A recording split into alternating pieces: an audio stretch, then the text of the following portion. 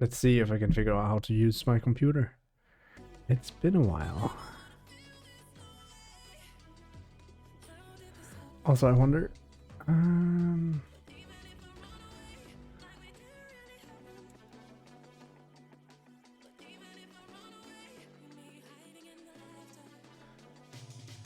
See, I'm just listening to randomized music, right?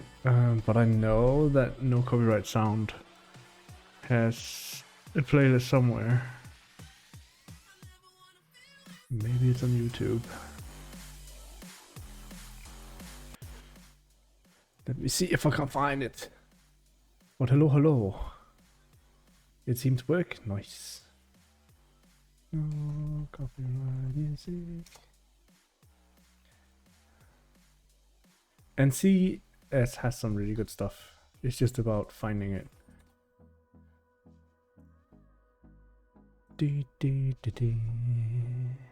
I'm not used to having previews and everything, so this is nice.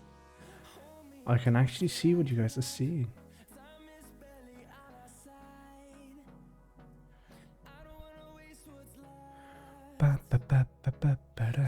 How are you doing, Nocta?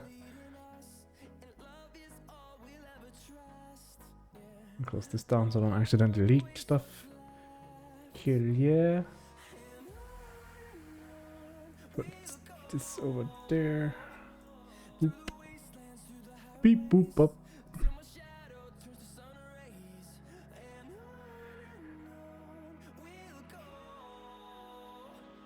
Oh, that's another thing I just noticed. So on the dashboard on Twitch, I can actually see when it's gonna run ads. I can't see that on the phone. So that's nice to have. Hi, Big Dave.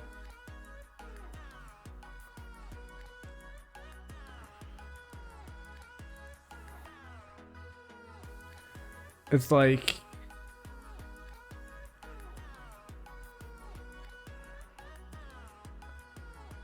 I love how it says you recently ran an ad, must wait another. You must wait to run another. I didn't run any ads. But I can see that there will be an ad in 22 minutes. So that's cool. Anyways. So I have a bunch of stuff for the backpack, which is basically just like a wooden board that's holding the battery, the encoder and everything. Hi Darkshire. And I want to take all of that and make it fit onto like a... I have this GoPro action camera harness, and it's designed in a way where you can actually slot stuff into it, so I thought that might be cool to do. Or not slot stuff into it, but like the harness itself, the strings that goes over your shoulders and onto the back and stuff. It's quite easy to detach the strings and then reattach them to another plate. And we could just see if we can make a 3D printable plate that can hold the battery for now, and then figure out how we can attach the encoder and stuff to that plate as well. The thing with 3D printing is that the materials aren't... they're not that great for thermal load. And because the encoder runs at like 80 degrees Celsius, it's too hot. I think we should just try and see if we can sketch something. And see, because I have the drawings of approximately how I want to make it. Hi David.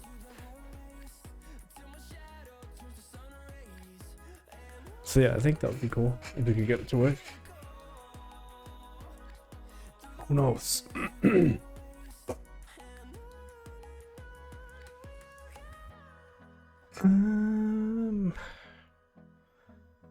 Wonder, maybe we start with a rectangle from the center here, and I want it to be... So all of these measurements I've done before time, and I need it to be 137 wide, or at least that's the width of the battery, so make it 140. And then make it 215 tall. Sketching time, yeah. We sketching. Hi Lusk.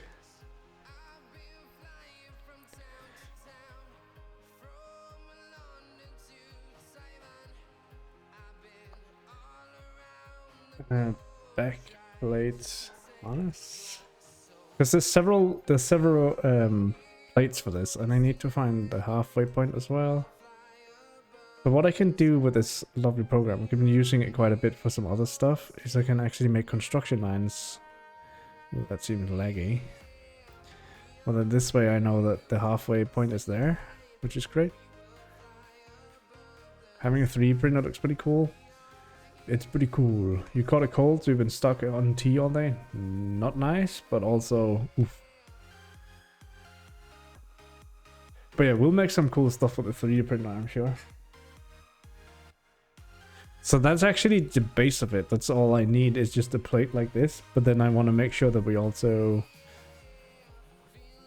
need to add some more stuff to it, which is the difficult part. Can I do... How tall was that? I don't know height on it, but I need...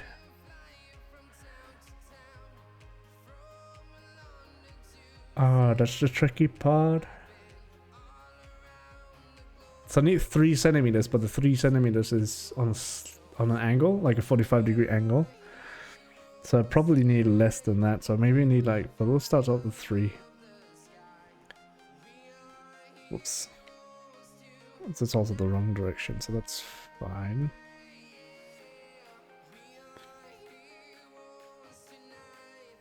Actually, can I... Oh yeah, it says there that it's the middle. So I need like 3 centimeters, which is 30 millimeters. See, that seems like a lot, but maybe that's what it needs to be. And then the top of that is like 1 centimeter out on each side. So let's do that. 10 millimeters on either side. There we go.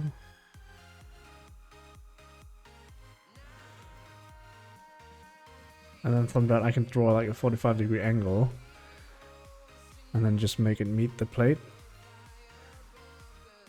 This looks weird right now, but we'll make it look nice.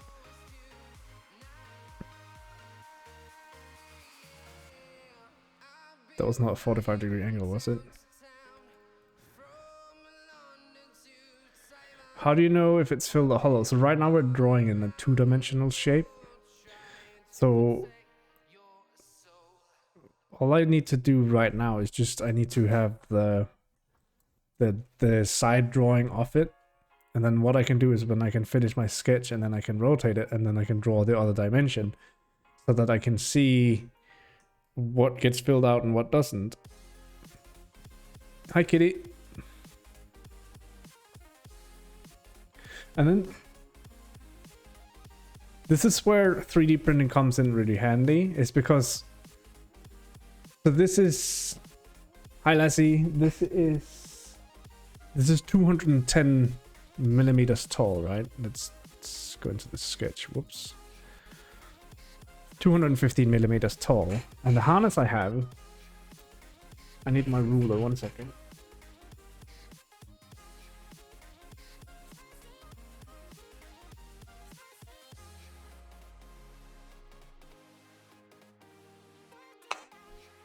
Yeah, the harness I have is more than, or the length of that band that goes from the upper back to the lower back is like 210 millimeters, so it's almost the same. So what I could do instead of making what I was planning to do, I was planning to make it so. Yeah, so I'll make some slots on the side down at the bottom. How far do they need to be? Sorry, I'm sitting here measuring on the table. So need to be like 35. Let's make them 37 just for a bit of play. Yeah, I have a 3D printer now. I'm just gonna make one of these. I said 37, right? Yeah. Just so that I remember that number. And I also need to remember that up here I need to put in slots. Do you have a caliper? They must have for 3D printing. I don't have a caliper right now. But yeah, it's right now I'm sitting here using like a measuring tape, and it's not accurate enough, that's for sure. But it's gotten the job done so far, but I really do need to get a caliper.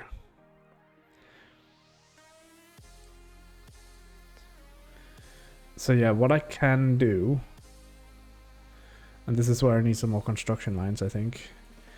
I can put in like, let's say 7.5 millimeters on either side here.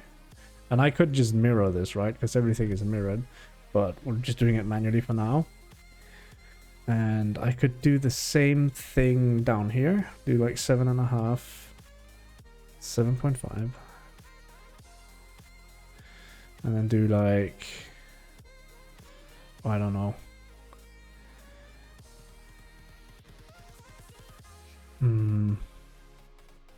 I will never be able to get hold of that line again.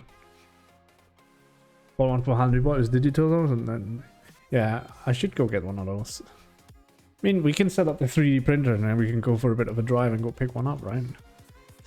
We have the IRL set up to do it. What I wanted to do is I wanted to slot. Is it this one maybe? And I need it to be 3 or 30 millimeters at a 45-degree angle, which is 135 at this point. And then I think I only need them to be, I mean, they don't need to be that wide, but I need to have enough of a, so maybe 5 millimeters? 4? Let's try 4. We can, so that's the, oh whoops. The cool thing about 3D printing stuff is you can just mess around and see what works.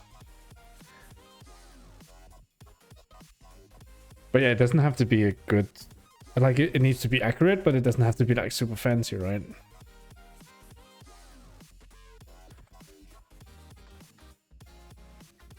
Something like that, and then make it, oops. Let me deselect that, because it keeps doing that. Slot overall. 30 out of 45. Bam. I don't know how wide that is. Can I check that? Try that again. I feel like it didn't give me the option to choose the width of it. 30, 45. Oh, there we go. And then I made it 4. Yeah. So what we're trying to make today is like a backplate for... So I have all of this gear in the backpack that's basically just... it's mounted to a wooden plate right now. And what I want to do is like I want a 3D printed plate that fits with the action camera harness that I have. So that I can replace the 2 backplates on the harness with the plate that holds all or some of the components that I have. So the thing that I was thinking we could do is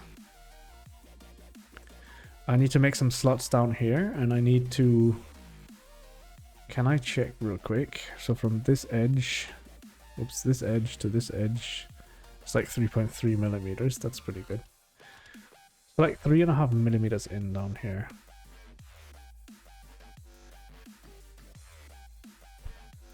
What's 3.5 plus, that's 5.5. Cool. So basically we're just making, sorry, I said 5.5. We're essentially just making IRL equipment. Is there a better way of doing that? Oh, I think there is, right? If I make a circle and make it 5.5. Nope. It needs to be 11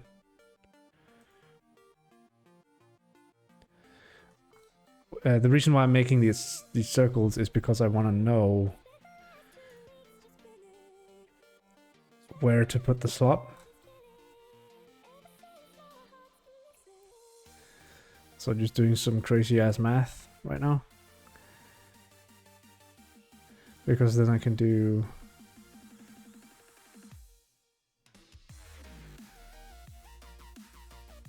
and that didn't really help me. What I was thinking is like I want to put it so it's, yeah, that was a brain fart. Rip.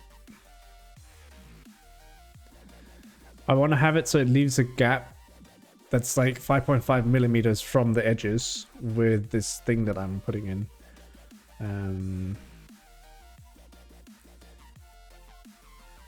I just need to brain. Because one thing I could do is just make a 5.5 millimeter line, and I have like a point where I know it can go to. I need that point down at the bottom as well, 5.5. I suppose what I could do and be clever about it is be like, pick the corner, 5.5.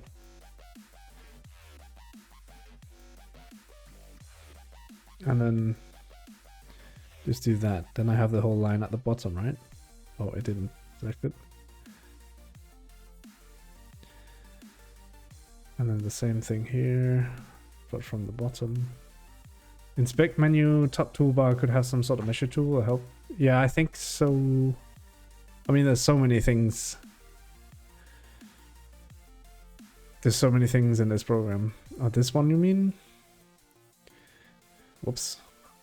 Yeah, I don't know how half of this works. This says 5.5 millimeters now that I've selected it, but I need to draw it beforehand, I think. So I'm not sure. It's one of those like new tool, figure it out. It's not that bad, but it's just sometimes you need a brain.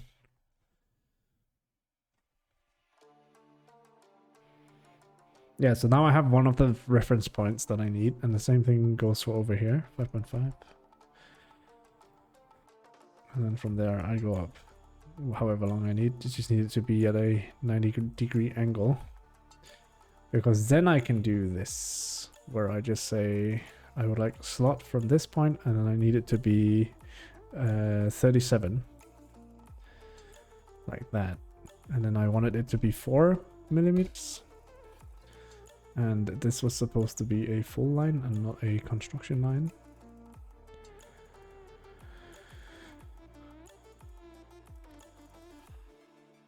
Oh yeah, by the way, once we've got this up and running on the printer, we could go pick up the calibers, and then on top of that we could also do some cooking, because I have the stuff at home to do cooking. 37. Oh, I picked the wrong one.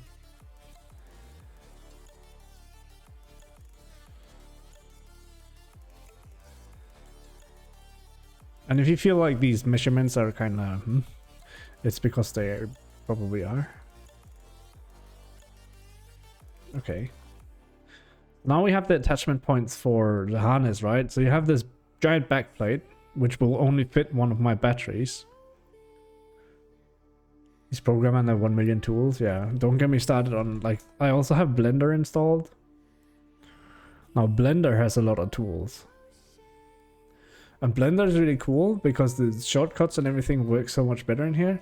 But for precision, like for CAD stuff, it's, I mean, it works, but it's not great.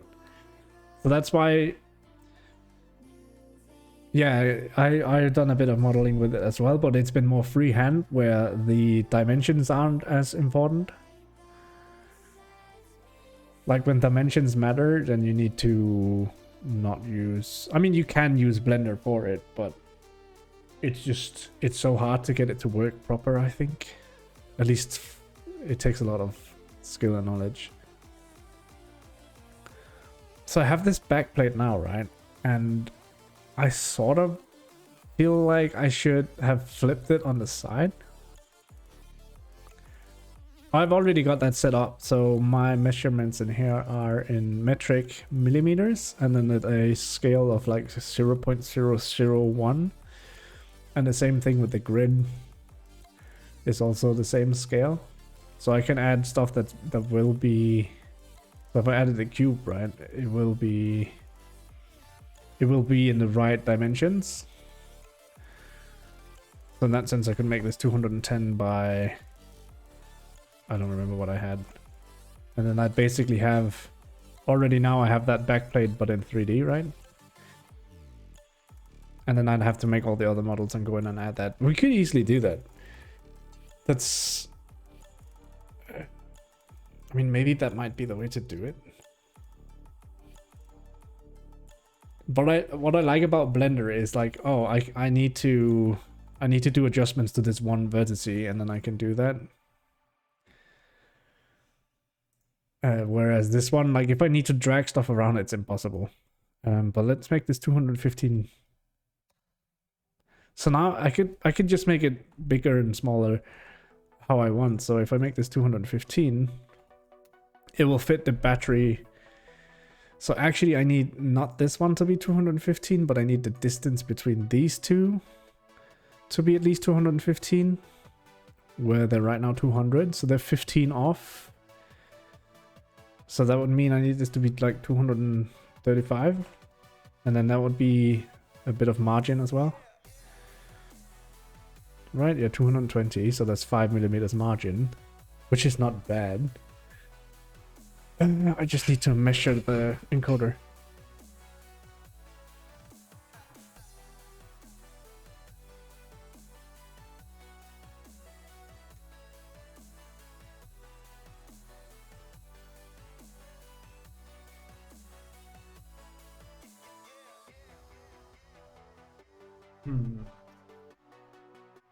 I just want to do this real quick.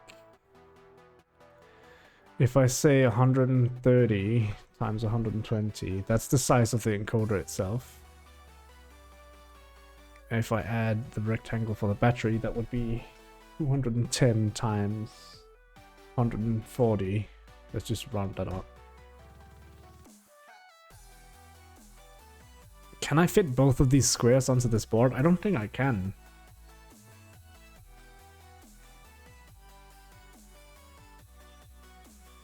I could obviously stack them. Let's say. So this is where I don't like this tool. It's like when you have to move something, sometimes it doesn't really work. So that if that's the battery, right? Let's leave the 5mm at the bottom. Make your logo as a lithopane with RPG lights behind. So I can tell now that I won't have a room for this. It's 23.5 centimeters. That's not that wide, is it? I mean, that's almost all of my back, or like half of it. 2/3, I don't know. I'm not that wide. I'm a tiny person.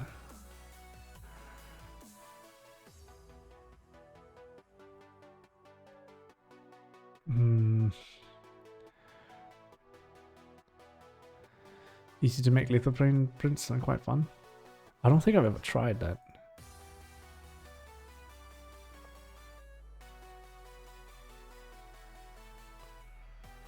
I'm wondering if I should make it taller. Like make it, let's say, 280.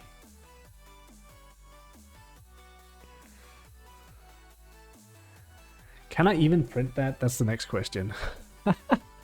Like, can I even print that big? What are my max dimensions? I can't remember.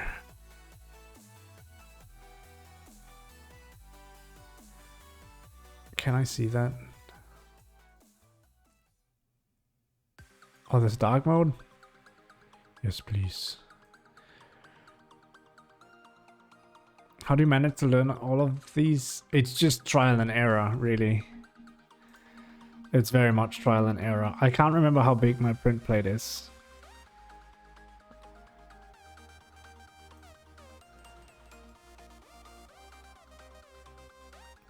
Hmm.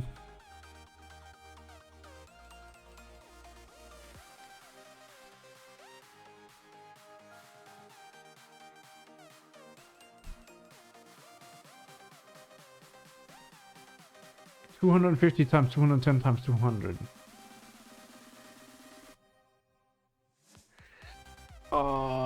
I might run out of space if I make it any bigger. Whoops. So my largest dimension is 250.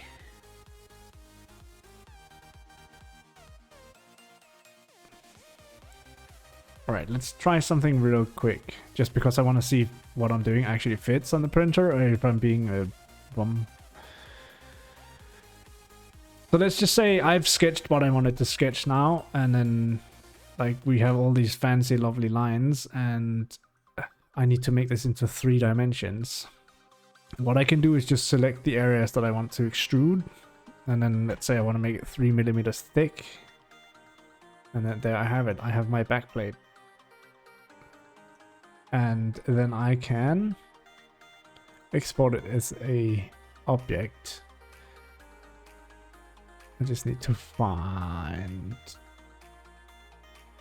a folder.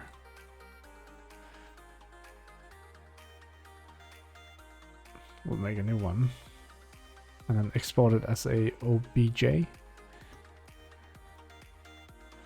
Export.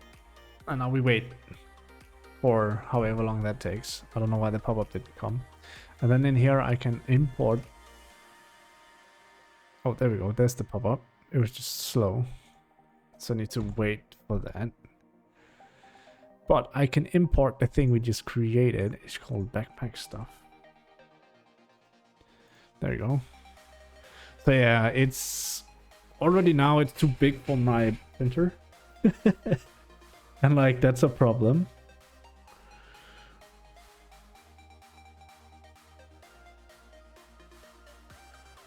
Why is it so much bigger?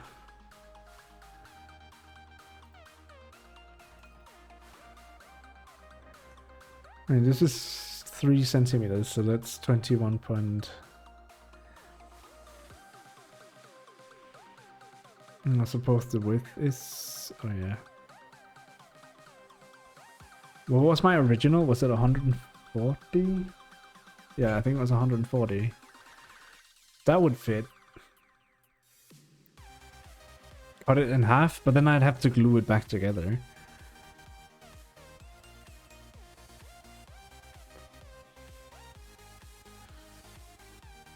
I'm not sure if that's a good idea, because this needs to go, it needs to be somewhat structurally sound, and like gluing it back together is gonna leave something.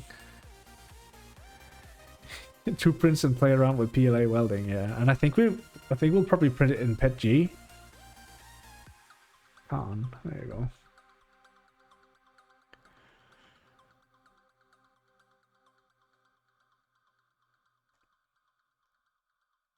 It's only super nerve-wracking. It's like, did it work? Also, like, if I can make it more compact, that's cool. It's just...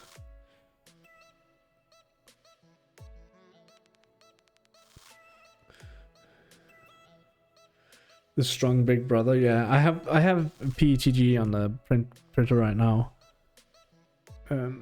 It's like very blue PETG, but the color doesn't really matter. Delete that and then add the new one.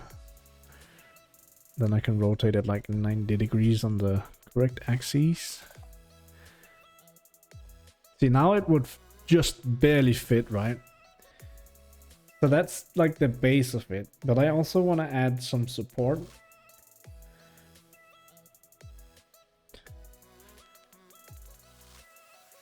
And this... oh, this is tricky. So I cannot make it any taller.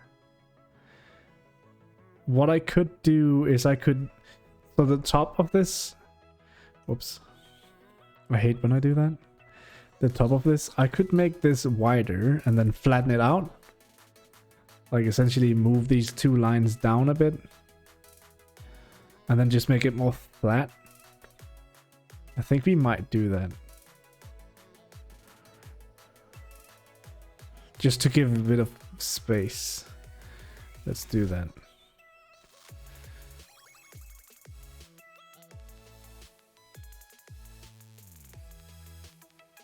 So instead of it having it 3 centimeters tall, could I just have adjusted this? Maybe I could. Let me just try that. Oh, this doesn't follow. Well, they're not proper constraints. That's why the lines are blue as well, probably.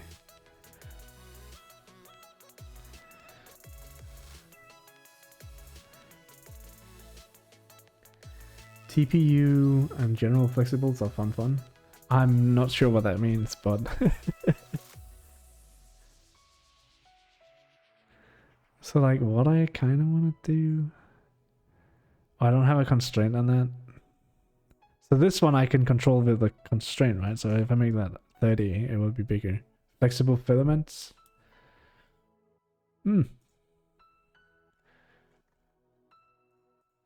Why did this one lose its dimension? Can I add the dimension back? Make it equal to this. So if I make this 20, yeah, that works. Cool. If I make this 30. It looks just like rubber kinda. Oh, that sounds cool. Then what I can do instead of having this other is I can make the slots.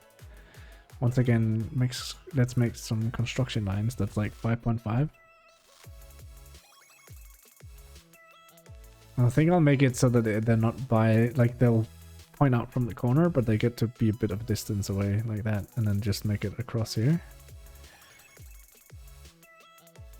Because then I can do slots. Not the center to center slot, I want a overall slot, and then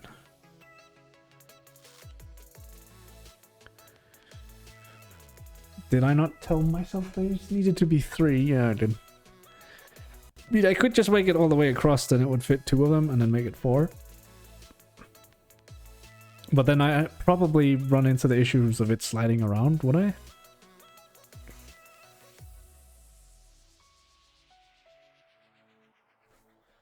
I don't know. It's worth trying it. We can always redo it, right? What is the dimensions here? So the shortest point is like 3.8. I can live with that. Random ass circle in here. Oh, whoops. I forgot to do this. Make it a full line. Like that. Now it looks like a cutting board. Maybe that's what we should do instead, is just buy a cutting board and then cut it into pieces so it fits. Save ourselves the trouble.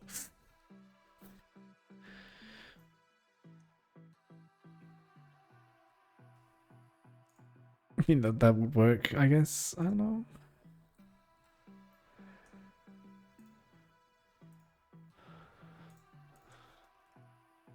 Alright, now I can...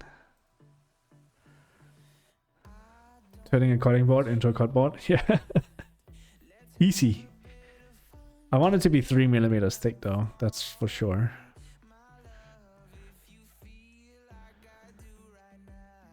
Okay, so I have the bottom shape of it. So if I was to look at it from... This would be the front. That's not what I want. I want to look at it from the right, I think. Remove the sketch from the right. And then add another sketch on this plane. So what I would like to do is at the bottom here... Oh, I don't have any reference points. That's really annoying. Goes ham and makes an Iron Man suit. That would be sick. Let's make it, yeah, I think 5mm is what I would. Let's make it 3. And then how far out do I want the lip to go? Like 100 is 10mm, or 10 centimeters, that's too much. Maybe 50? No, I want it to be 35. Like that. That's all I need on this plane, I think. Right? Oh, that's in a weird spot.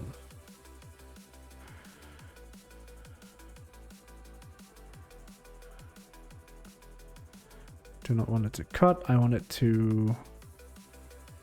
Ah, nice. And then I want it to... New body. Like that.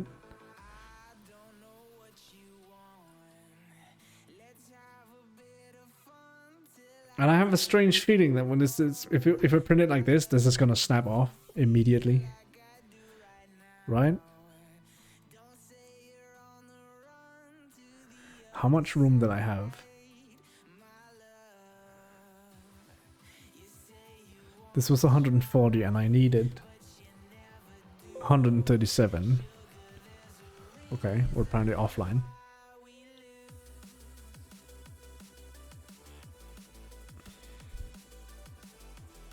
So I actually don't have any room at all. I have to make 145 though. Oh, it's not about the nozzle. It's more about the structural integrity of it.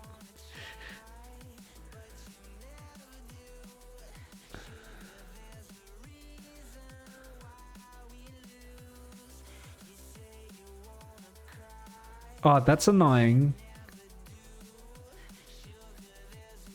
I hate this program.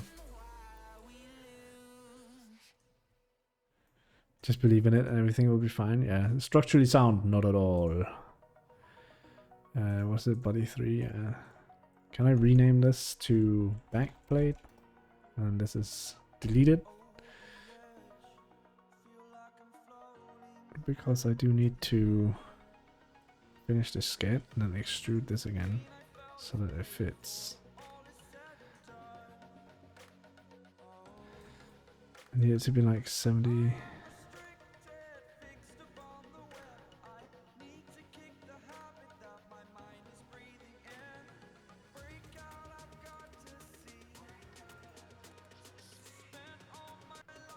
I think it was 73. That would make it fit. No, that's a bit too much. Is it like 72.5? Yeah.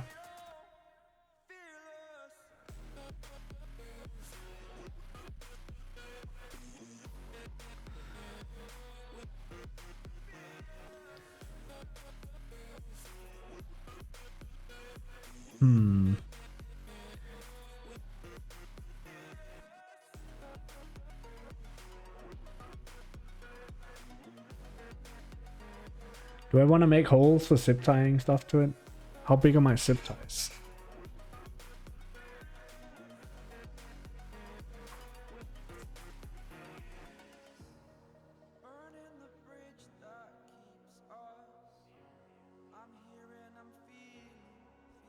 Zip ties are like 5 millimeters across. So I think what I would like to do is from the... This is where, like, this program is great, and then you'd have to, like, I want to make, say I want to make a hole, and then you have this wild ass tool that's like crazy insane. It's like, oh, let's make a 5 millimeters hole, and I don't know how to use this, so... Oh, that's the depth of it? Okay, okay. And it's like, that's so strange to me, the way that this works. So...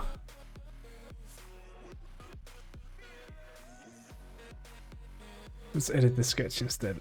And then just be like, hey, I would like to secure my stuff with... And that's why I should have extended these lines all the way up instead. So we're doing that. Because then I have a place I can be like, hey, I would like to make holes in this. And I would like to make them on the middle approximately, which... to make sure that they're actually on the middle. Bam. There we go. And then I can make them 5... See, that leaves me a bit of a small gap, I think. If I made them a rectangle instead, that's a bad idea. make them 4.5.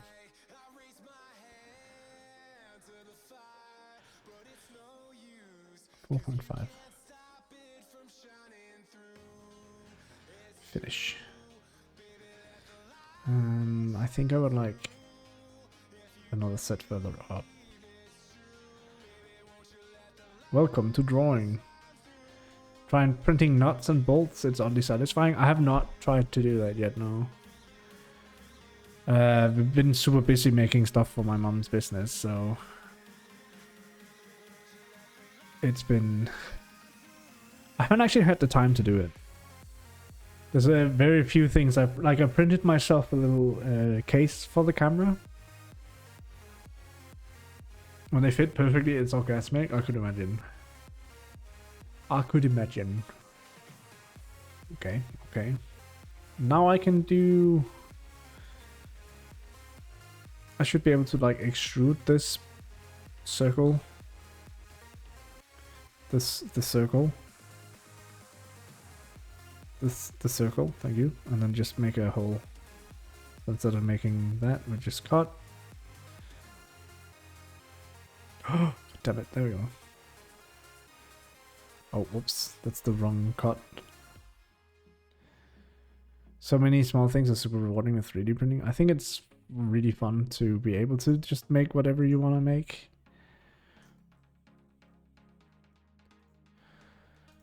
I think that's the best part of it, is like you have an idea and you can just do it. I want to cut. There we go. Now there's holes in it. Let's go. I wonder, this is probably going to take forever to print. Like looking at it. But I need to print it on the flat side. One for the support of the plate, but also for when it extruding, if it's like, if it was flipped, can I, if I printed it in this direction, whoops, wow, great. If I printed it standing up like this, it would get layers all the way up here, and then it becomes easy to snap in that direction. Whereas if I printed it lying it down like this, it will get a lot of crisscross patterns all the way. So this bottom plate will be super brittle, so that will probably snap off. So I'm wondering if we should figure out a way to make like a... like print that on another direction, but make it so we can snap it on instead. Like say I've lost, say you make notches on it instead so that you can slide it on.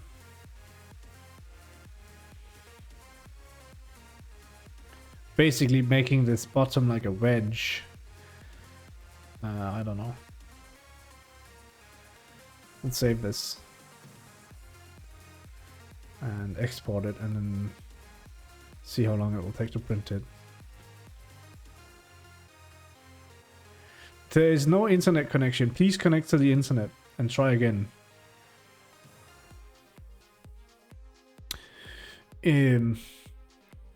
As far as I know, we have internet.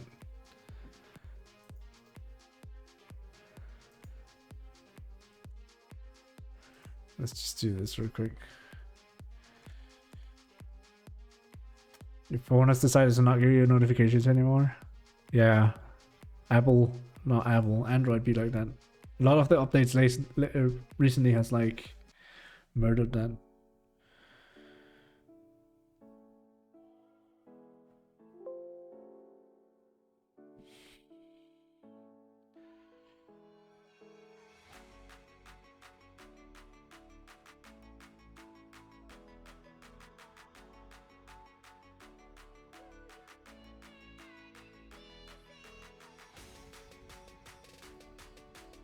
Oh, Jesus Christ.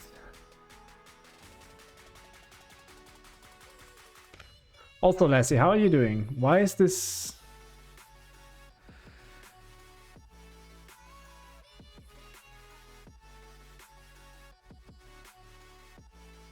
Oh, so their services are down. So this program, I can't export it as an object because their services are down.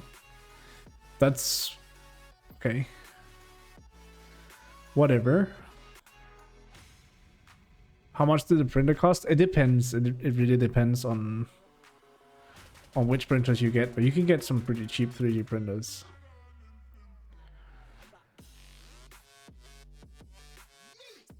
That's really annoying.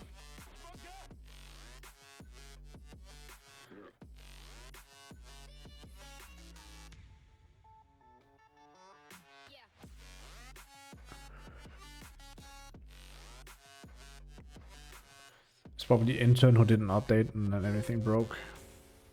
If you remain offline for 1 hour. Okay.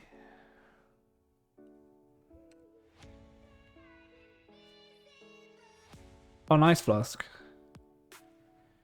You're working at the office now? Dun, dun, dun. Oh yeah, so all my projects are gone.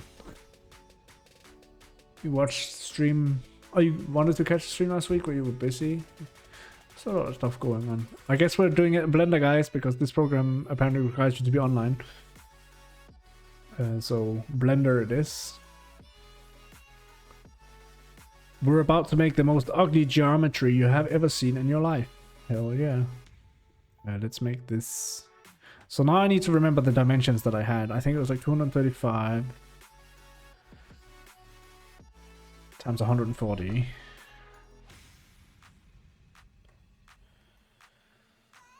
For God's sake. That's insanely annoying. We'll add another cube. Move that over here.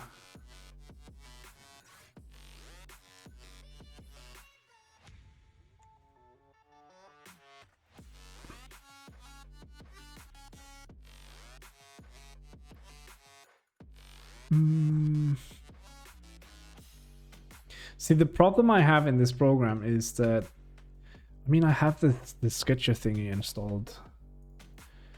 So can I add a sketch on this plane and then just be like, hey, I would like to make a sketch. Hide this cube real quick.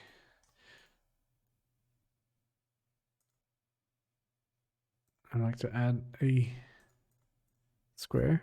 Can I not add squares? Okay.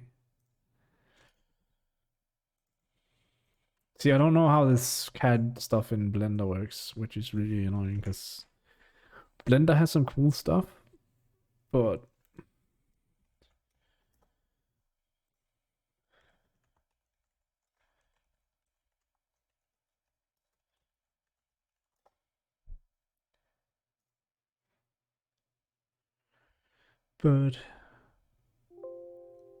yeah, it's still down.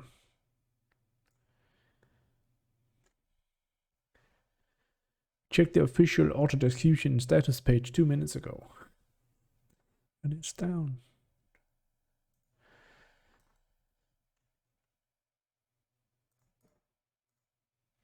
And my music stopped. My music is probably like, hey, are you still listening? Yes.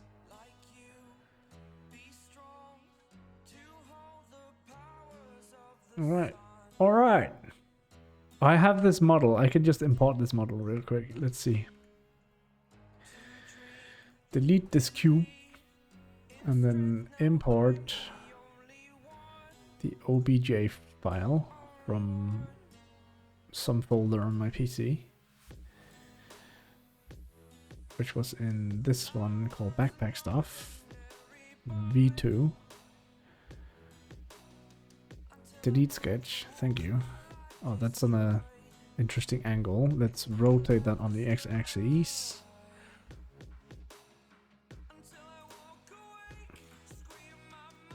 See, that's slightly where we wanted it to be, right? So now I need to... I actually would like to rotate this on the z-axis by 180. There we go. That's how we were drawing it before. So what I could do is I could live with this insane geometry that we have, or I can see if I can clean it up. Limited to solve. I mean, that's It's not great.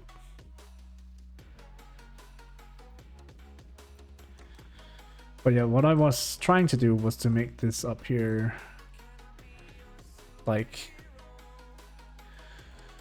smaller like this. Gotta love that geometry, yeah. So I can do it, whoops.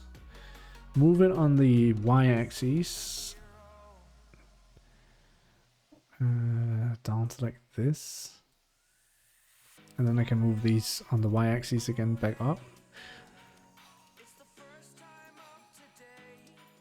Move on the y-axis.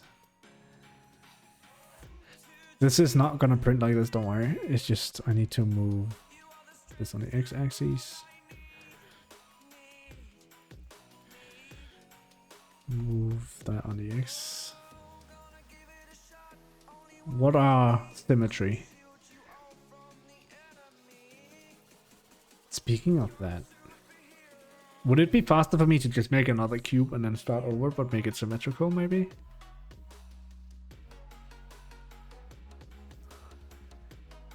Like, let's say I'll add another cube. I'll move it out here.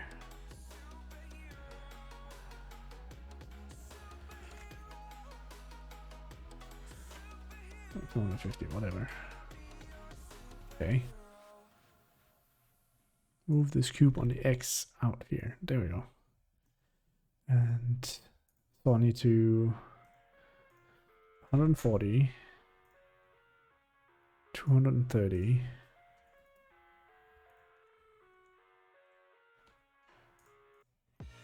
Make it 3 millimeters tall. So now I have the basic shape again. Whoops.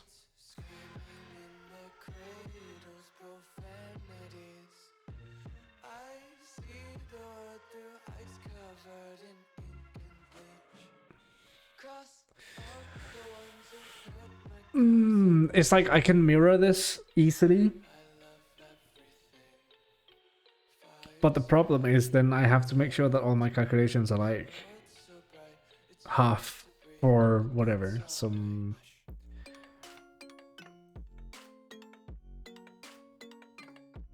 if I can even remember how to do that. Mirror, mirror, mirror, mirror.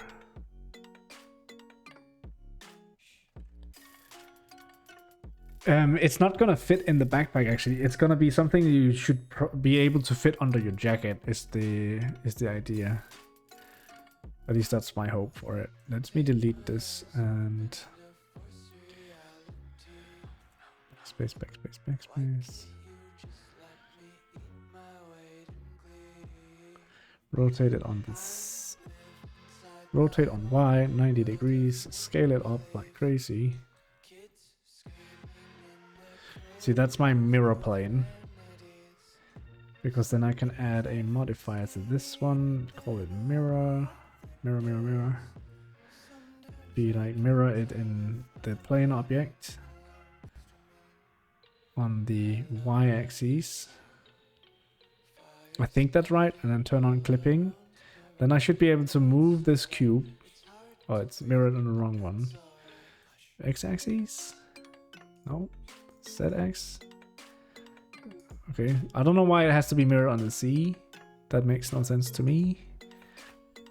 But that looks right, right?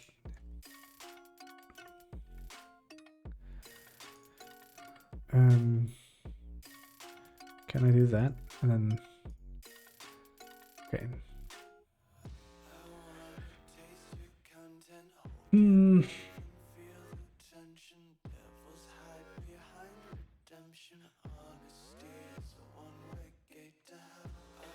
I wish Fusion didn't go and crash on me. That's really annoying. We were doing so well and then it's just like, eh.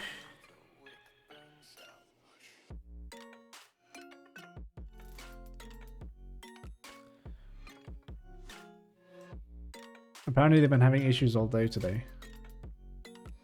But yeah, the idea is that this is like a way to strap some of the components onto for the backpack. It's like a plate and then you can mount stuff onto the plate. You can loop cut the box and delete half of the box's faces and use mirror modifier. Like, I can't remember the shortcuts for half of this stuff, man. But like, do that and then exit out of it. Delete all of this.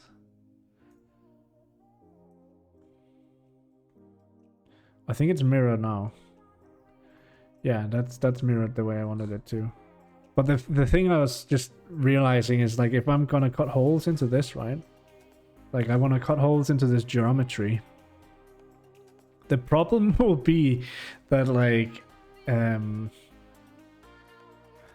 way I know how to... Is it still mirrored? Question mark. No, so if I delete that modifier, it removes the mirroring.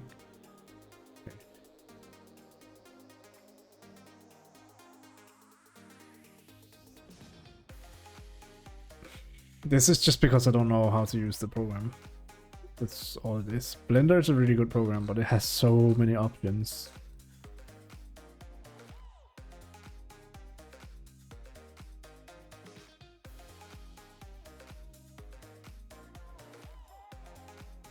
But yeah, this is what I have to work with as for size. So what I can do is I need to make these holes. So I could make a cylinder. Although cylinder would probably be a bad idea. Why is the cylinder doing this? Oh, I'm in the transform. Can you actually do that in edit mode? You can add objects in edit mode. Like if I add another cube. That's interesting. I did not know you can do that. What I wanted to do was I wanted to add like... Let's say I want to cut a hole that's like a square up here. And I want the hole to be like 30 times 4. And then we'll just make the height really high. And then I can just put it here. And then the way that I know how to cut stuff is with the Boolean modifiers. And I've seen people say that's the wrong way of doing it. But it's a way of doing it. It's like just do that and then apply that. And you can delete this thing. And I have a hole. But it messes up the geometry like crazy.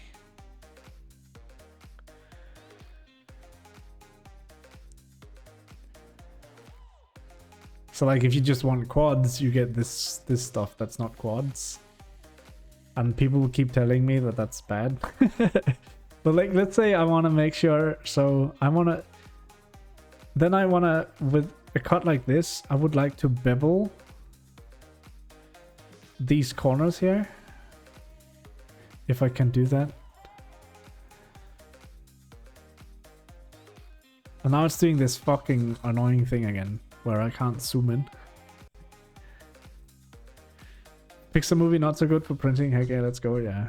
So at some point when you're moving your camera around, it doesn't let you scroll correctly, which is super annoying. I think I have it enabled, so it should do that. But can I add a modifier to this that's like a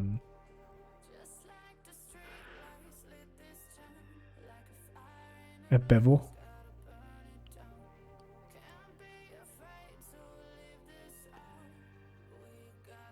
I know that's a bevel. See, that's just applying it to everything. It looks like, at least.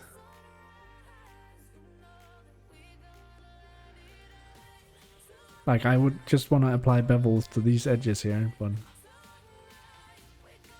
That's where I was like, maybe if I use... Oh, can I go far enough back? Yes. Only just far enough for that thing to... So if I delete this and then add in a cylinder instead, and then move it up here somewhere, and then make it the same dimensions, I want it to be like 30 times 4, really tall. Then it has the bevel, but it's not great.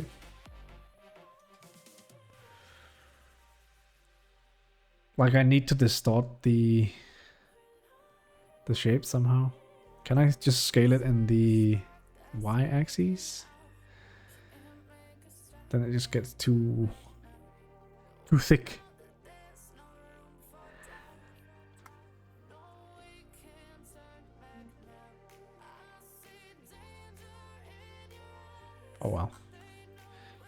let's start with the bottom ones then.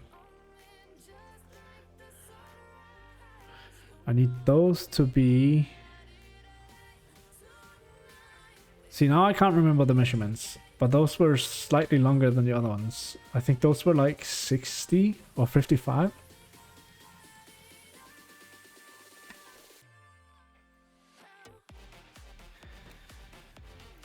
Wow, that was really poor memory. Those are about 35. So I made them 37 because I gave it some room in the other direction.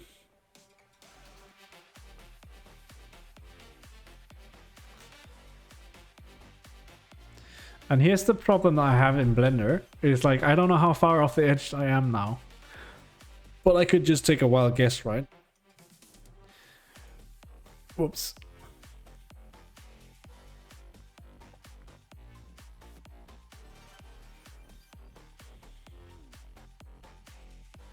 Wait, so if this one is 4 millimeters, that means each cube is a millimeter. So that means if I put it there, that should be 5 millimeters in, right?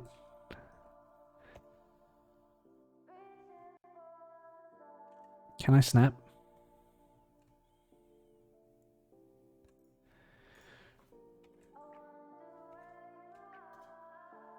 Oops, that was negative 91. Negative 91.5. Isn't that 5 squares? 1, 2, 3, 4, 5. Yeah. So that should give me a 5 millimeters to the edges. So that would do what I need it to do. A thing that I saw in the tutorials, I've been watching a lot of tutorials, is if I do this mode and then I subdivide this a ton of times so that it fits with... Let me move my camera so I can actually see. So if I subdivide this and then it should fit, like make a lot more polygons, whatever, like that, and then I cut this thing out with the boolean. It should make nicer geometry. Should. Add modifier boolean on this guy. Apply that.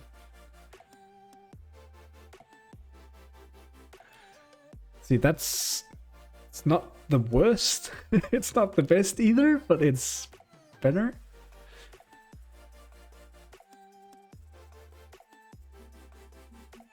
Cool. I think, yeah, that works now. Okay, so we will add another cube. Look at top-down view, move it up here somewhere. We'll make that... Oh, I forgot the number again. I made it 3. That scale seems off. It's because it is. 3 times 4 times whatever. And then I can move it so that it fits with 5 by 5.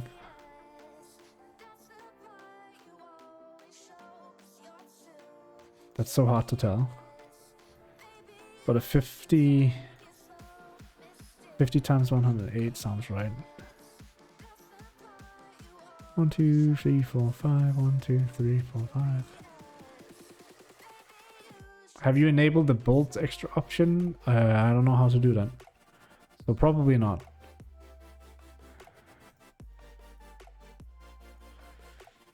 Add a boolean on this thing. Apply that. Like that. Preferences, then add-ons tab.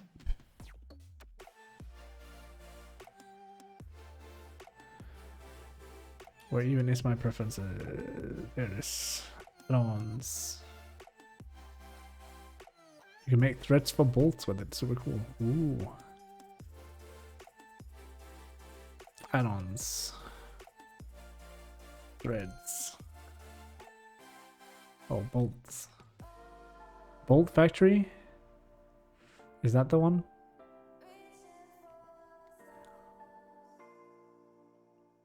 So I can just enable that and that's already in. Cool. This looks so much more horrible than it did in the other one, but hey.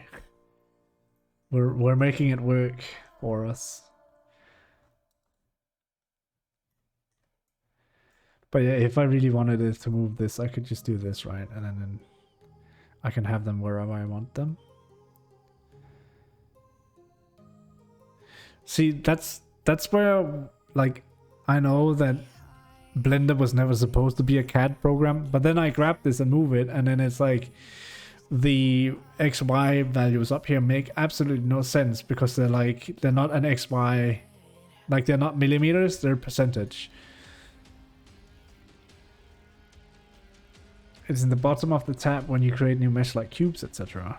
Oh, cool.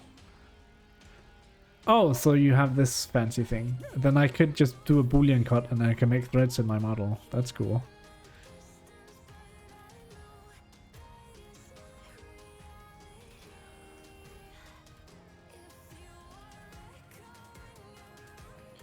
What I could do now is I can make add another cube. We're making tons of stuff with cubes, and now we'll make it taller. I can't remember. I think I said 60. Why is it all the way down there?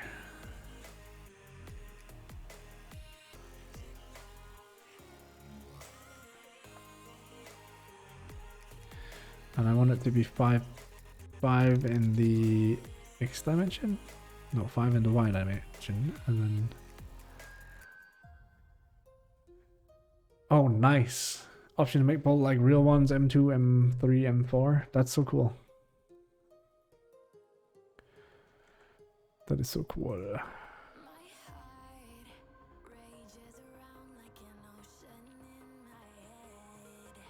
I'm just trying to brain here.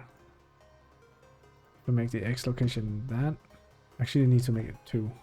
And then make it minus 112. That's slightly off. Minus 112 and a half.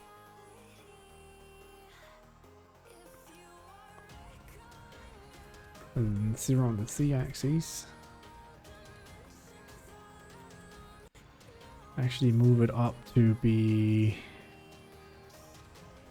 So I made the C dimension 60 millimeters.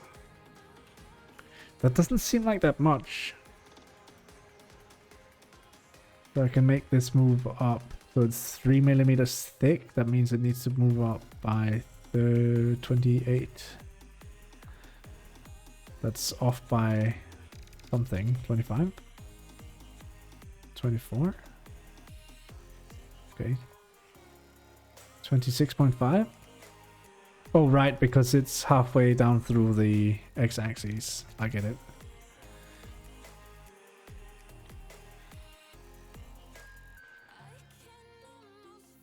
And it needs to be at like 2.5. There we go.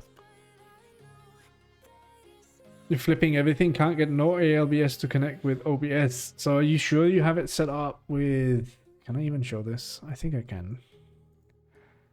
So there's the WebSocket server settings. Let me just drag those off screen for a second. Actually, let me do this. I don't want to accidentally leak shit. Yeah, I think that's all I have is that enable. So if I show you my socket settings here, it's like you enable that and then that's it. You're good to go.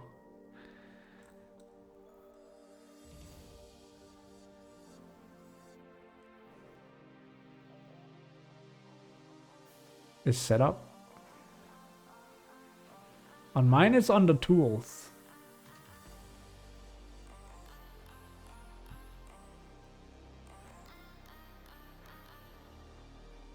You have 4455 import. I think it should be just 4 times 4.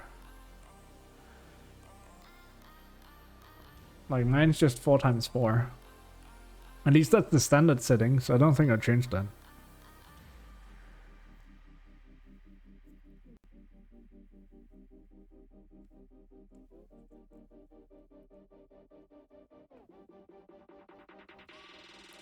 It just needs to correlate with what's in the configuration settings on the other thing. That seems so tall. I don't feel like that's 50 millimeters. That does not seem like 50 millimeters compared to the rest of that. Or is it? I don't even know.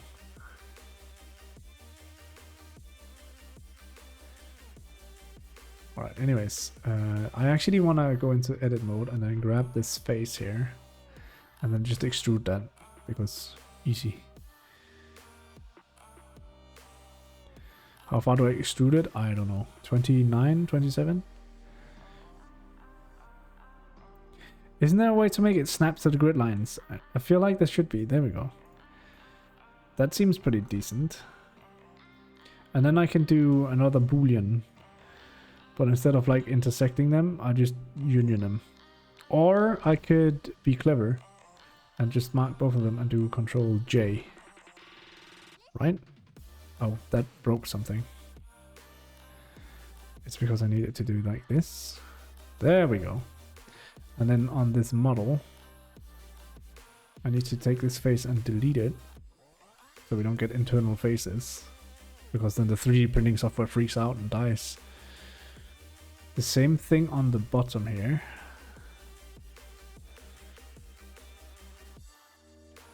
Delete that face.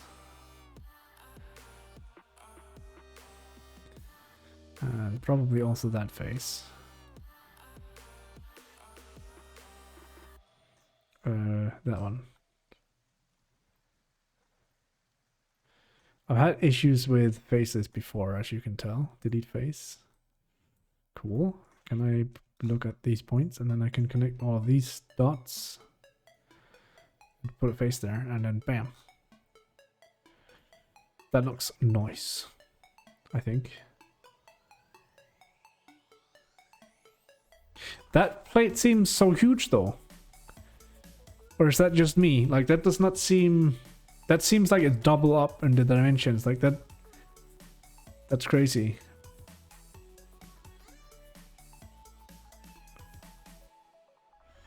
I feel like something is wrong.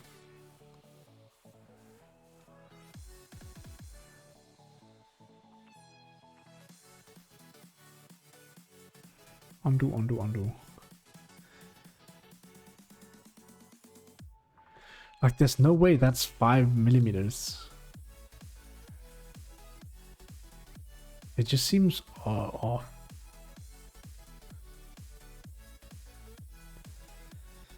Maybe I should just make it 3.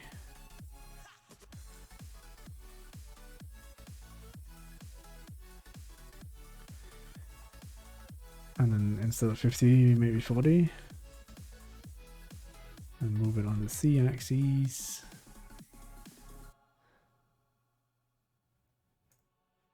I think 23 is right. Nope, 22.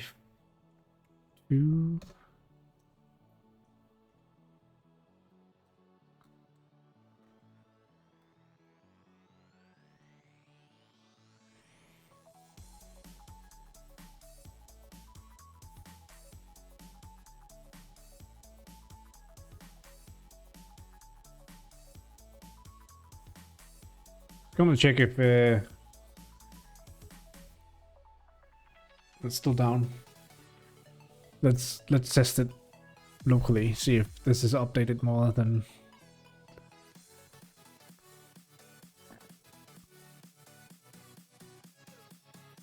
I don't trust Blender to be accurate. Oh, did it work?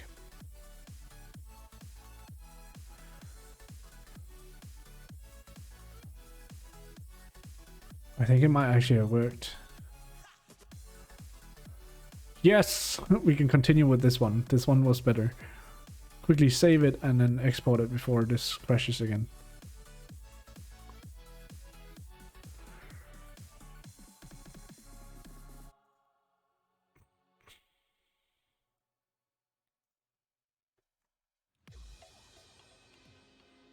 I must say I like Blender because it's in dark mode.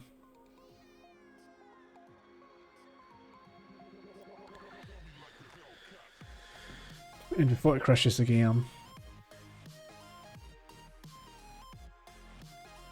But yeah, maybe it is right. It just seems so absurdly large.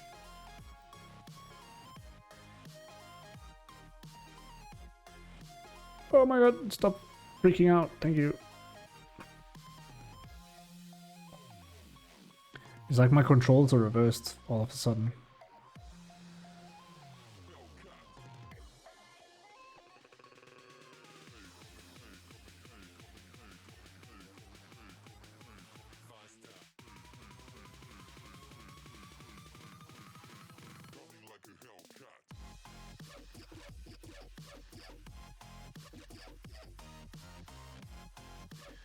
Go, go, go, go, go. Eventually.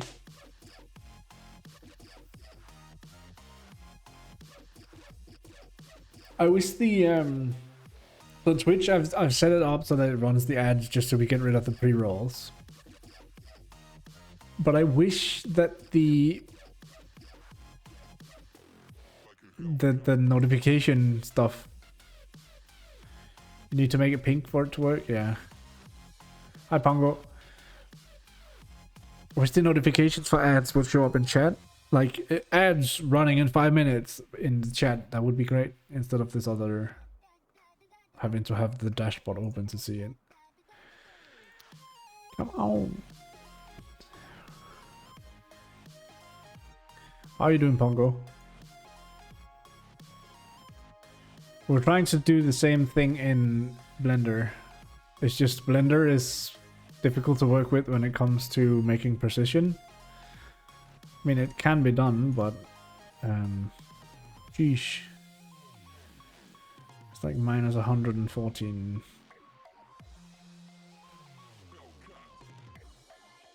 You're drinking your protein shake? I'm doing pretty good. We're trying to model this thing for the backpack.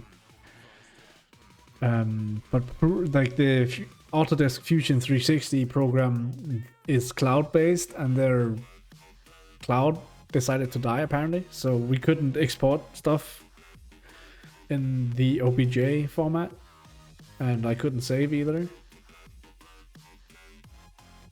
Which is like, it won't work, it's not pink. I think in Blender I could change the color of it to pink. While we're waiting for this, oh there we go, now we're done waiting.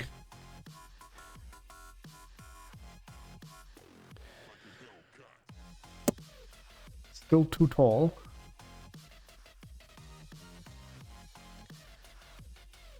Pink is the color of champions. Here, yeah. Did I make it taller in this one? Did I really do that?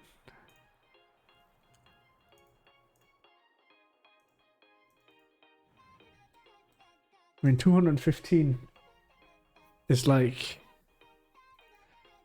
Actually, let's make it 200. Fuck it. Because this is 15, so that's 1.5 centimeters. I could make that 10.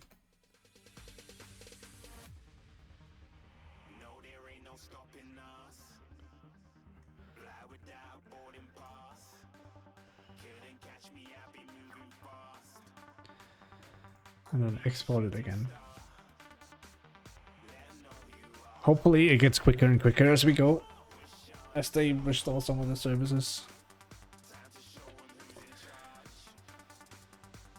Pink panties because you're a champion? Hell yeah. Hell yeah. I don't even know how to change the material in Blender.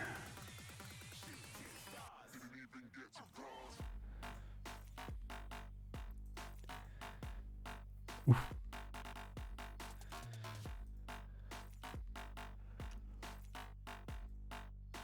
I don't think I actually have.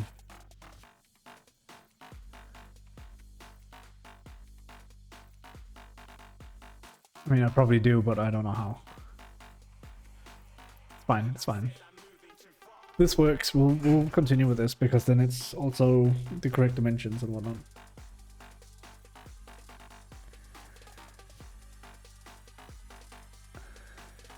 Who's that man in my purse?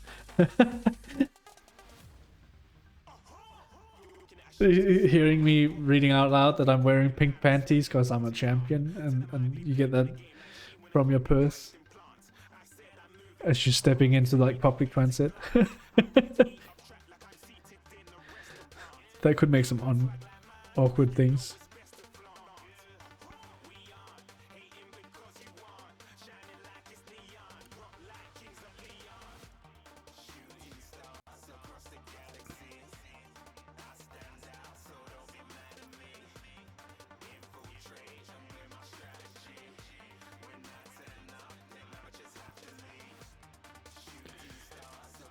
Load faster. Brr. Did you say pink panties? I did. I did indeed. Oh, did this back plate down here? Oh my god. We need to fix that. Can I move this entire thing? Oh, I'm just moving the face of it. That's cool.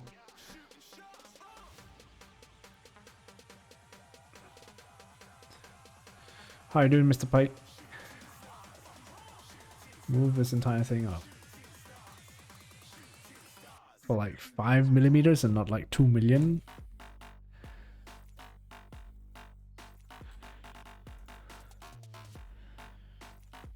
I'm pressing G to make it move, but it doesn't really work.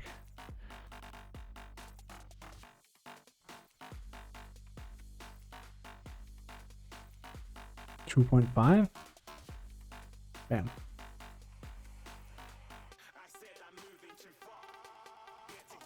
Yeah, that looks about right.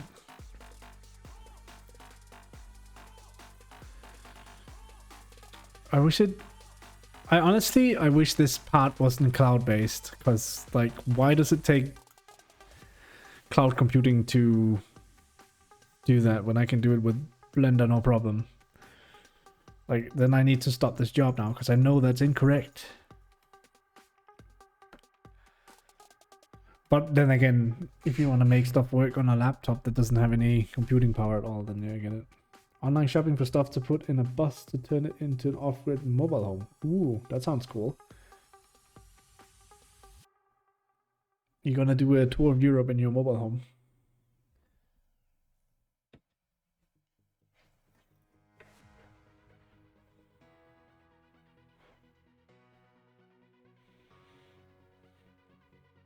I also have a strange feeling that this thing is gonna take hours to print.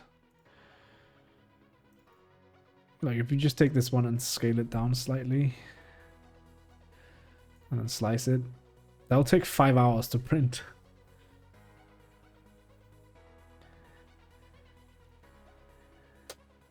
But like, I think it will be interesting to have it.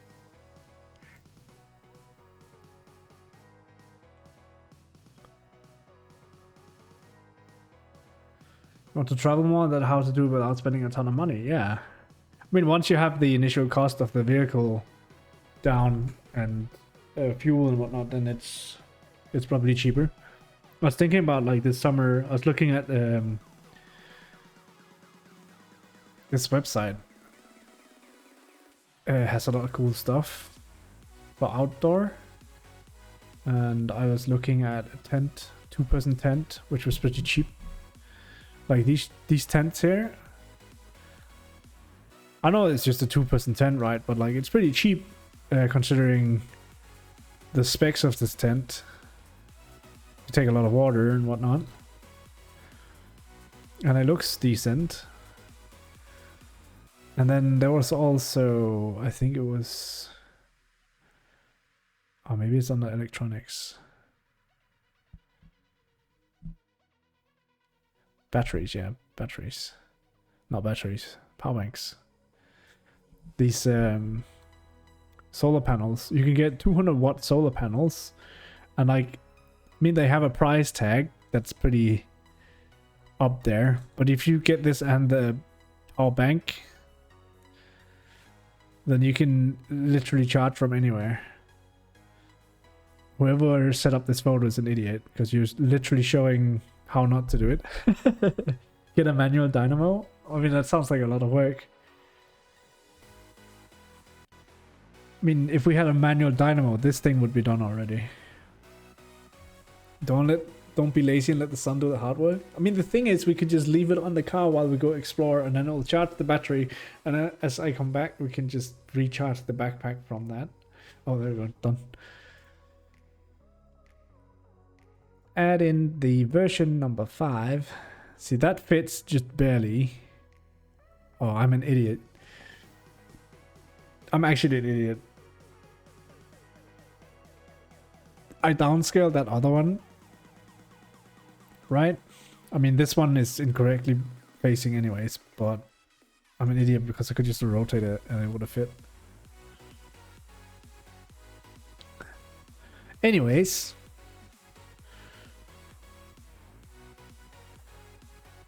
There we go. This would take 6 hours to print, but that's in quality print. Can we lower the print time? 5.5 hours? What if I do 30 millimeters? Then it's 4.5 hours?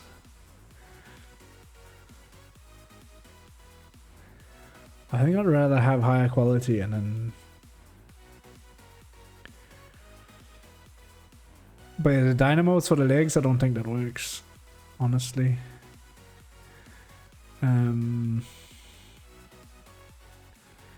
I think this might work. We should try and print this. It will take forever to print it, but we should try. With magnets and such. But it's just gonna be so heavy to walk around with that it's gonna be like impossible, right? Alright, let's see. Let me export this as G code. 6 hour print. Get stronger.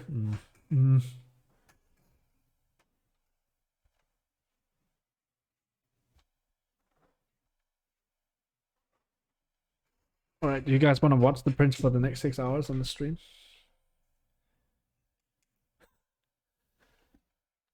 I think what we should do is I'm going to export this to that folder. And then we'll start the printer. I'll get you guys on the backpack real quick.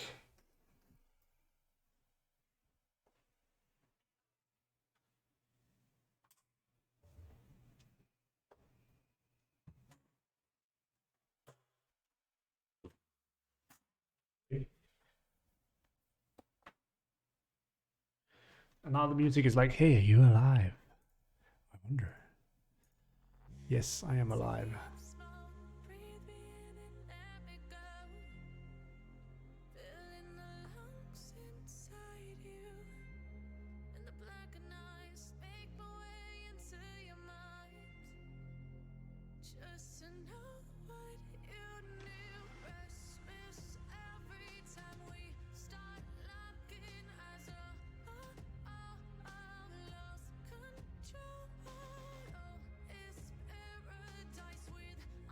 I just realized that we might actually have forgotten something essential on this model.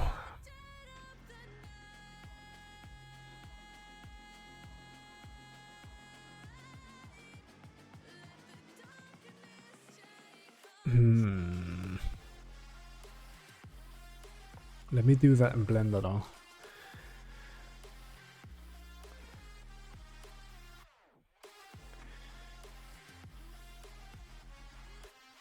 One second, import obj number 5. Can I delete these other ones? Yeah. Okay, let's select that and rotate it on the x-axis about 100 and 270 degrees. Yes. Because what I have forgotten is that these lovely plots down here, they actually oh my goodness. Mesh, clean up, limited salt. Oh, that's so much better. That's an okay geometry to work with. So what is missing here is, if I can, oh, did my program just crash? No, it's just selecting the wrong face.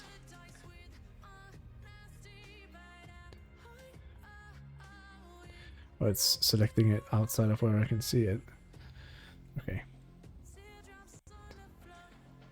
What I would like to do is make a little slit so that I could slide something into this, which I could basically take a cube and then move it down here somewhere. and then scale it up. Select the cube. Oh, I have it in the wrong mode again. Do this and then add a cube. Move it down here. Scale it up. It just needs to be like a long, skinny thing. That's like 4x4, whatever.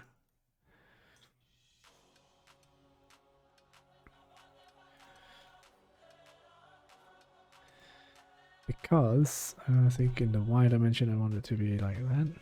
Let's make it 1.5. Because then I'll just rotate it like that. Right? You can sort of see what I'm going for here. Sort of.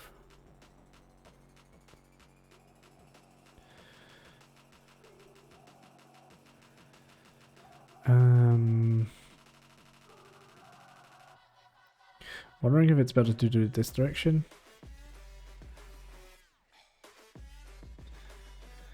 Do it on the Z axis, like that.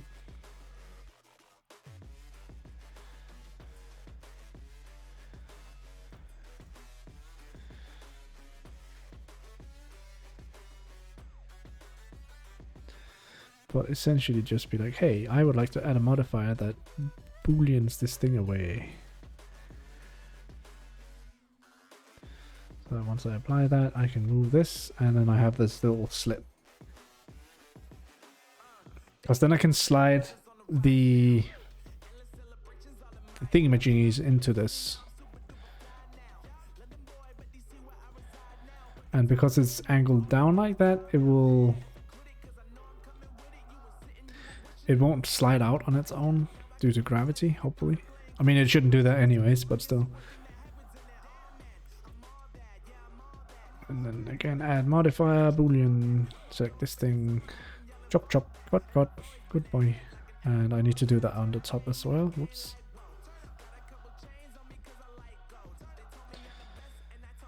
Move that up a bit, like that.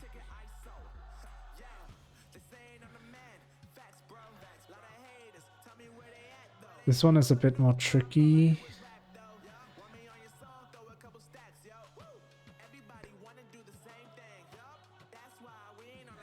I'm wondering if I should be clever and then like make sure this is rotated 90 degrees. And then add this in as a support as well. Like make sure it lines up on the bottom. Move it on the C axis. That should be a 2. That's 3 tall. So now it's a 1.2.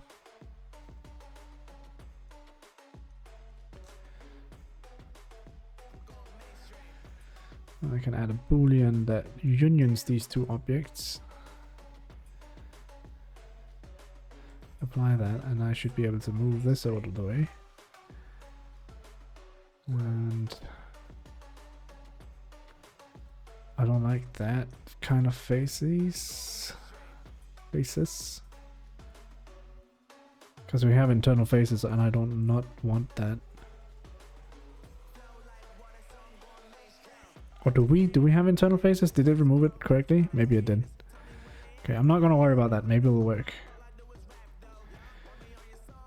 Because then I can take this thing, move it out here and do that.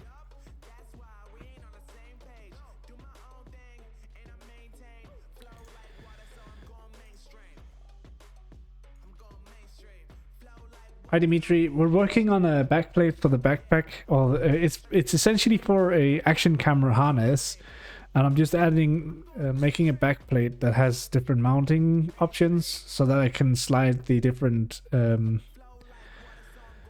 fabrics into slots, and also added some holes for zip ties and whatnot so that I can zip tie stuff to it. This is just a very quick prototype, but it's still it's a lot of work to get it right, but I hope we can do it. I'm just oversizing this a bit so that I can do this right. So we want to make a boolean that deletes this project, or apply that. Move that over here, and then in a second, once we get it printing, I'll put you guys on the backpack, and then we can actually go and we can go to a local store here and see if we can pick up a caliber, because I would like to have one of those.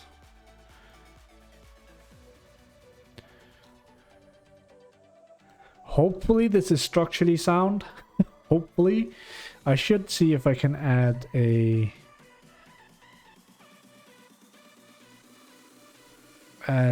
cylinder that I move up here and scale it up a bit. On this. You know what? Let's try and print it. One thing of prototyping is you can do a lot of work and then it turns out that your work was wasted. A thing I would love to have though is bevels.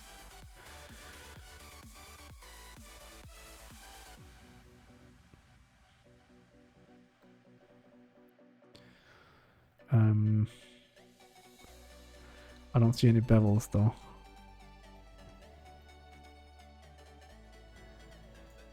The bevels don't work.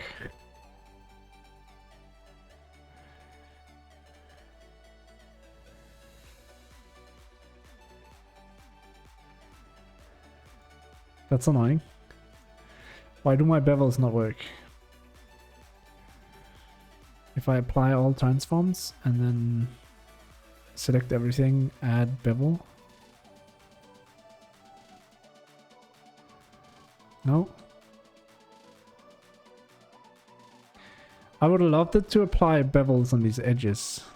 Is what I'm trying to, like, if I were to select, can I do that with this? No. This, say this edge here, I wanted to add a bevel to that edge. It just doesn't do it. Okay, I don't know why that doesn't work. That's weird. Let's try and print this and then I can always adjust it later. Save this in the right folder. How are you doing, Dimitri, by the way?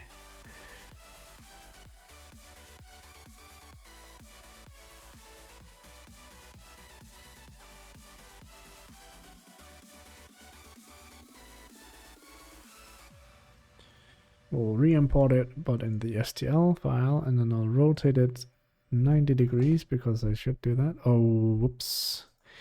Do you see what I see? I exported it incorrectly. Selection only, thank you. Close down this program. Delete that, re-import it, re-rotate it. There we go. Slice it.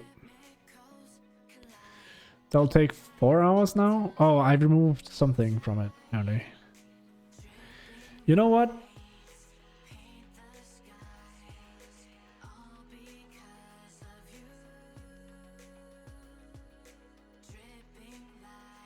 Why is that gone all of a sudden? I mean, it removes a lot of time from doing it, but that's weird.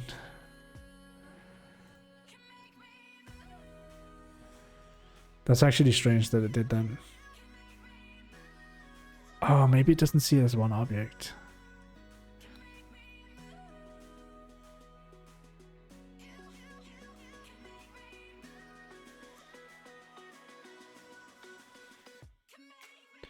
Yeah, that's weird, Flusk. Maybe if you visit the website on your phone directly and then accept cookies that way through, it might save it for the internal browser on the phone.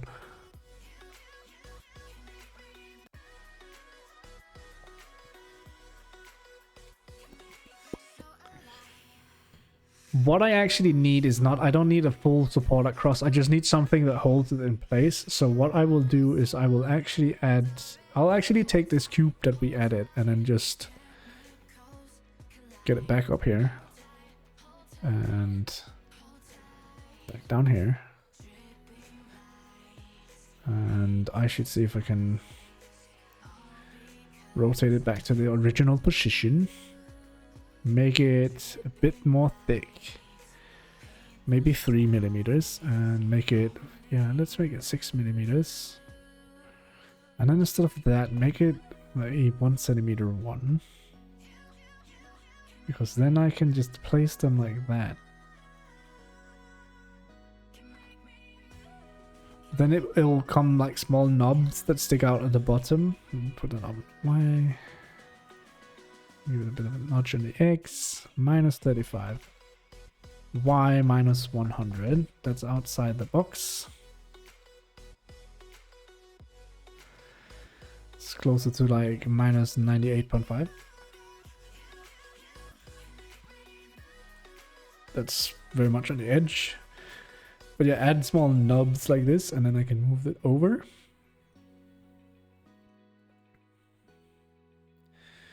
Move it on the x-axis to plus 35, because this thing is mirrored. Right? I would like one at minus 15, and one at 15 as well. Take all of these, go into edit mode, look at it from the side, select vertices, take the ones at the bottom with this view, do it in the Z axis, and minus, and put it up to basically 0. Oof.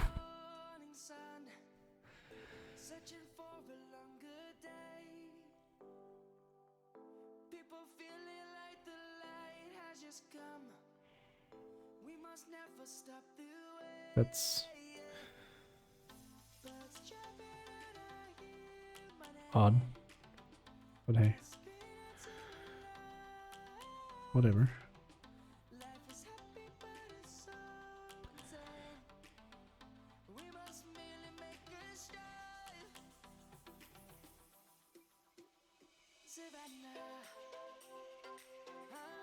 Something is just slightly off on this model right now, just slightly.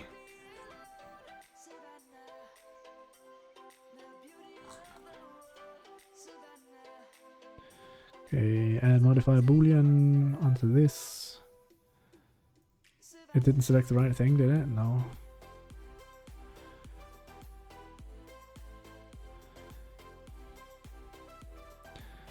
Maybe it did, it just doesn't look like it.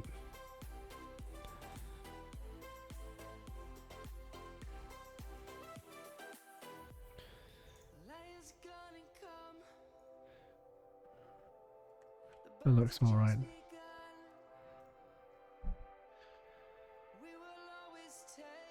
Yeah, let's try that, and then I'll be quick. Quick.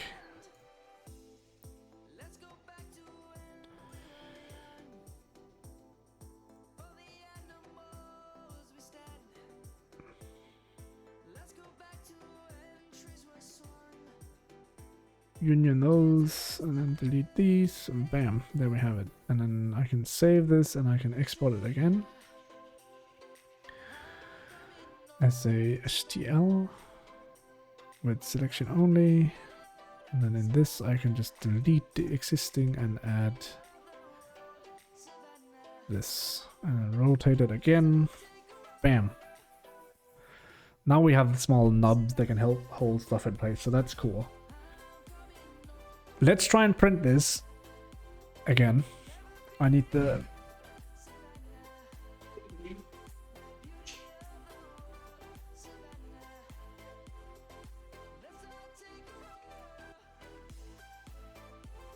thingamajig. I need to delete that one and then export this one. Yeah, sure, and then export it into this one too. We go into D drive, backpack stuff, and delete the 6-hour one. Bam. I think that's all I need to do to get this printing. So yeah, let me just start up the backpack and then you guys can see.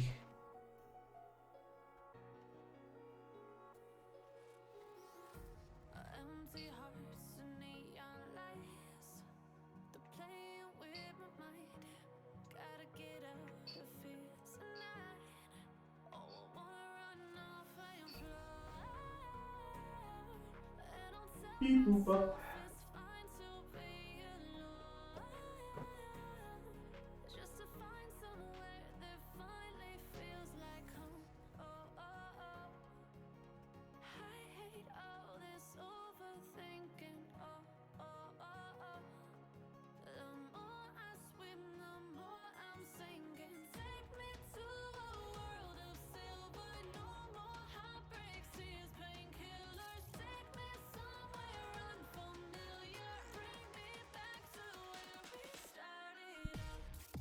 wonder where I put my IRL phone.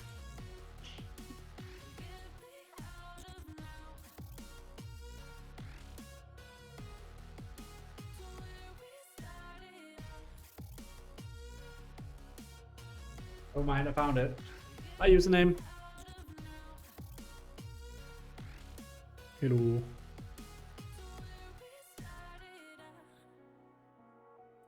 How are you doing, username?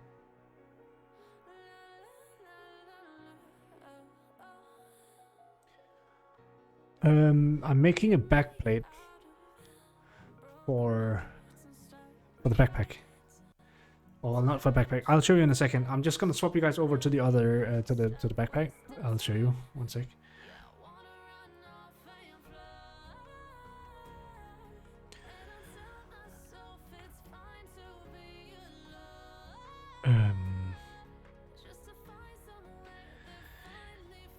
All right.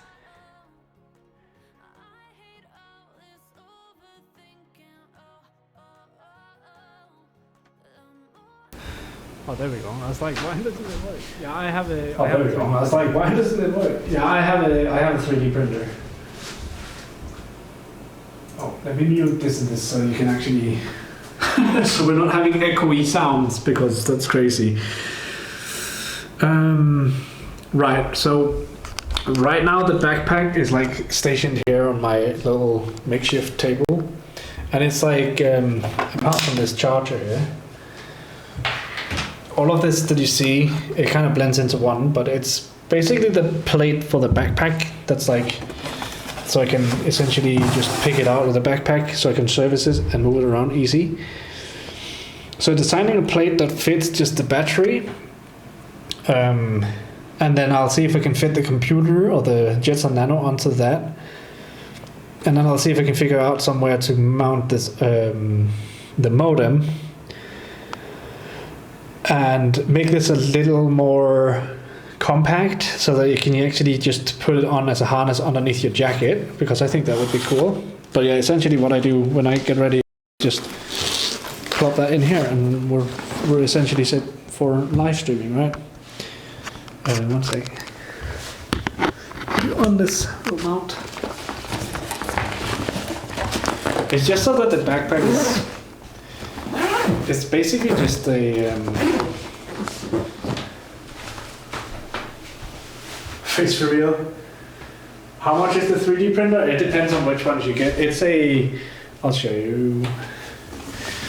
The 3D printer that I have, let me move this around, is a Prusa Mark III, which I've been told is pretty good. I mean, it works pretty well.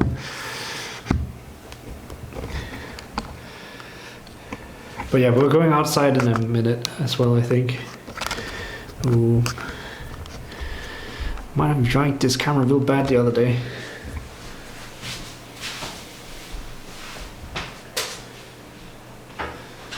But essentially the plate is just kind of like you have this harness, right? What I want to make is just modify it so that the back one, these back plates, that you can essentially just change this out and put it on this instead,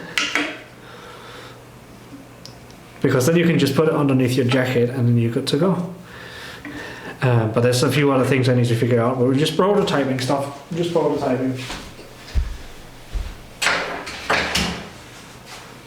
And the 3 was under $300.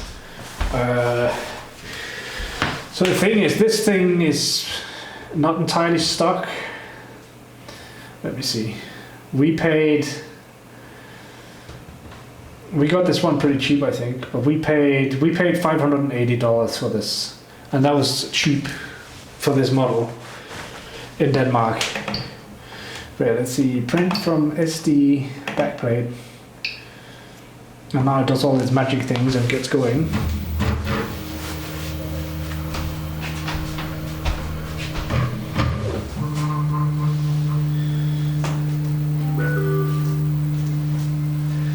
Yeah, I thought we got a pretty decent price.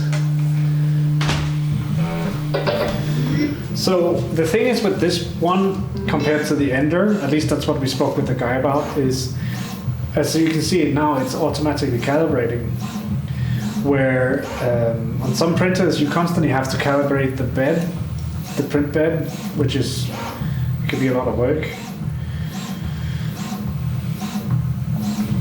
TTS, I mean I have it on the phone here that we could turn on, but it's just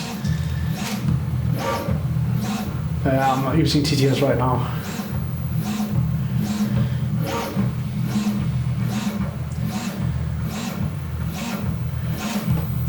I could turn on TTS, but I don't think we need to.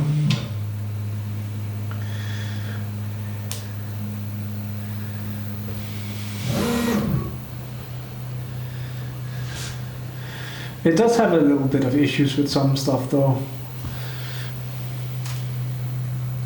Oh, why I turned the speaker on? It's because we'll be going outside, so it's nice to have the phone and the alerts on the phone.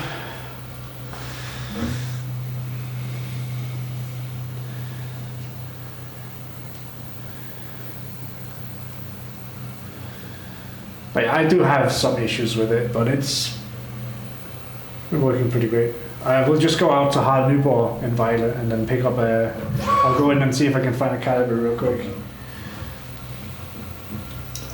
Are we going dancing? Oh. No. So yeah, this is one problem. I'm just gonna do this.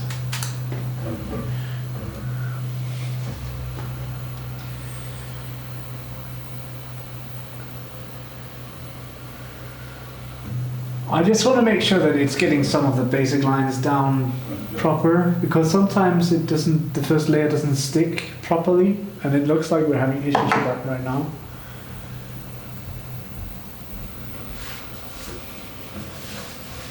You promised you'll take me dancing. I actually don't remember promising that.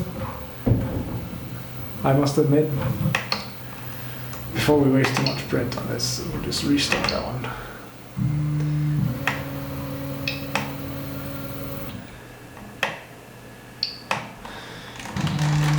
Sometimes when I haven't used it in a bit, dust is collected on this plate, so that's a bit annoying. Oh, that's hot, very hot.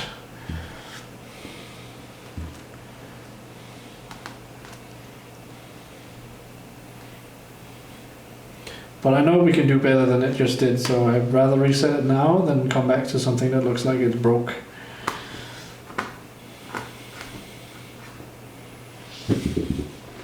Hi Isabella, you said you wanted to go dancing and I said we'll go. Oh. Well, you're in an after workout mood, anyways.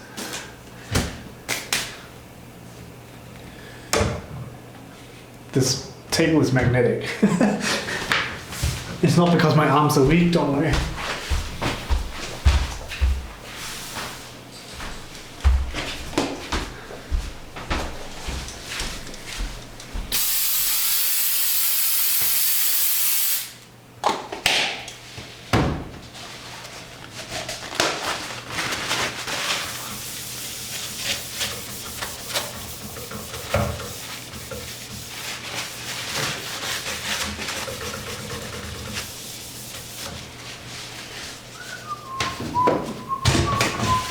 At least the sun is shining now. Earlier it was snowing here. It's like, why are you snowing? Print, backplate, go. I'm doing pretty good. We're just, we finished prototyping. I can show what we prototyped.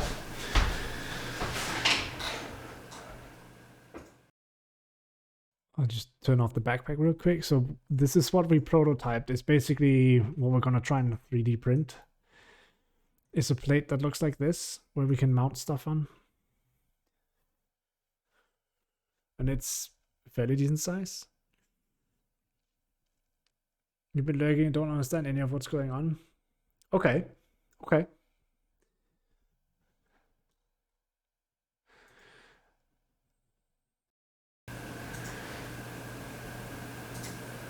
Let me see. Yep, that's right. I like the best way I can explain it is like we have this harness that basically has small mounting points on it. And what I want to create is basically just a plate like this, but for the back side that can hold a battery and some other stuff. Oh, ads. typical ads.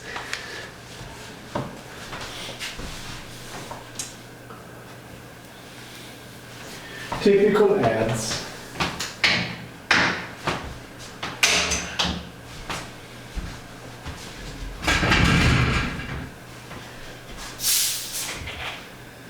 The bed temperature for this print is 85 Celsius.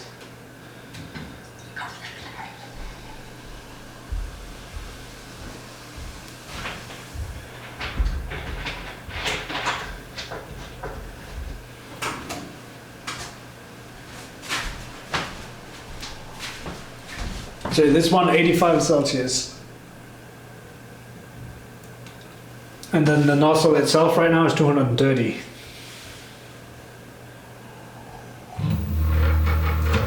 Only run 70 on pet G. It's just, I'm following what it says on the spool. And this spool, it says 80.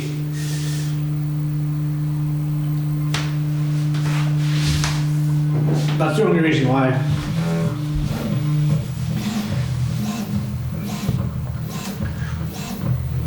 I just think we had a few dust particles on the bed when we started before. Either that or my calibration has gone off again, which is also a possibility. And then printing on the entire bed compared to just printing in the center also has its issues. So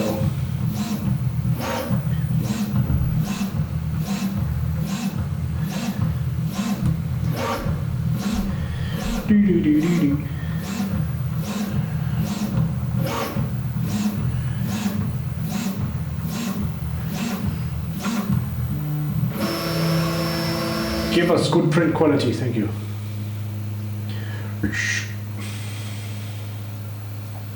I mean, I can show you something else we printed.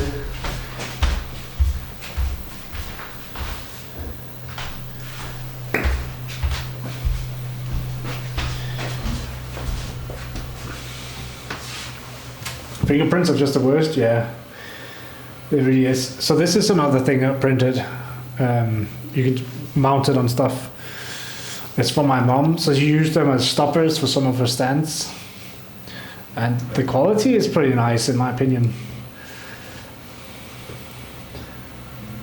I don't know if you can even see them. The sun is causing a lot of backlighting. But it's basically a ball of yarn with some, I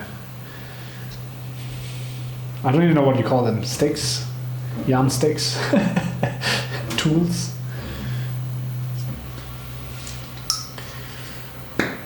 But this is the PETG or PETG.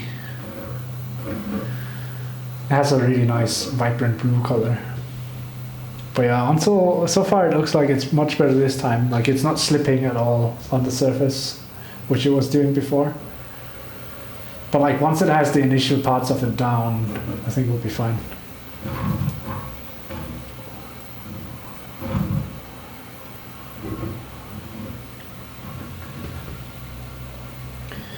Go, go, go, go, go. Oh, my old legs.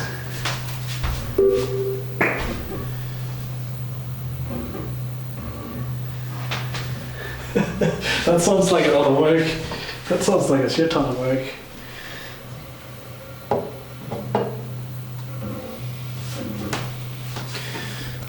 Oh, the sun is fading.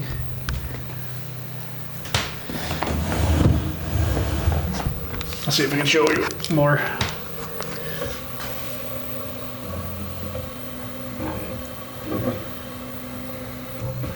But yeah, now comes the long process of zigzagging back and forth. After it's made the holes, I guess. Welcome back, Sandella.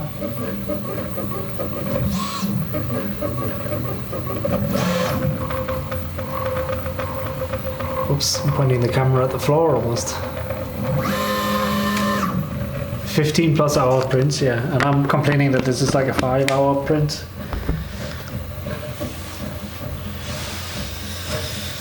The sun is crazy right now.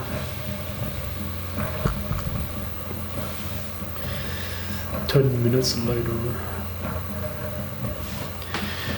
My biggest problem with this is that I feel like I can't leave it on its first layer because the first layer has a tendency to not stick.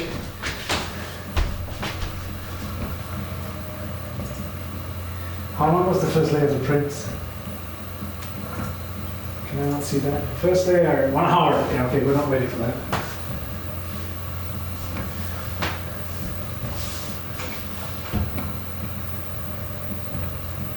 I love how the sun is so bright you can't even see what's going on.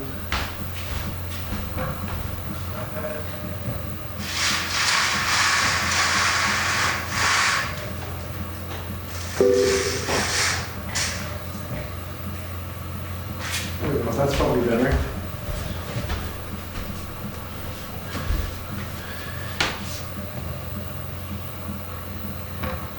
You see everything? Yeah, using a lot of supports is also pretty annoying. But yeah, anyways, to slightly explain what's going on or what we're designing here, is that I have these plates here, or this harness, which contains the, like you can mount a GoPro here. On the back side of this, which is just basically an adjustable back elastic. What I've designed now is a plate that goes between this top and the bottom here. Or at least that's the idea. And then we can adjust via the harness, but essentially this entire part becomes one rigid part that can house the battery. At least that's the hope. And then maybe also the Jetson Nano. And then I'll have to figure out what we're doing if we're going to put something in the front for the modem and other batteries, because I'm running out of space on the back because this entire area and the width is going to be the big battery. Maybe I'll see if we can figure something else out, but we'll see. So it's essentially just a different way of making, like ideally, or what I could have done is just make it out of wood to begin with and then see that as a prototype, like quick prototyping. But we had the 3D printer, so I thought, why not? Why not? Because right now, if I can show you, if we disconnect this because I accidentally yanked the wire, but right now, all the stuff in the backpack is what you see here. This is everything that's in the backpack. So what I want to mount on the back of the backpack is not these two silvery batteries, but the big one below, and then maybe the computer. And then see if we can figure out to have this mounted on the front with maybe these two batteries, and then have it as like a have the weight of the backpack more evenly distributed on the shoulders, and then also have it more flush with your body so you can wear it in and out the car, and yeah, just make it in general more usable. So that's the whole idea.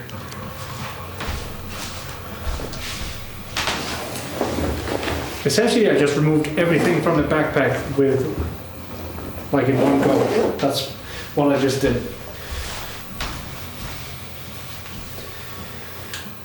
That should be the motto of 3D printing. Why not? Yeah, why not?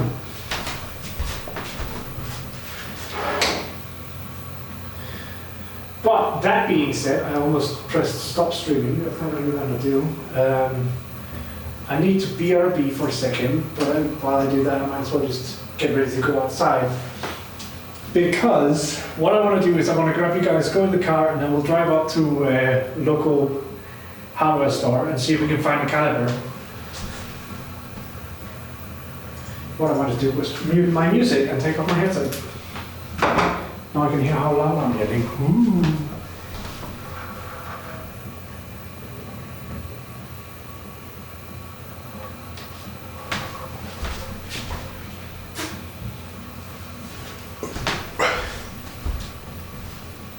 I could just let you guys watch this thing while I get ready.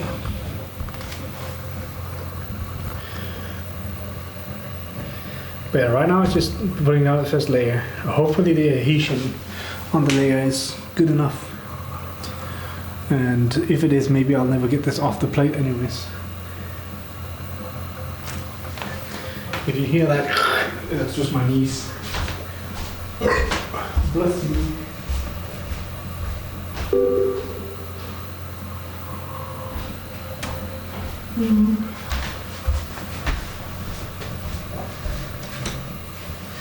What are we doing for food today? So I have ingredients to make bolognese and pasta.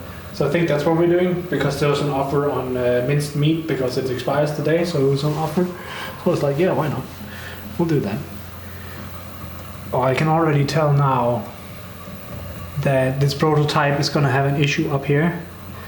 This is going to snap off as one of the first things, because the support I made is it's too thin.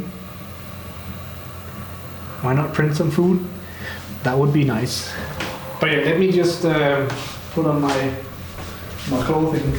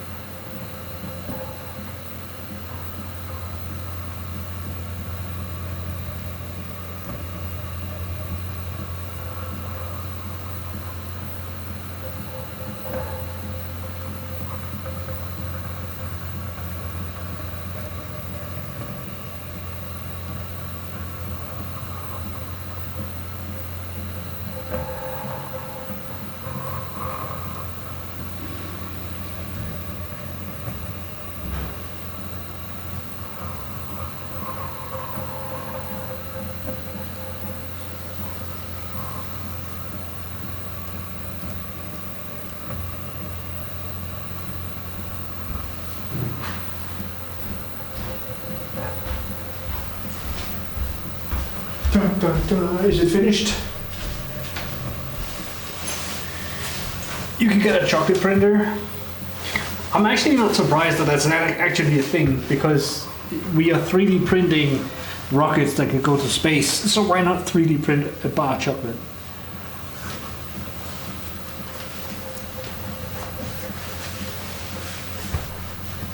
Or I should say we are attempting to 3D print rockets that can go to space, because I don't think they've actually done it yet, but they are pretty close.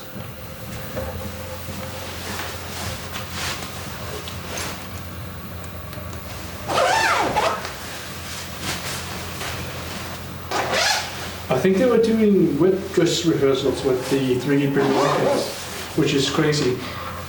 It's like you have a robot that is essentially 3D printing.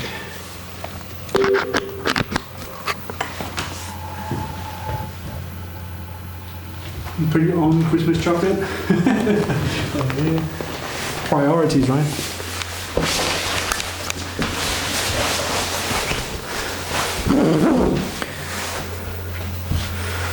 Small juliens in the chocolate. Sure, yeah.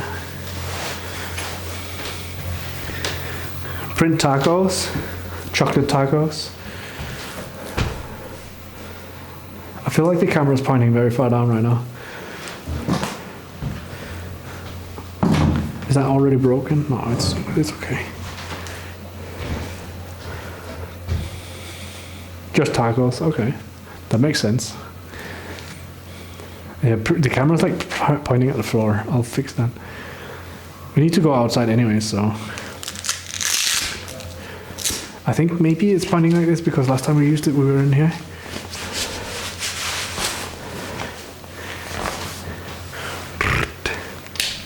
Don't accidentally turn off the printer.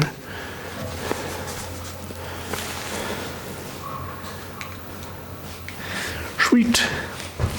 I'm going to put you guys on connection lost while we enter the car, if I can. I think I can.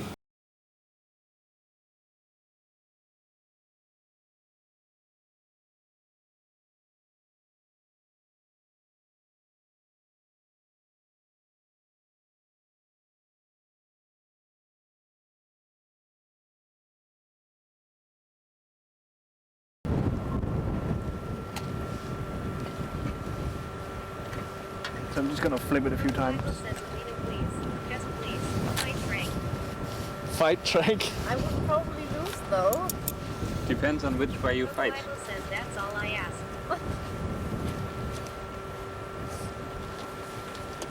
Burn, toast, burn!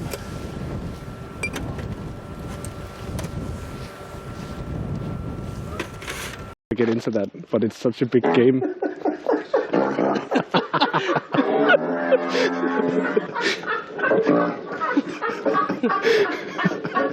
That's so loud. Exactly.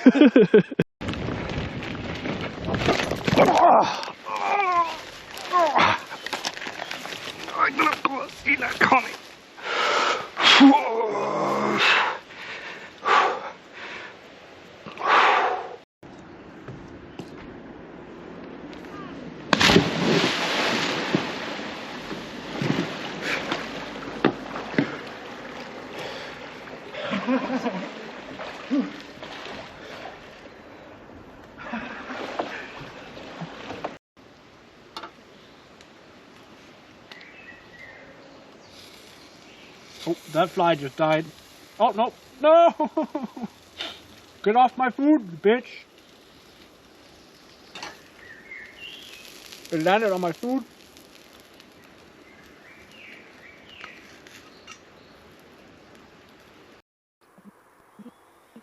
That thing says yeah. Oh my god, that looks sick. That looks surreal.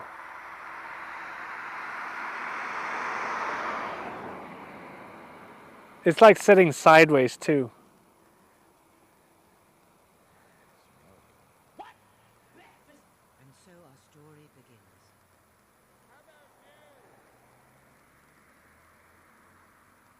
Stream Element said glasswork. Thank you for the subscription, guys. You didn't have to, man. Thank you. Eve wrote 100,000 balance. 100,000 degree nickel ball challenge. It's like the hot knife challenge.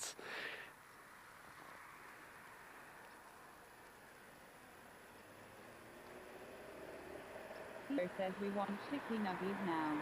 Glasswork says we promise. 73 says alright. So yeah, we're basically improvising today. There would probably have been solutions that would have solved this, but hey. But hey. John, yeah, just be like,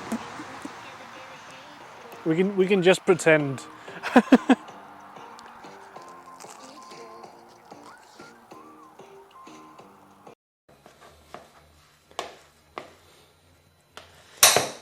Well, now I have to use the hands. That's funny. That sounds absolutely horrifying. Oh my god! What the fuck is going on? Okay, you weren't lying when you said big. I can smell you. Breakfast! And so our story begins. How about new? Oh my god. Thank you so much, Hitch. Thank you. I would send you a pancake if you would want one. Breakfast!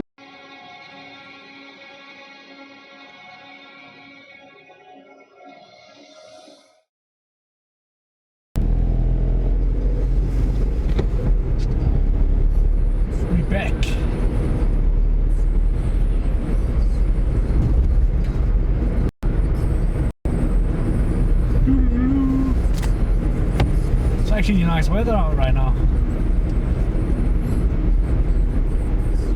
You wouldn't believe me if I told you it's been snowing and raining all day.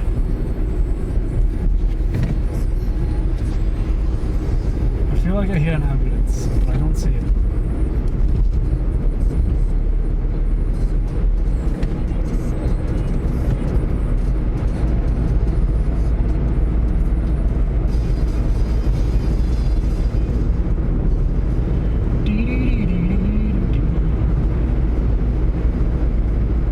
I'm probably not going to bring you guys inside the store because I don't want to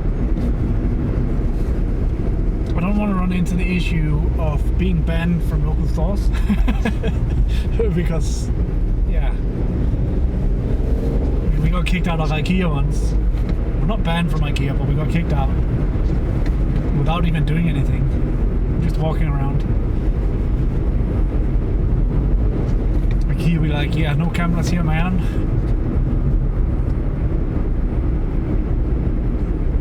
Yeah, then when we get back, we can make some dinner.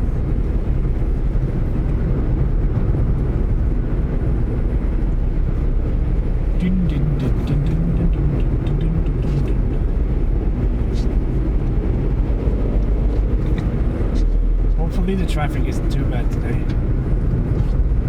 Oh, this guy is crazy. I can't tell if we're going to swing out or not. Please don't murder us.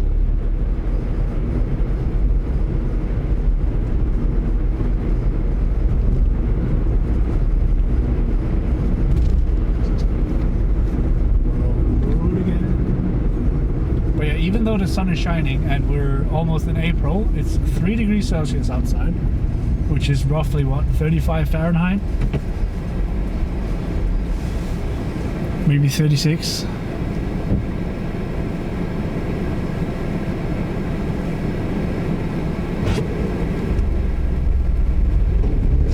So it's still pretty chilly.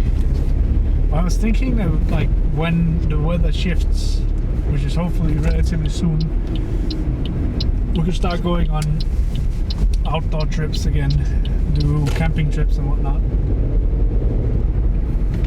And if I can make a very compact backpack for that, I would be happy. Say we make it compact enough and shielded enough that you could wear it underneath another backpack. That would be sick. Like have it as an extra. Yeah, I don't know. That would be. I think that would be mental.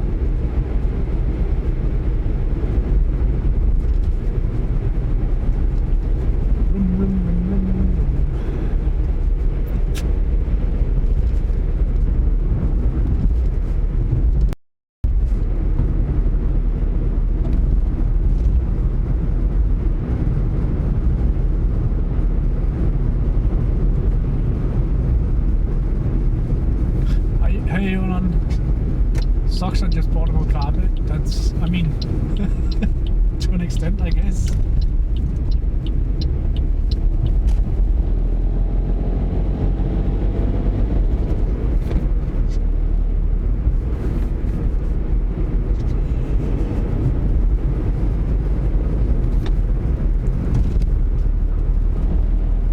Right now we're in Vejle.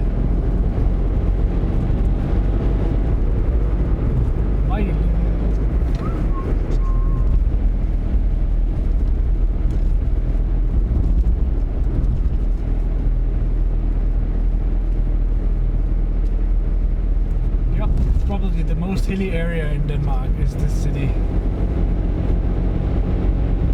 It's not very good for fuel economics either.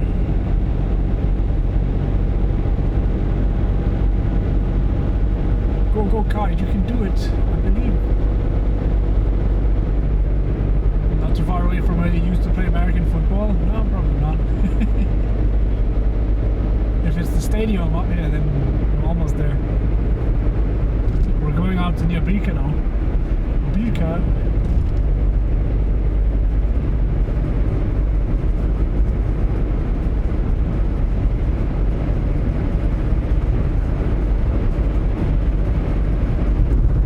It's windy up here.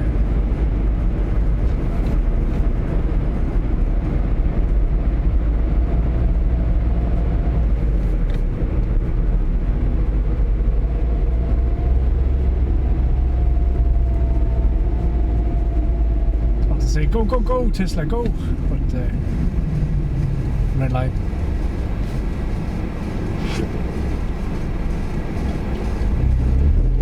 Can we keep up with the Tesla? He's not even trying. That's like, I hope that's not my car. I think it's this guy. It sounds like an accident waiting to happen.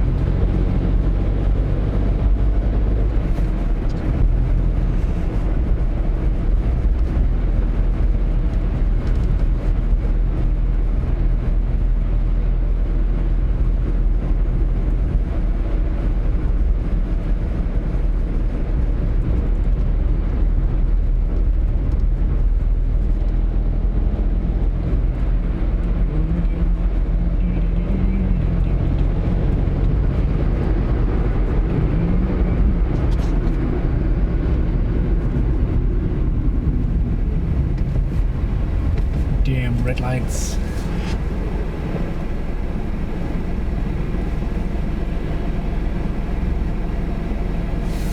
I didn't forget my wallet. No, I didn't forget my wallet.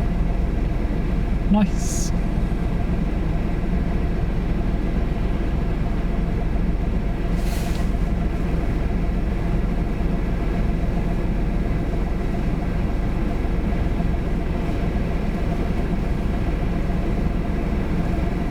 Very nice.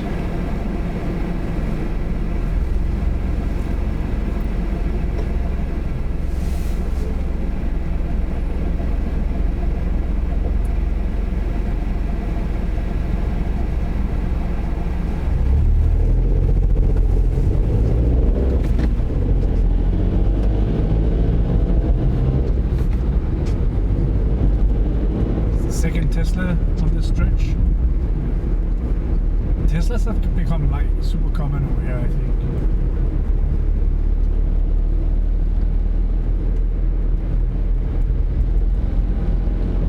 I'd still love to see one day getting the Mustang Mach-E.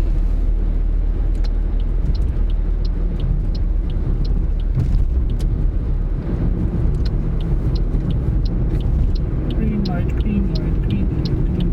Nice. I mean, it changed before I can brake, so we're good.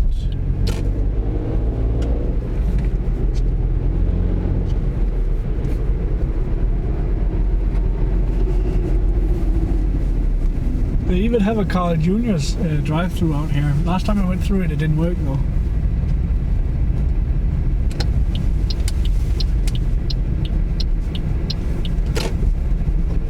See if I can park you guys somewhere where you actually have something to watch.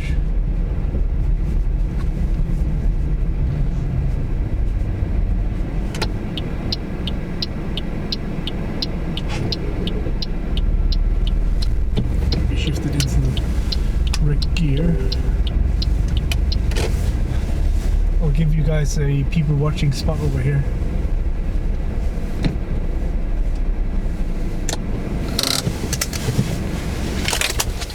I shall be right back. Don't blow up the car.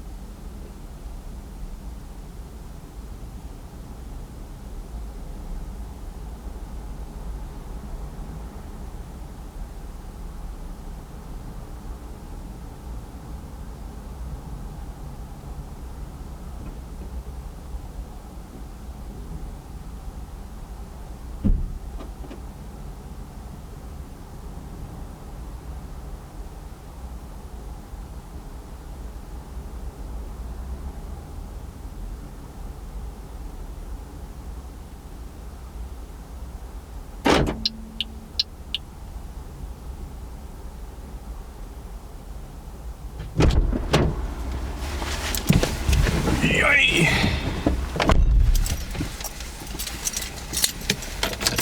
Are you guys ready to go make dinner?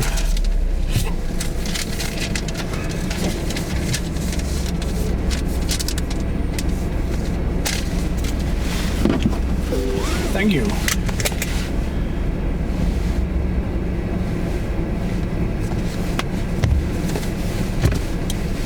It's time to drive against the sun. Actually, if I leave until this BMW whatever car has left, it's easy for me to get out, I think. How's the weather? Right now it's 4 degrees Celsius. It has been snowing today. So it's like a bit of a mixture. It's been good and it's been interesting. I can't turn that sharply.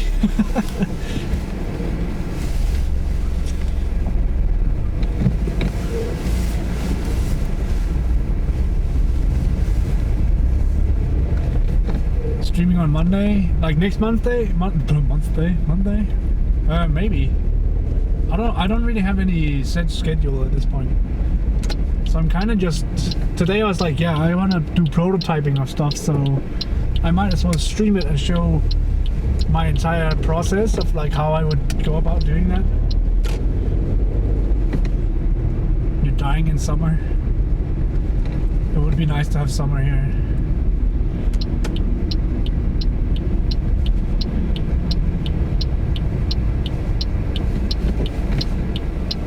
A strange feeling, the lady in front of me is gonna have to try and turn to the right. Either that or she's gonna go straight. I'm not sure. You have fish in the air fryer? Oh, that sounds nice. Oh, look, it's snowing, guys. The sun is shining and it's snowing. What is this weather?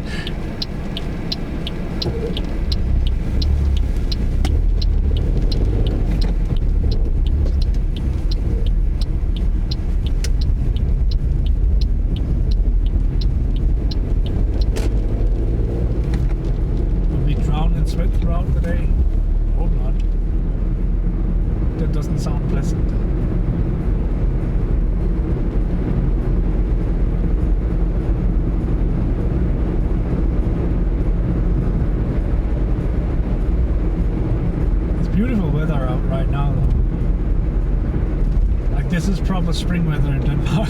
It's like snow, sure. 20 degrees, nice.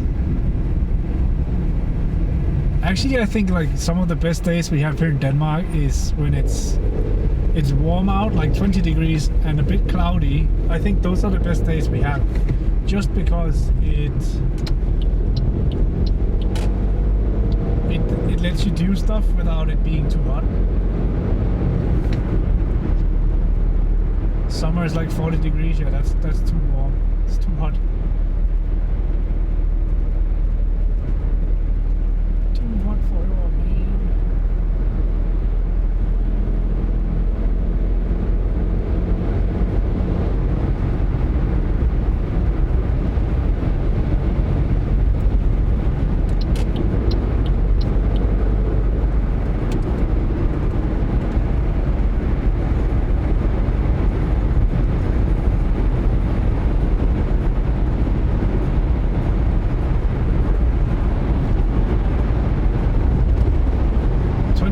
Is ideal, yeah, I agree.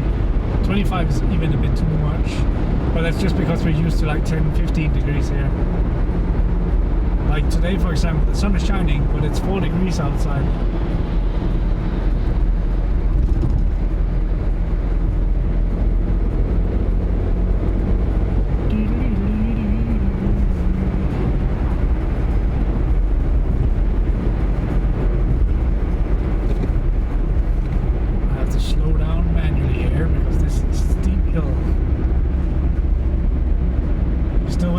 No, that didn't work out. But it is what it is.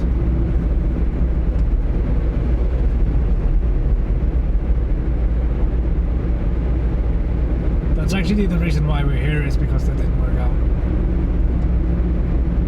It's probably also one of the reasons why we're actually streaming, is because it didn't work out. Like, I feel like if it worked out, I would probably have not been streaming at all anymore. At least that was the direction that things were going. Back to your old place. Now I have a new place. New place.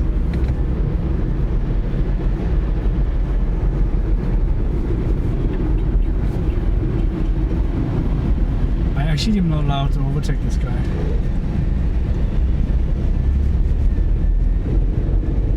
No, I can't.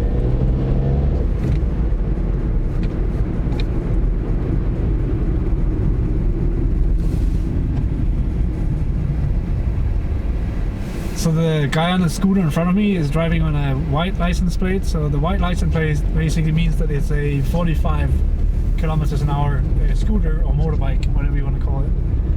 And his vehicle is equivalent of a car in like legal manners. So I'm not allowed to overtake him in the way that he was, even though he was driving on the side of the road. Whereas all the other ones that were on the bicycle lane, those are registered as 30 kilometers an hour vehicles. So they're allowed to go on the bike lanes, which is cool. I see no scooters, we can do this.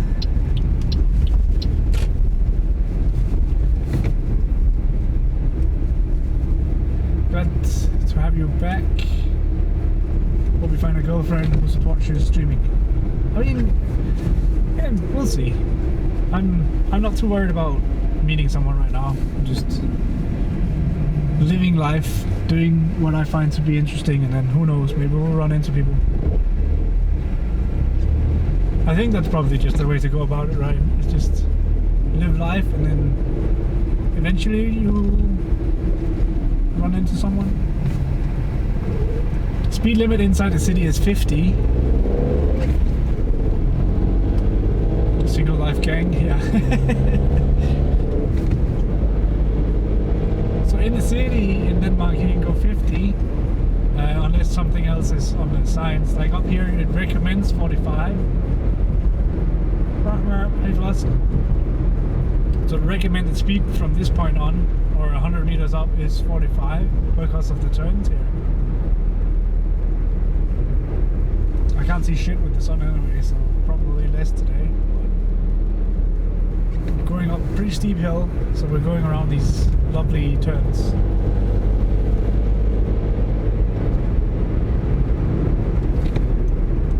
Speaking of that, there's actually an area that I want to check out up here.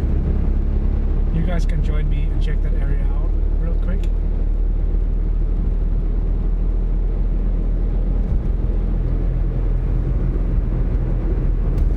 I want to see what's up in that area at least. 80 on these kind of roads. I mean, we could probably do 80 on this kind of road, but today the road conditions are slippery, and like when it's wet like this, and because I don't have that much thread left on the tires, I need to get new tires soon. If I go 60 or a bit above around those corners, the car will start slipping.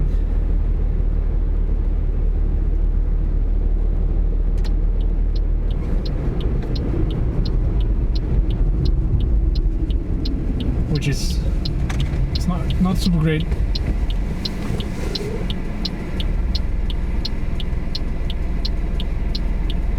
It sucks to drive. I don't mind it. I think driving can be quite chill.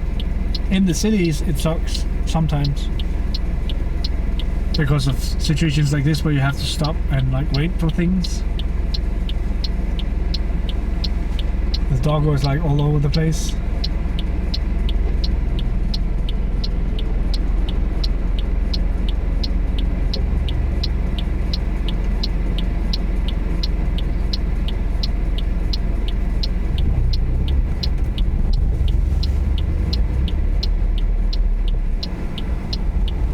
Hey Lid, right now we're just checking out an area and then we'll head back to do some cooking.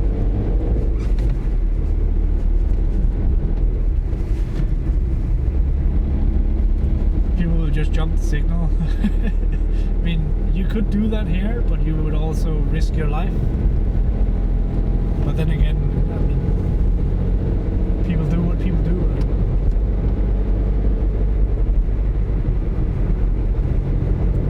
doing, Ellie?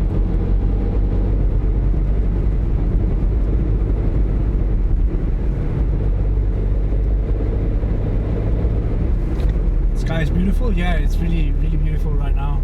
It's like a good mix between sunny and not sunny.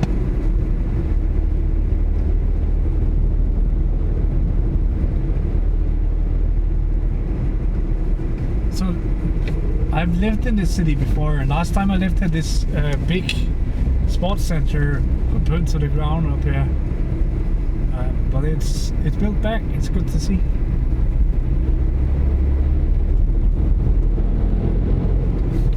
It's 6 years ago now. Was it 7? I don't even know anymore.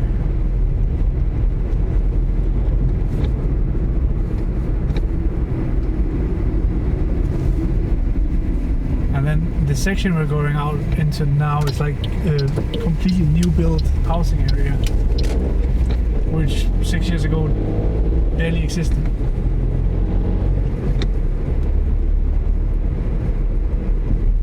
It's my fault? Yeah, it is my fault. So all of this area out here is fairly new housing.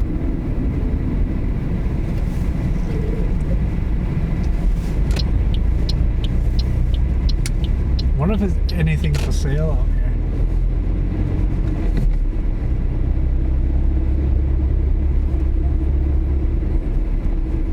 Well, it must be difficult for you guys to see it because everything is silhouettes because of we're going against the sun.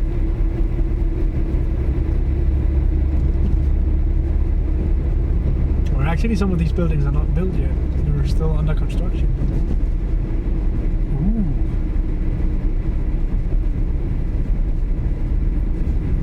That house is for sale. That doesn't look that great though.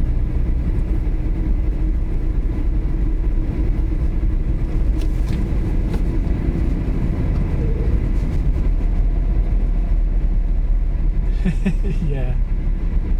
I came back though, I came back.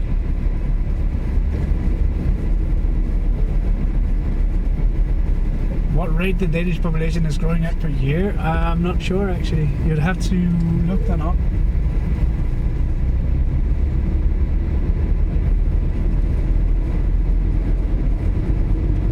Wow, look at those clouds.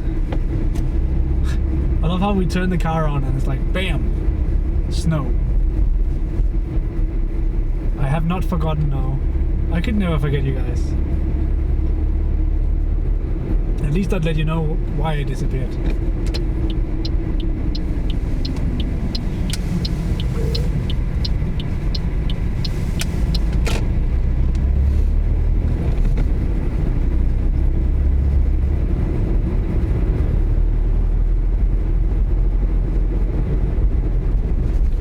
Oh, I'm glad to hear that, Lassie.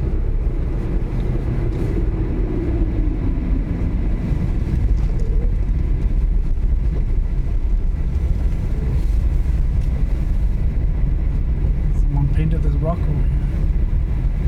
Damn, I wanted to go that way though. Anyways, I think we should head back. If I can find my way back out.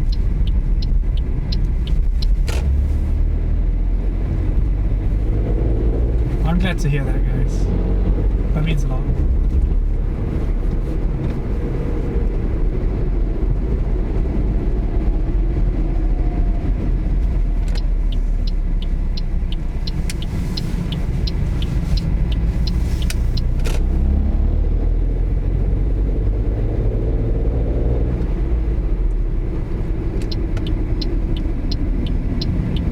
Is it the beginning of summer season there? So right now we're on the edge of winter spring, so we're headed into spring now. That's why the weather is so untidy, is because it's like in between seasons.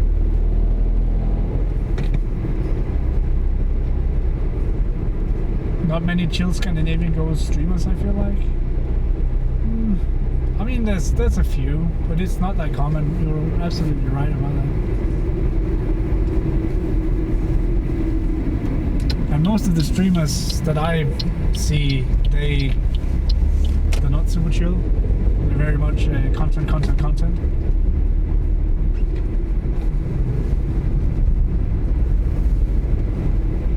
Alright, I am gonna put you guys on the connection lost for a few minutes so I can not dox myself. Well, I'll see you guys back at the apartment.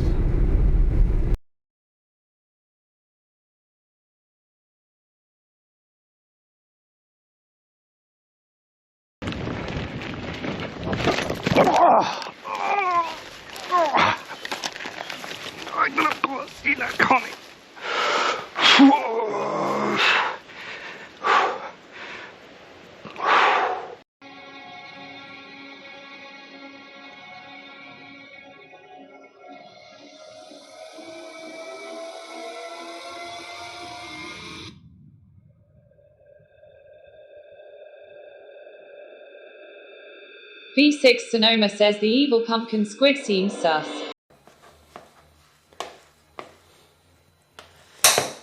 Well, now I have to use the hands. That's funny.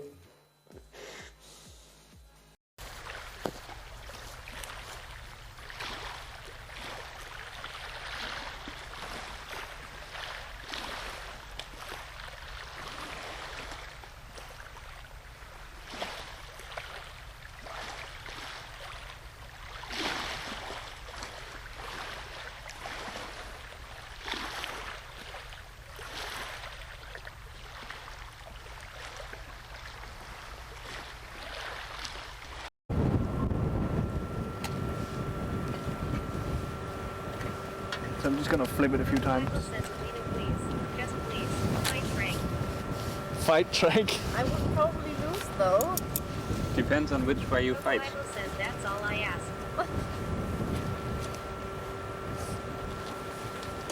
Burn, toast, burn!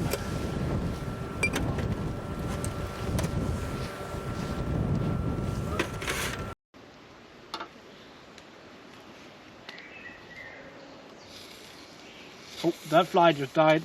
Oh, no, no! Get off my food, bitch! It landed on my food.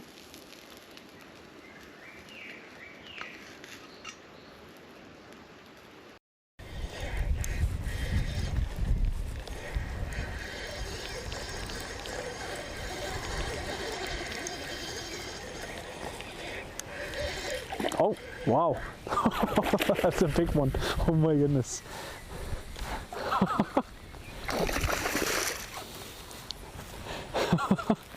Holy shit.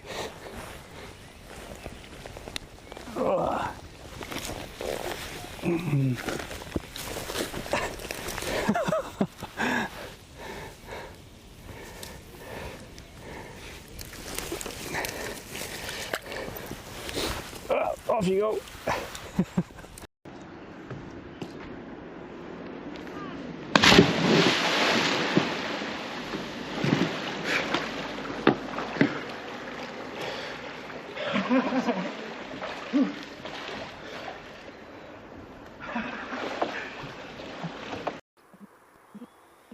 That saint says yay. Oh my god, that looks sick. That looks surreal.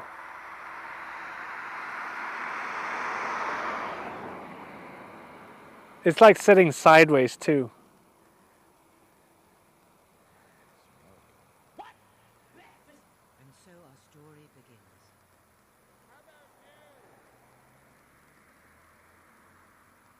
Stream Element says glasswork. Thank you for the subscription, guys. You didn't have to, man. Thank you. Eve Pyro 100,000 balance. 100,000 degree nickel ball challenge. It's like the hot knife challenge.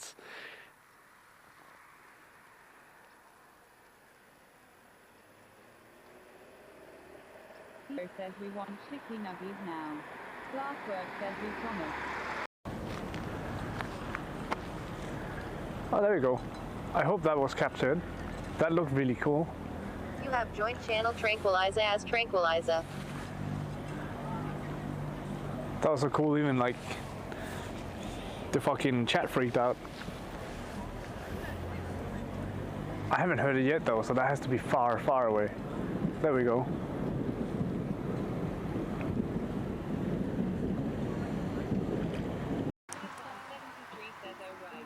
So yeah, we're basically improvising today.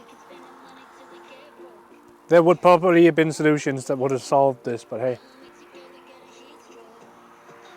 But hey.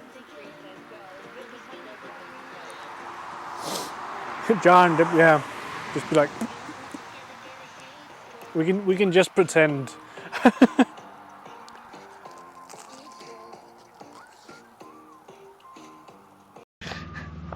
That sounds absolutely horrifying.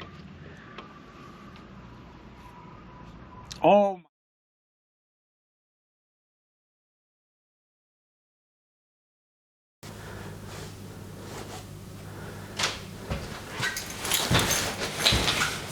Oh, I'm sorry to disappoint. We're back inside, but we're gonna make food in a minute. Well, this looks like it's going well so far. So far. You've been bamboozled, yes, it was the clips. But yeah, this is what I was picking up. It's just a digital caliber, which in Danish is called a skydelærer. Hey Jax. Hello, welcome in.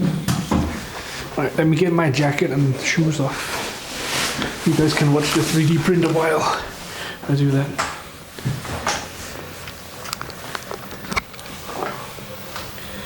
Enjoy the soothing sounds of a 3D printer.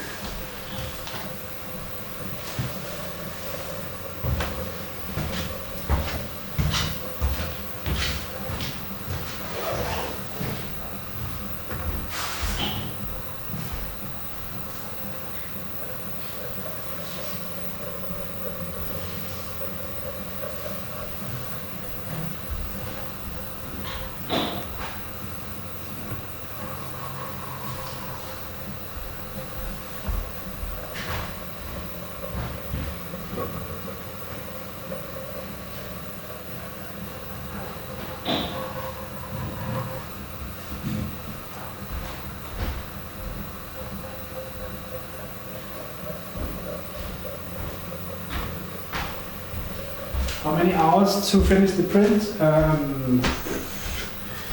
Another 4 hours.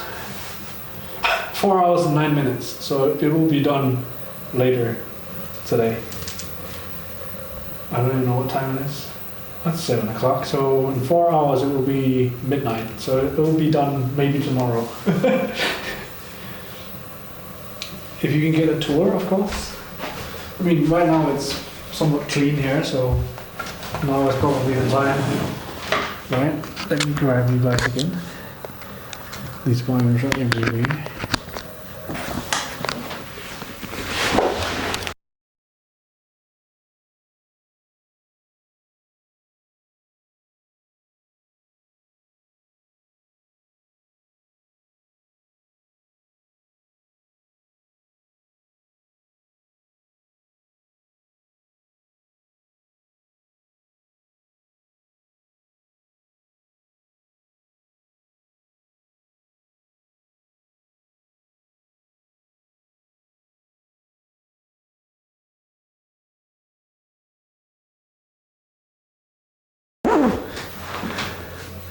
Yay for pulling out the cables.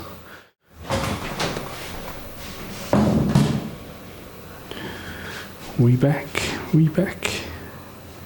Yeah, I accidentally pulled the cable out, so I lost power on the camera, but we're back. So, a little quick tour. This is my office. It's a bit of a mess.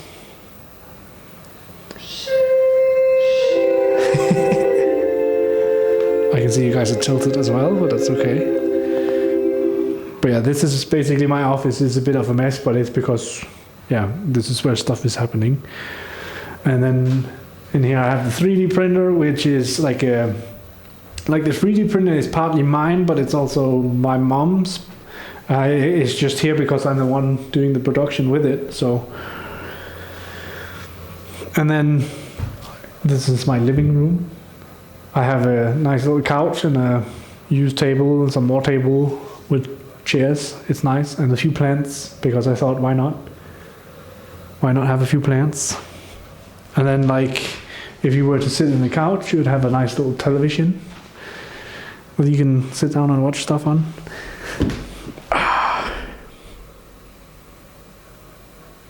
So much light. Yeah, I even had to turn the blinds because it was too much light, and I don't even have the lights on in here. Like, the lights are on in the office, but other than that, it's turned off. And then you have my lovely hallway, which also has lights we can turn on.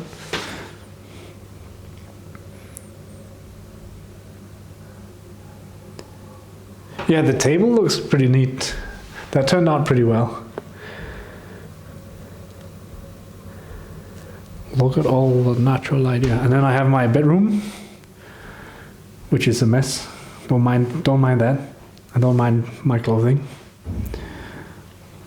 But it's still pretty bare in here. I think I should put this photo somewhere else than have it sit in here. But this is a photo of my eye. I think it looks cool.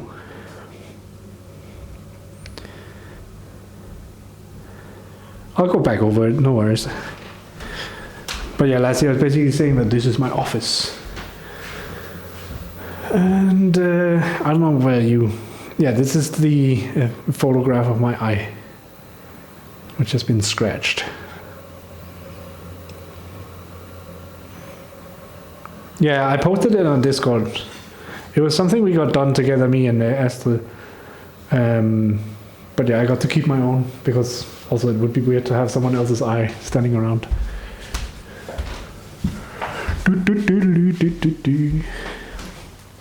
But yeah, the lighting here is great. I think, like, considering it's an older apartment like this, with the brown cupboards and stuff like that, it is definitely an older generation of apartments, and the brown doors as well. Got a picture of a nebula. Yeah, I have these two. So these are made of metal, and they could be hung up with magnets, but I don't have the magnets. They're pretty expensive to get. Like, one of the magnet stickers is like 350 Danish, and it's like, yep. But here we have the Pillars of Creation, and I think this is the Lagoon Nebula. Lagoon Nebula, it says on it.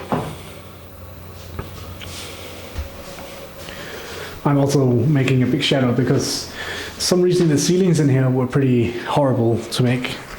To like hang lights on. So I tried to hang the light in the ceiling, but the ceiling kept crumbling, so I gave up on that, and then I just put it on the wall instead. And I have my whiteboard as well, so if we need to draw anything, I have the possibility of doing that, which is nice. So yeah, I have the light hanging up here in the sky.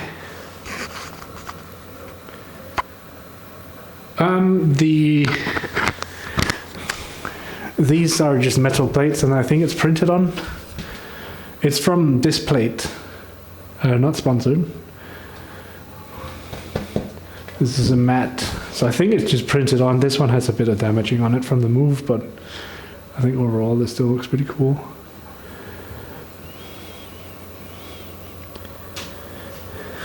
Flosk is about to tilt.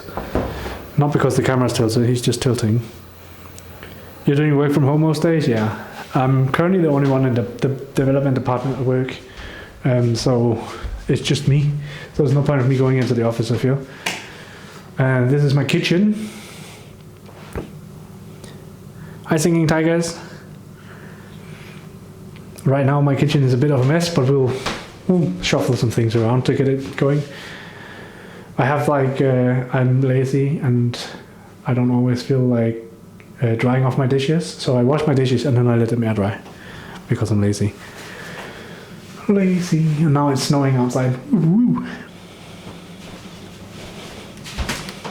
And then of course I have my bathroom, which is also, I mean, it doesn't look too bad.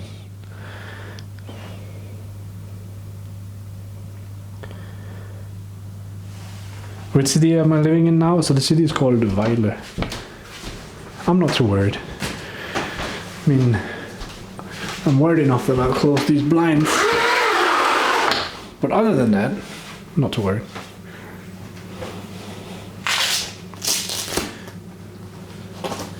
The weather in Violet is snowing. It's definitely not raining. It's too cold to rain. But yeah, do you guys want to have a, like, do you guys want the first person view, or do you want to sit on the tripod today, or what? What did you guys want to do?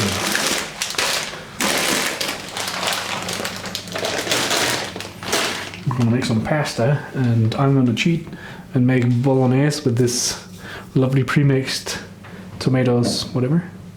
How much is the rent in US dollars? So including everything, rent for this place is in Danish. I think it was. Did I just kill the stream again? Oh, okay.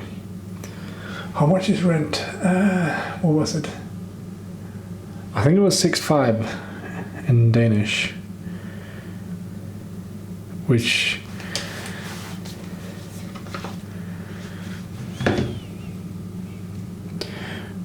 is. Oh, did I already have it?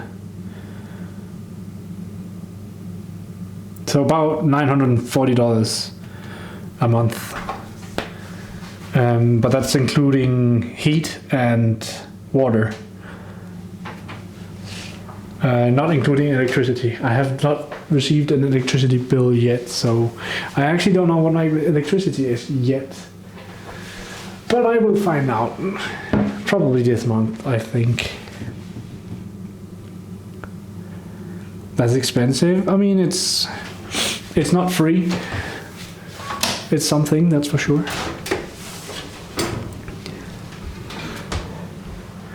It's just me.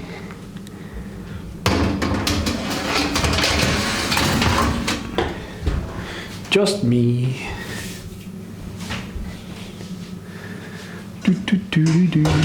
Oops.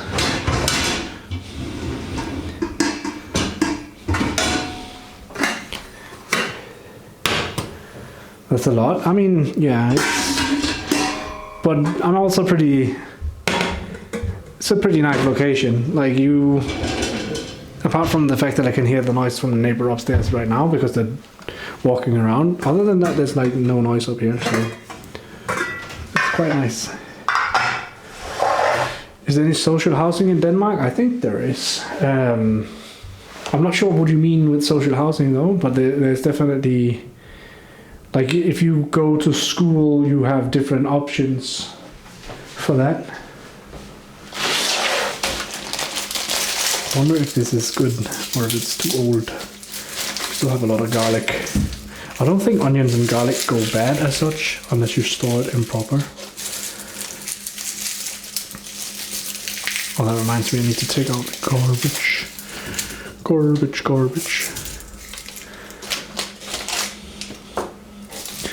Because this garbage is full.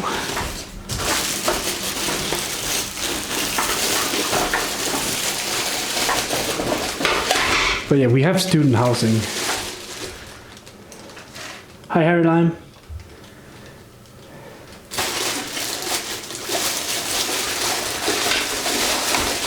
I thought you had one of those stove top grills before you put that in the oven. Oh, yeah, it's just I made, like, last night I couldn't fall asleep, so I made myself a pizza and stayed up a bit longer. Like, government build cheap apartments and sell it to citizens. I think they do that, yeah. I don't think they have brand new ones, but they do have, like, cheaper apartments available for sure. Like, you don't have to go nuts and spend a lot of money on apartment like I did. There seems like a lot of onion. Yeah, I feel like if it's not moist, it will be okay.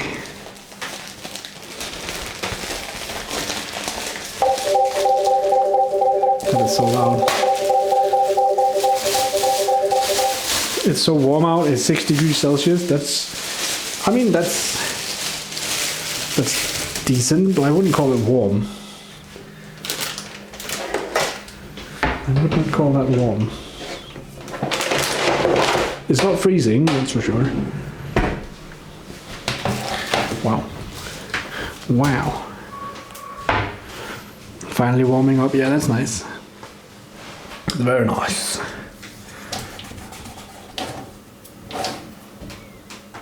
It's warm to you? Fair, fair. Onion.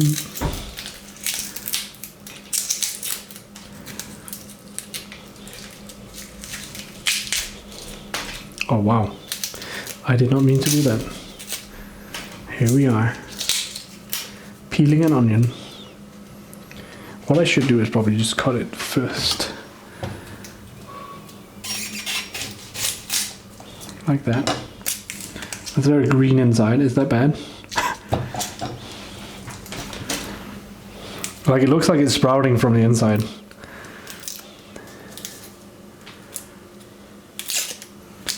My onion is crying.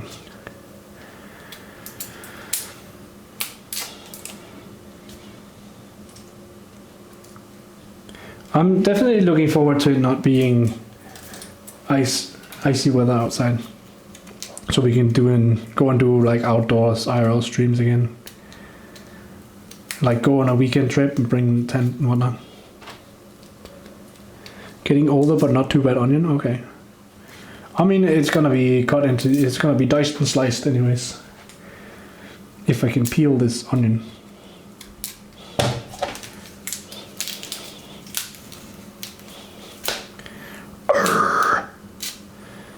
Angry. You're gonna grill today? Nice. Nice.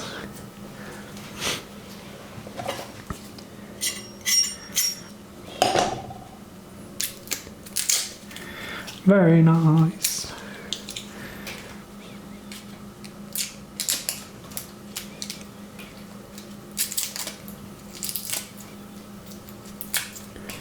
Ten years later.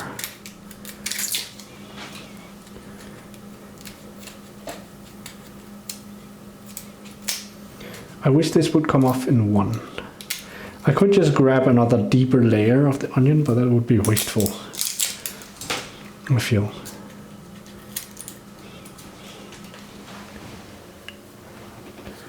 Try to wash it, you can peel it easily. Really?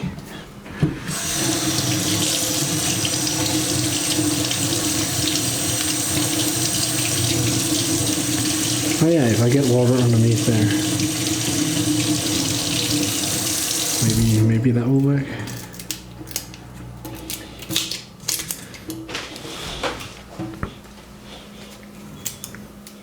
The garlic is easier to peel than this. This one is just like, oh, I'm gonna be stuck. And there ain't nothing you can do about it. Now this is sticking to my fingers. That's how you do it? If you want to date with a girl that you like and you wish to impress her with your cooking skills, what kind of dish would you make? Oh, that's a good one. Or a difficult one, I should say. I don't think I could impress someone with my cooking skills. Unless their expectations are like subpar. It's like, oh, you can actually cook expectations. Because like most of the dishes we make, or that I make currently, are like cheatsy dishes.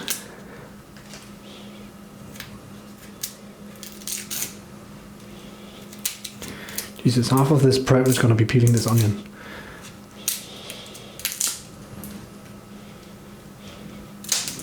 There we go.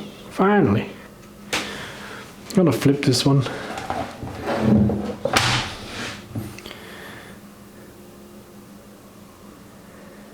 You're going to tilt very soon, yeah.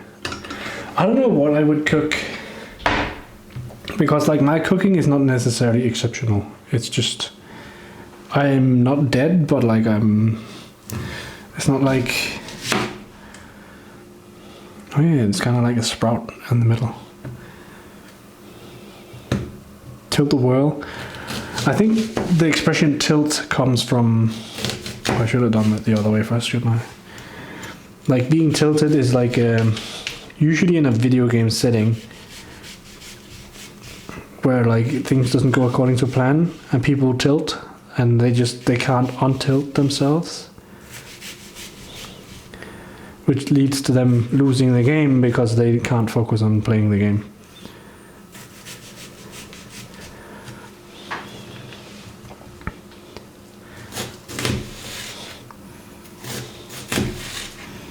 And before we lose a finger.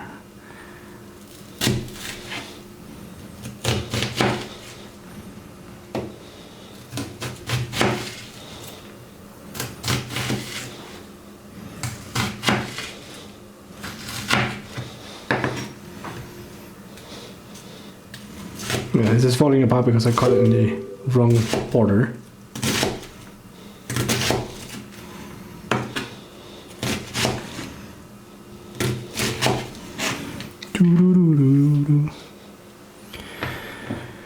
Choose one dish.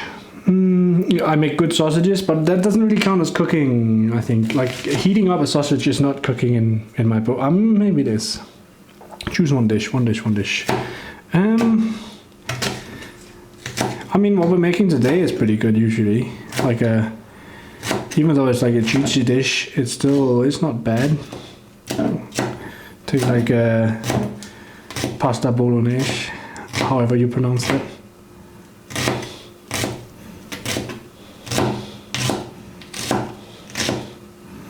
This is way too much onion, but hey, who am I to judge?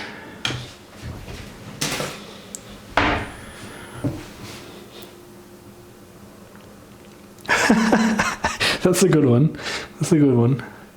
You find a girl that goes nuts for your bananas, or for your sausages. You find goes bananas for your sausages. I can't even read. But like, yeah, I mean, these basic dishes, I think this has turned out pretty well the last few times. Or like, maybe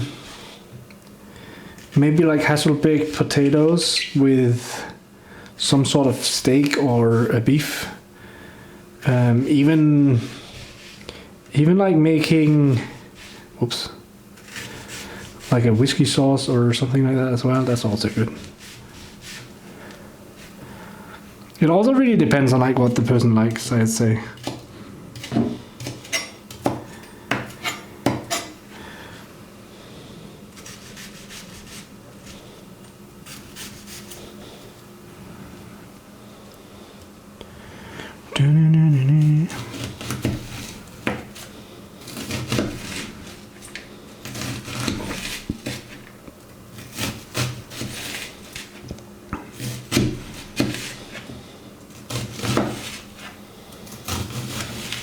Whoops.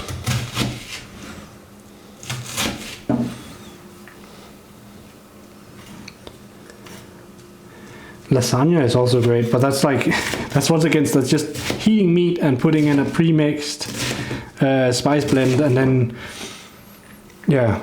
If I were to like really do something from scratch that would maybe impress someone, maybe would be the Danish dish tarteletter. I think that would be crazy. Or frikadeller. That's also nice. Good homemade frikadeller. This onion has been devastated completely. Once upon a time this was an onion. Now it's sliced and diced. And my eyes are crying. I haven't even rubbed my eyes. Rude. Very rude. That's a lot of onion though.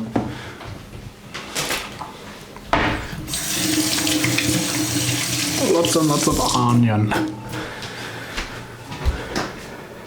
One sec.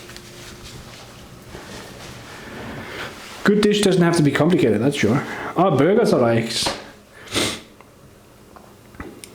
hike and picnic in the woods by the water is quite awesome, like when you made those burgers. Yeah, that's a good point, Sombrella. Maybe that's, yeah. Like keeping it, like making burgers on the go can be quite high, what do you call it? Like it's a simple dish, but it's a lot of stuff to prepare, so I think it might make sense. All right. These will shrink when cooked. This one, and some oil. What do you guys prefer? Do you guys prefer sunflower oil or do you prefer, what is that in English? I know one of them, but I don't like that one. Canola seed oil. Or would you prefer olive oil? Burn. While that's heating, even though I know the thingy is too small or too big, let's go check olive oil. Olive oil is nice. Oh, look at that. Now it's going quick. Quick. Sunflower seed or avocado or coconut. Oh, I don't think I've ever tried avocado or coconut oil. Grapeseed oil is good too.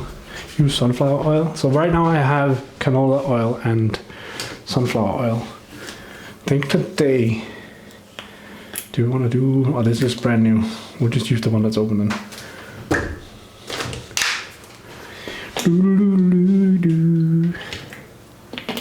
Hot. I need more meat. So here in Denmark, when stuff is about to expire, so the 27th of March is the last date for this, so today, they put these yellow stickers on it to get them sold. So this is a discounted price, which was like, oh yeah, I guess I could make that today, kind of thing when I was shopping earlier. Because I was like, yeah, why not? Why not?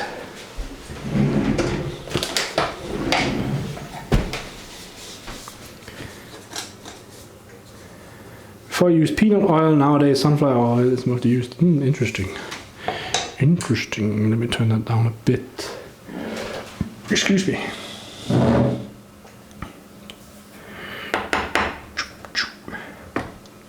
The thing is, last time I added this, and it was way too hot, I think, so it instantly looked like I burned it, which is, it's not great.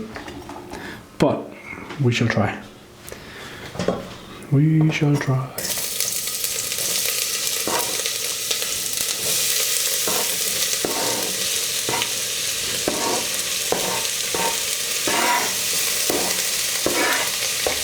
Did I close the door to that bag? I don't think I did. And just do that. Close the door here real quick. It's just to prevent my bed from smelling like food.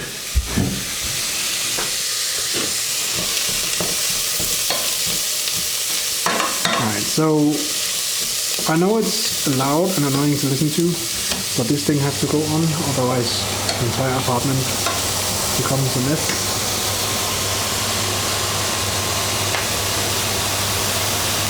Sizzle.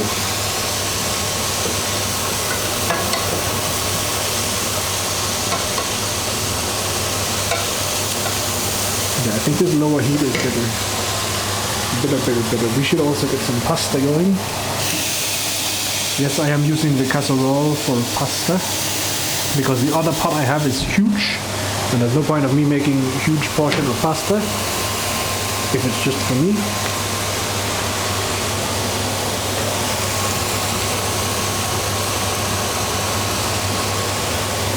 No point of wasting food. But yeah, the beachside cooking streams, we gotta do more of that as well. For sure. Is it a fully furnished apartment? No, so all the stuff that I have here is some stuff that I've purchased or that I brought from the old apartment. So everything you see in the apartment I own. How long is the contract for the apartment?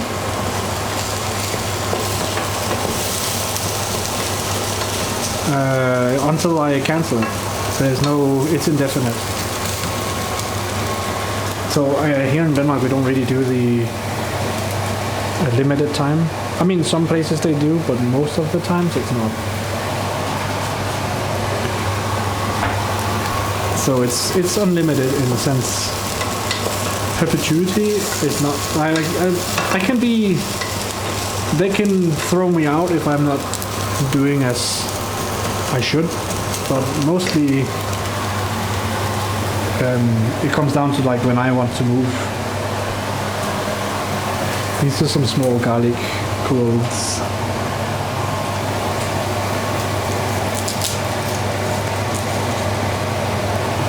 Probably need a few of them. Like this one is so tiny. Oops.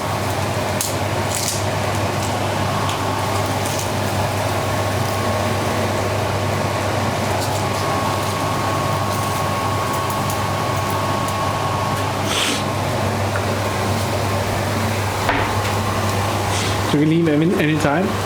I mean, if I want to move, I have to give them a 3-month notice. So I have to tell them 3 months before time that I would like to move out.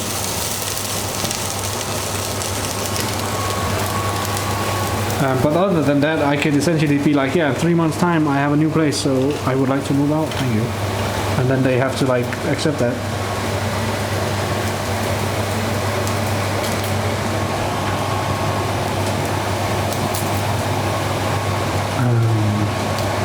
I don't know what the numbers are if they want me to move.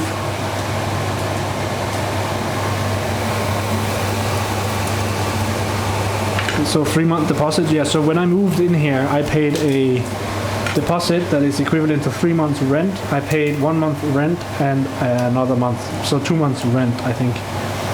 Because you pay a month's rent in advance, and then you also pay the final month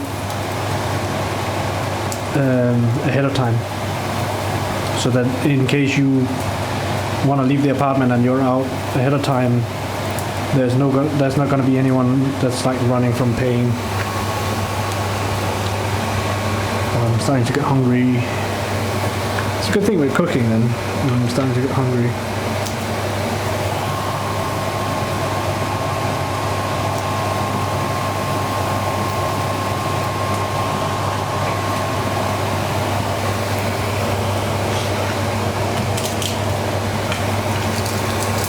Garlic, yeah. We have online portals that is for finding apartments, so it's pretty easy to find the apartments. The next thing is like a good example was like I was out looking at 3 or 4 apartments, which is not that many in the grand scheme of things, before I finally got one. But the first apartment we went out and saw, I brought my mom and my little sister. They wanted to see it as well. It was a pretty nice apartment, and I was actually ready to just say, you know what, that's it. Oh, this is burning. Whoops.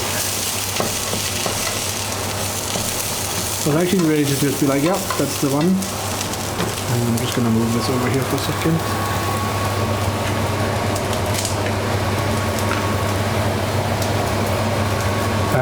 But because of the way that things work with this particular company, is like you go and see the open house, and then you sign up to get the apartment, and whoever is the quickest or has like a good word in with whoever's doing the tour, they get it.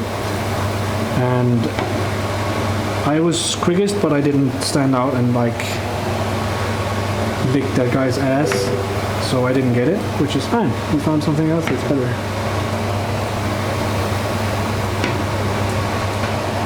If I want to finely mince the garlic, would it be better for me to push it down with a knife, like crush it and then cut it? Or is it the other way around, cut it and then crush it? I can never remember.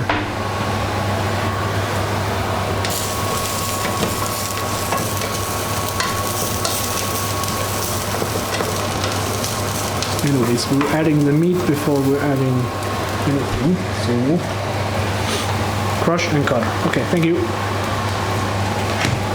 Crush and cut.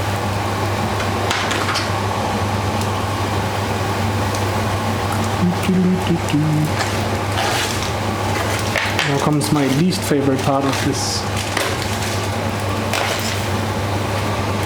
Crush and cut. Thank you, guys.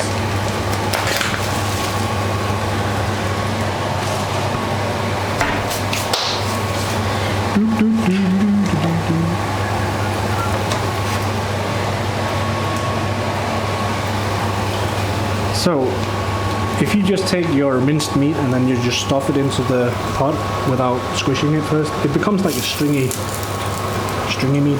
I don't like stringy meat.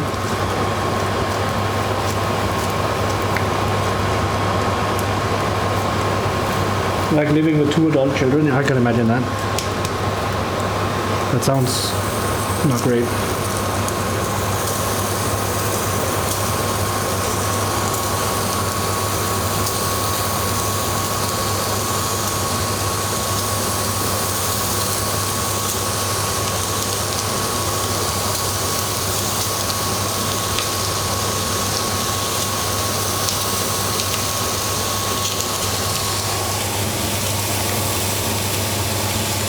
The landlord was a jerk, that's awful.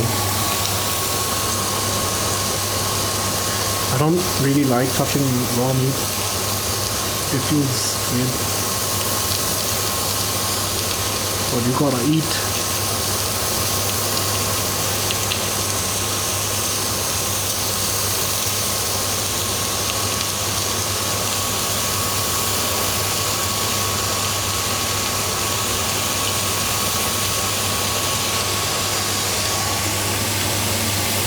Someone's gotta eat.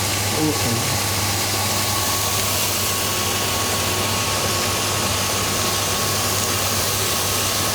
This is kind of like making patties, but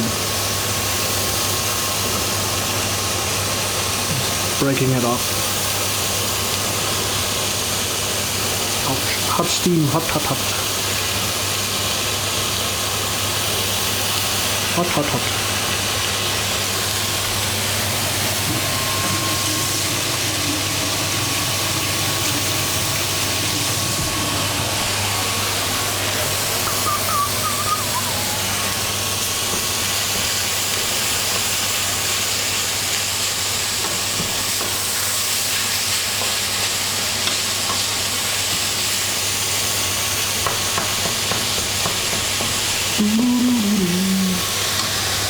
Hi, Tina.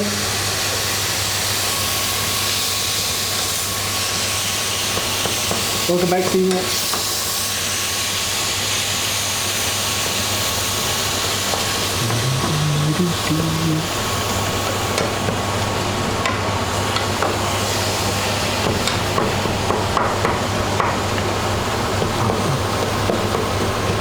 I think the pasta is ready, or the water for the pasta is ready, I should say.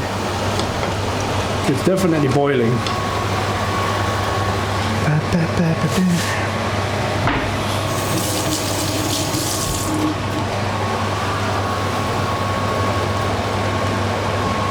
How are you doing, Stina? Welcome to the noisy kitchen. Yeah, we're making, well, it's not spaghetti, it's just any kind of pasta, bolognese. Maybe that will be enough. Should I make more? Just in case. And I can always eat some of it later, right? Yeah, let's make a bit more.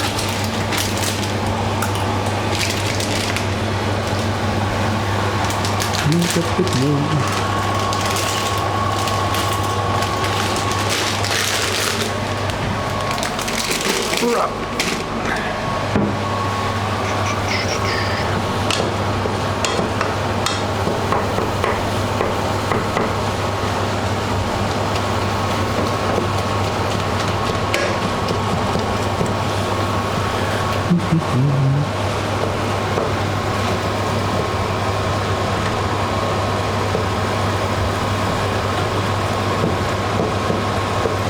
Ended up having to pay $5,500 for it, damn.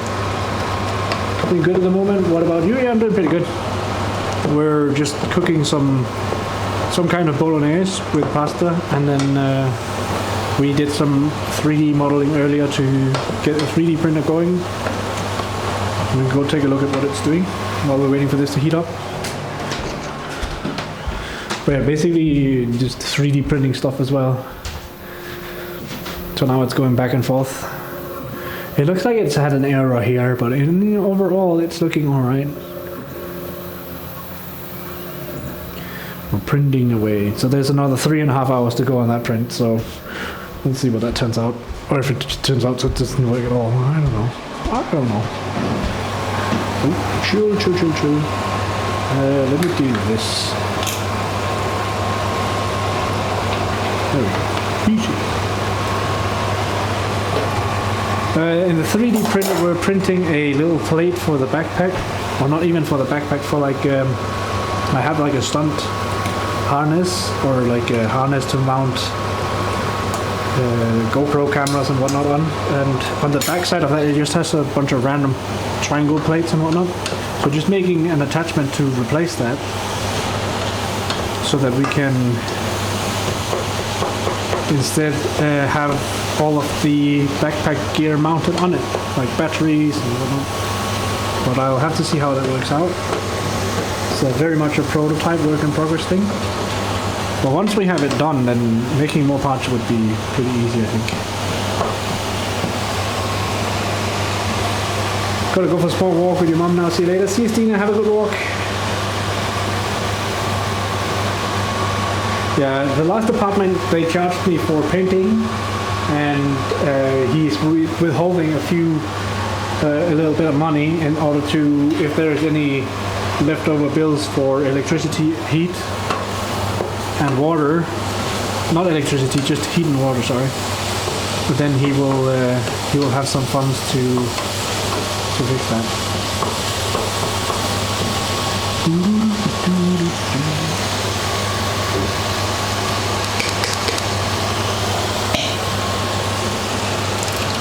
Whoops, that's on the wall.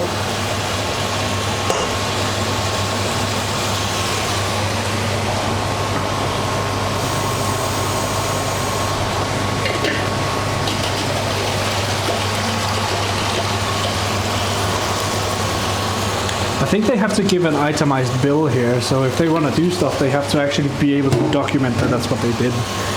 But yeah, some places they might as well just go and say that's how much it cost, and then they made another deal with the actual people who did it.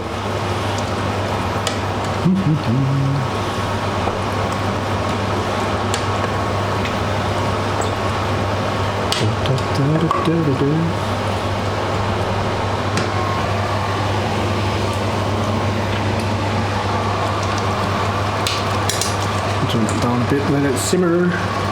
Then we can do these garlics. Crush and cut is what I heard.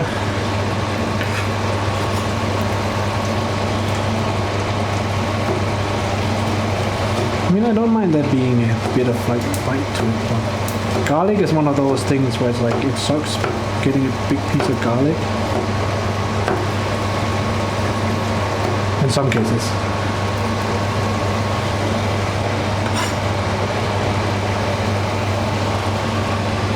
It's a lot of sauce, yeah. I won't need all of it today.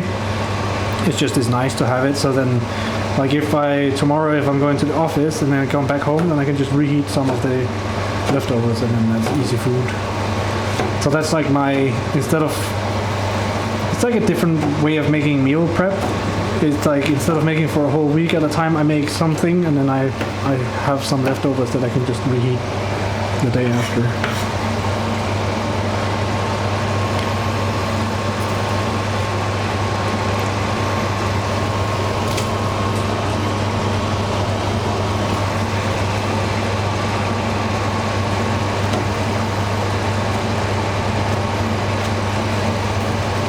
If I was a proper chef, I would know how to not cut my fingers, but we're doing it slowly, so I don't cut my fingers.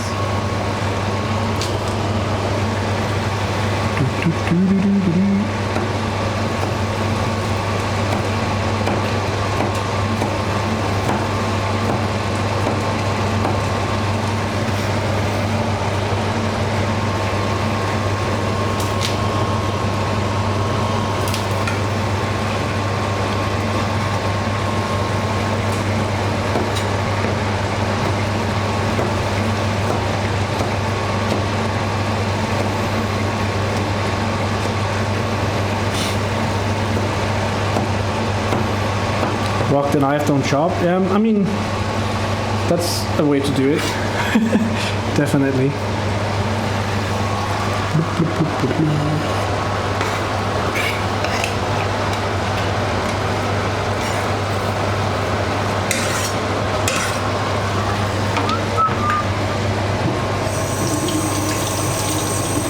sticky fingers because of the garlic. I didn't even go into it. I don't know.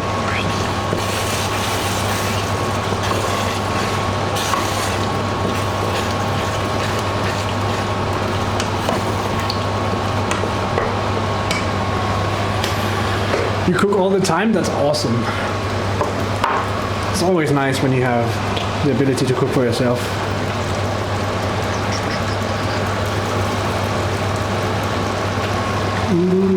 Put in a bit of chili flakes, maybe even a bit of salt.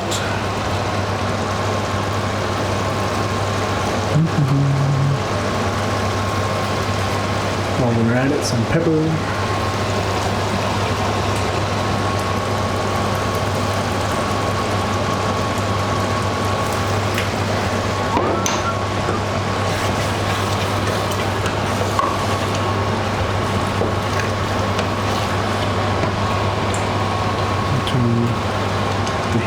I was about to say turn down the heat a bit, but it's already halfway.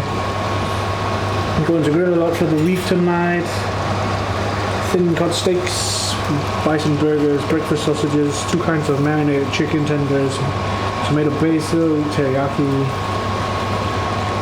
grilled asparagus, and red potatoes too. Ooh, that sounds good too. Oh yeah, Harry, I could definitely see how, especially if you're like very adamant about it being good for others, where I'm like, I can cook, and if you don't like it, then that's fair enough.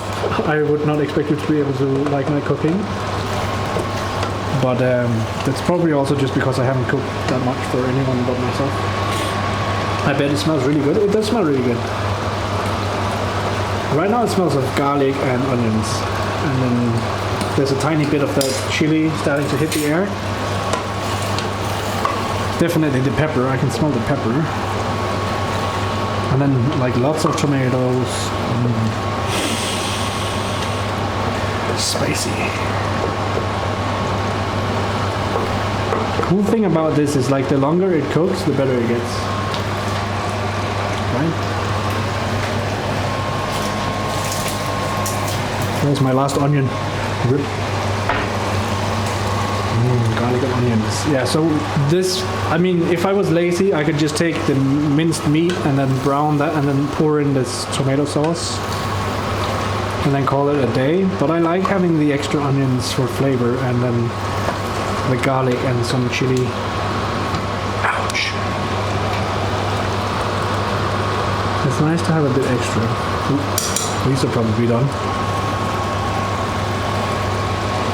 Oh. They need a bit. They're very al dente.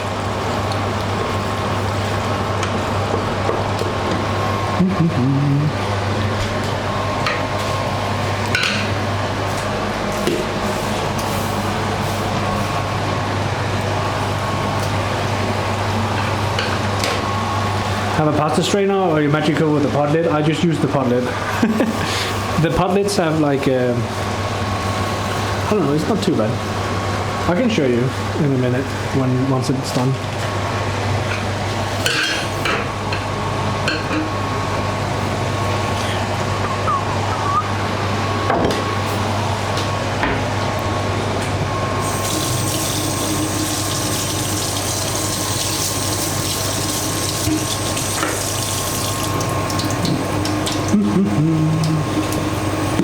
Might as well do some of the dishes while we wait, right?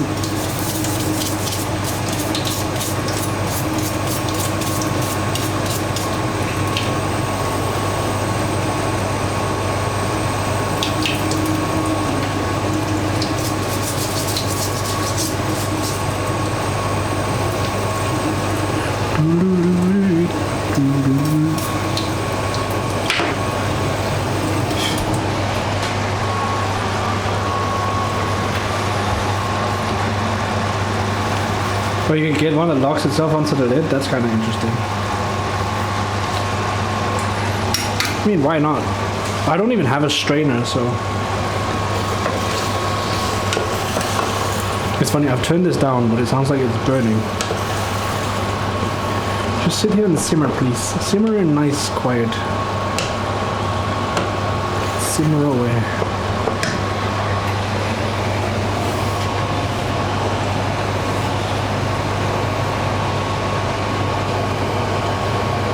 Sheesh, there we go.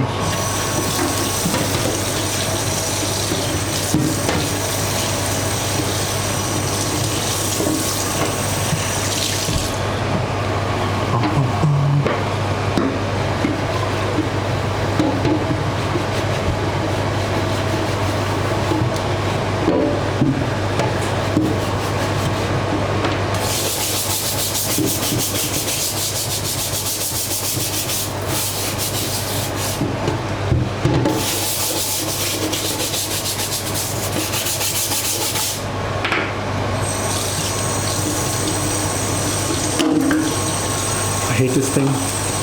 I get why it's here, but it's like it's always in the way.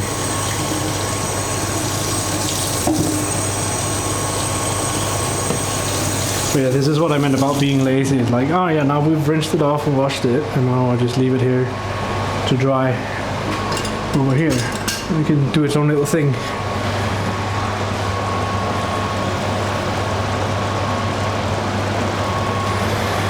You like the clear visor on your exhaust? Yeah, it's quite nice. And it also, I mean, you gotta clean it every now and then, but it's pretty nice when you're a tall person like me, because then I can stand here and look down through it.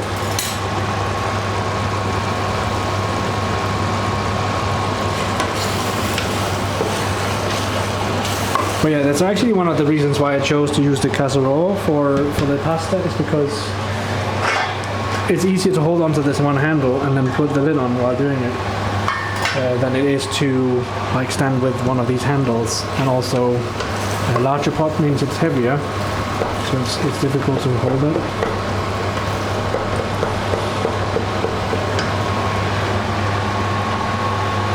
Let me grab the tripod, because I think we'll just eat in here today. So obviously I don't have lighting in here yet, so I'm using this lovely lamp stand just to point it at the ceiling.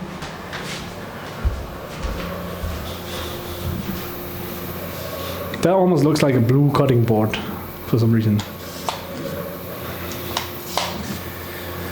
Da, da, da, da, da.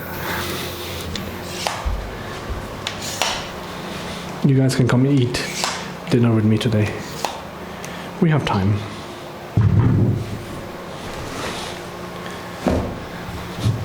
We have time.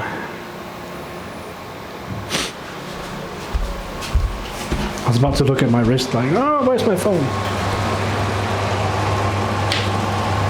I think this is about done.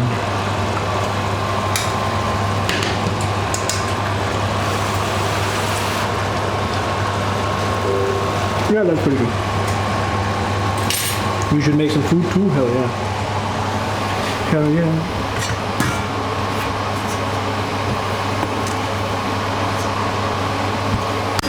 Oops, sorry.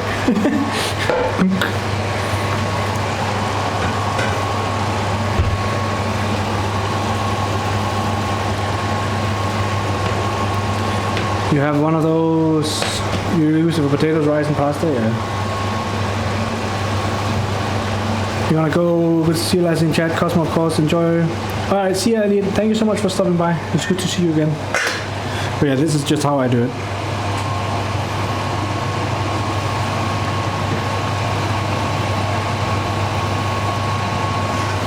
And then, yeah, that's pretty much it. I think this is about ready to. I mean, we should probably taste it, right? See if it's actually edible, if it needs anything.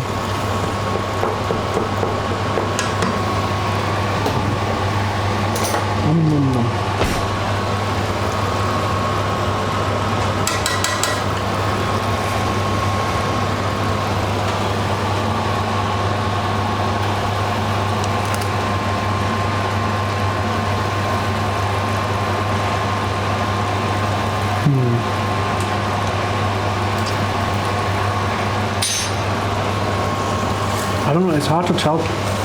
Sometimes it's like, initially it doesn't have much taste, and then it kind of lingers, and then the taste hits. It's weird.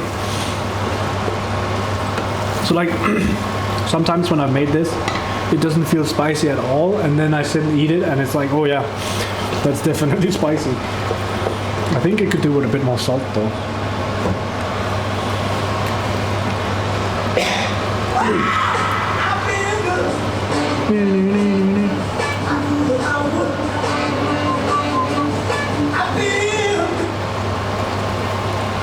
Just a tiny bit more salt.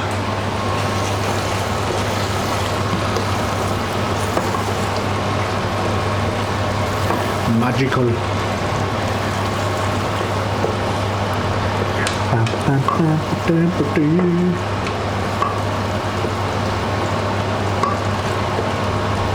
So very thick bolognese. I guess bolognese has to be thick. I don't know. I could thin it out with some water, but I think this is good because then it's I can pick it up with this.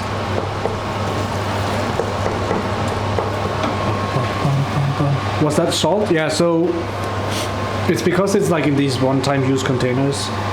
But yeah, this is salt. Det er salt. Den her er snart tom.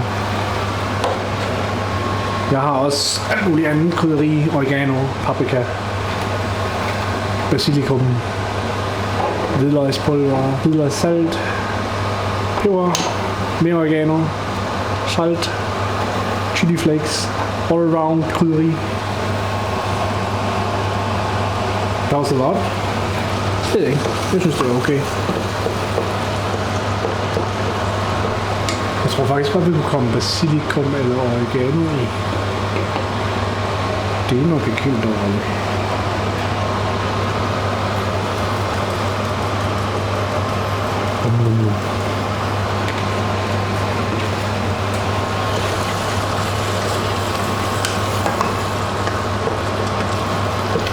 Ikke dårligt, ikke dårligt. Very nice. Thank you for redeeming that.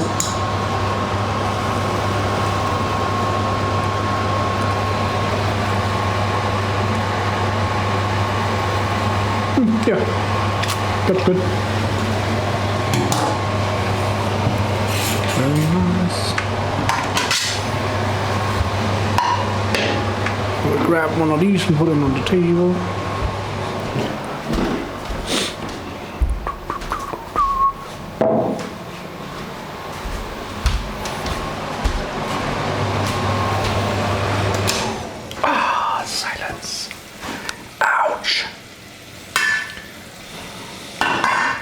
That was hot.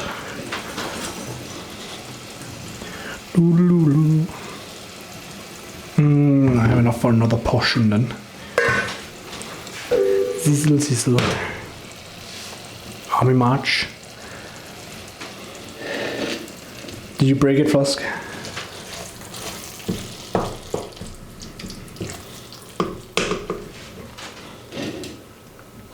Flusk broke it. Some big onions in here.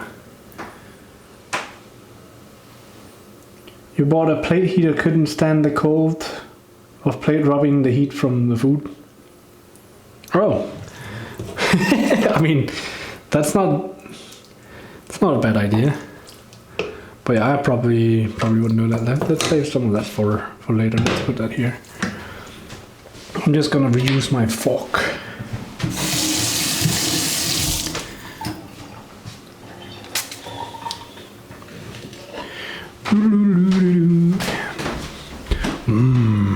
Delish.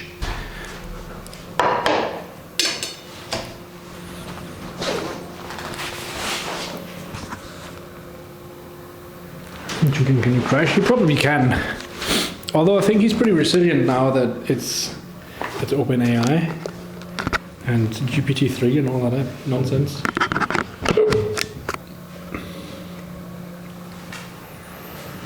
What is this angle like? Do you angle it? Cosmo, have you tried ChatGPT? Julian is actually ChatGPT behind the scenes. So in a sense I have.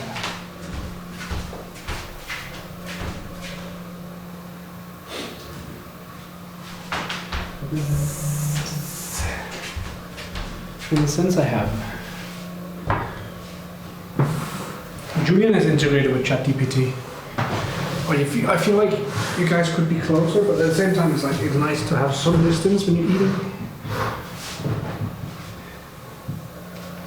Right?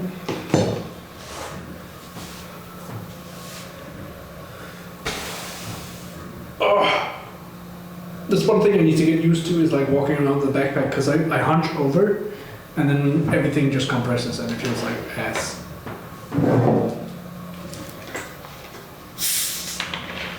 I think he might be trying to speak in either Swedish or Norwegian.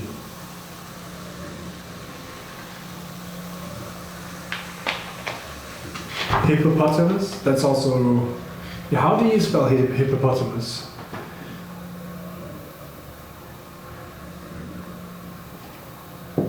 Nice. I have no idea what Julian just said, but sure.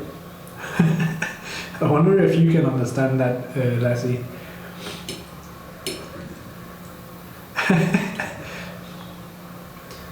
Well, cheers.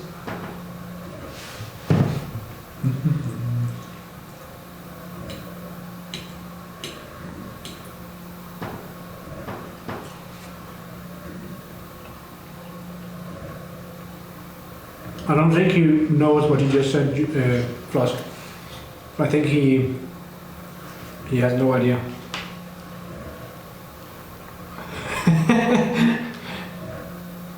I guess he translated what I just said to Hindi, like the literal translation. That's cool. How much can you guys hear the 3D printer? And blah blah.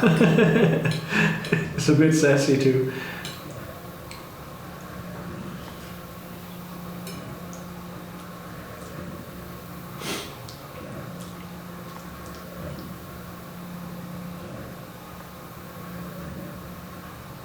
You don't have taste buds?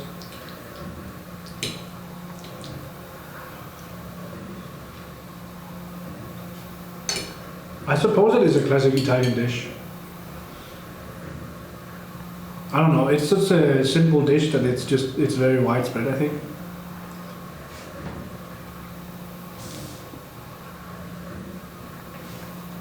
Well, you can hear the low sound, okay. That's not too bad. Dinner's pretty good, it's pretty good.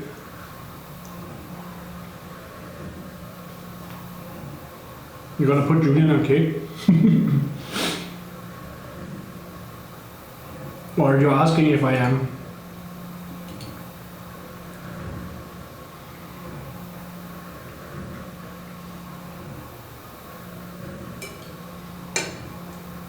Cheese and ham pie.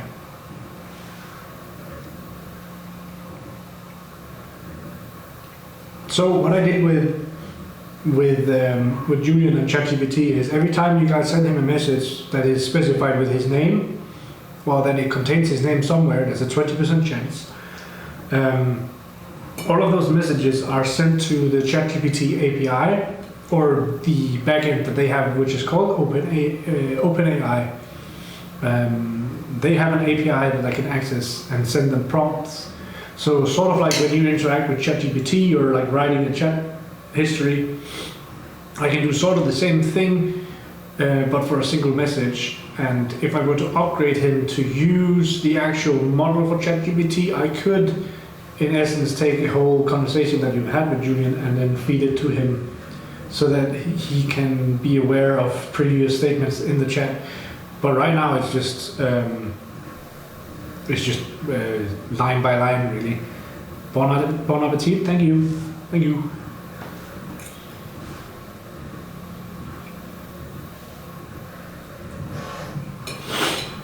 So it's essentially just every time you ask him, he recalculates. That's why he doesn't really have any understanding of, when he wrote that initial sentence in Hindi, he doesn't have the understanding when we then ask him to translate that sentence, because he doesn't, in his world, it doesn't exist anymore, it's gone.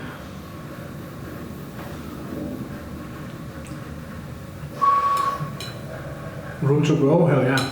That is definitely. We were talking about we could make, and I don't know how we would do this, but in the future we could make a little in real life robot that could be Julian.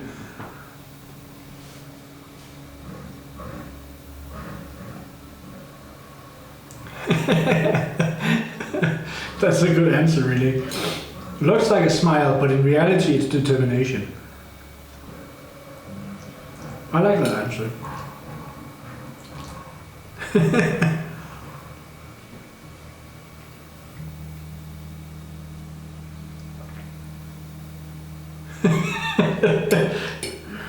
Inserts fighting emojis.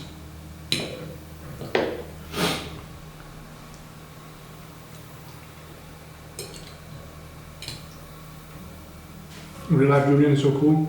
I think it could be fun to see if it's possible.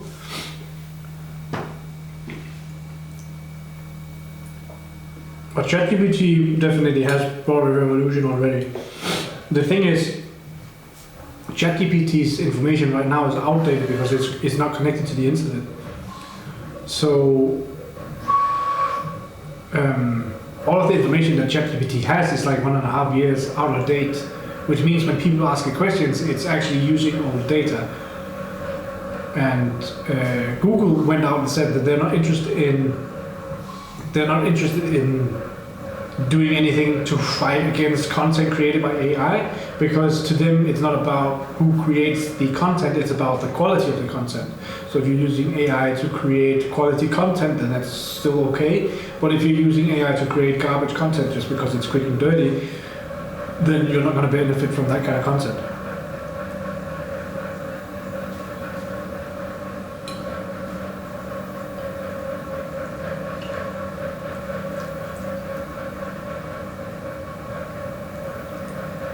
I don't know if my taste buds are just dumb, but like when I tasted it out in the kitchen, I couldn't feel the spiciness of it. But now I can feel the spice burning my lips, but I don't feel it. It doesn't feel spicy. I don't know what to say. So like it's probably spicy, but it doesn't taste spicy. Who knows? Maybe I have COVID.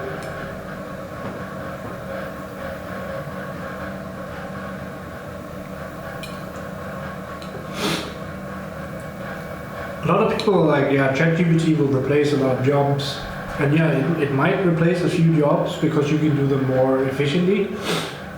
But at the end of the day, some jobs like development is about being creative. A lot of people see development as like just sitting down and coding whatever, but in high-end development jobs you actually have to be creative and come up with a solution and not just code the answer. So it's like, yeah, ChatGPT can do all those things that we've already done, but if there's something that's new and groundbreaking, ChatGPT cannot do it.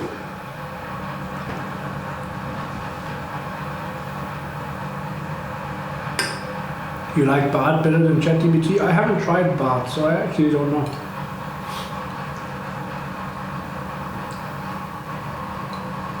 Bard is Google's AI, right?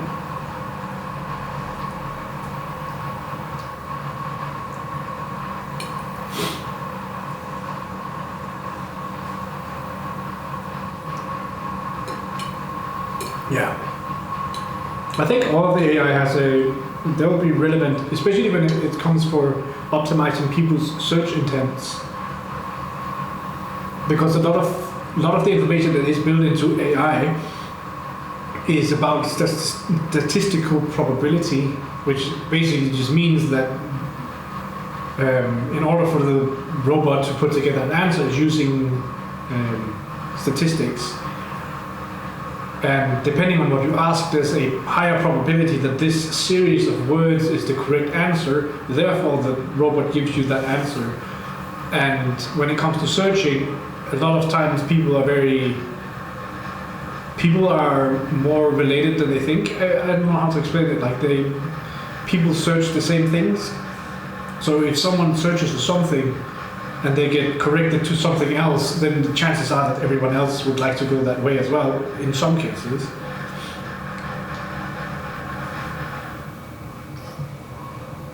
Yeah, definitely. Like you have the people who just sit down and slam the keyboards until something usable comes out the other end.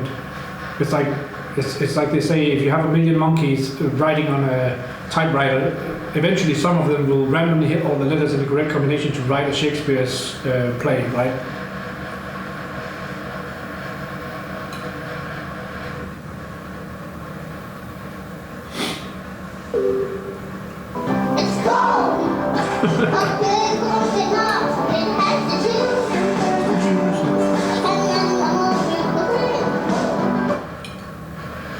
It's corn. It's been a long time since I had corn. Or has it? I mean, that's the thing we could mix into this, is like you could mix corn into your bolognese, but then it's no longer bolognese.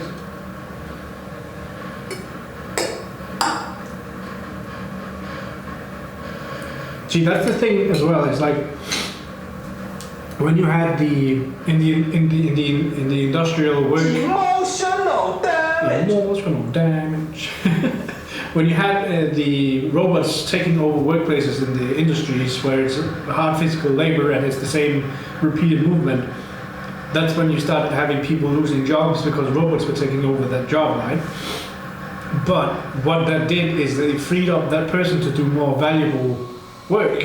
So while he might have lost his job, or she might have lost his job doing some mundane and easy to do task that's repeatable, they are now capable of doing something that's not necessarily repeatable and actually spending their resources more efficiently. So, så skal jeg snakke dansk.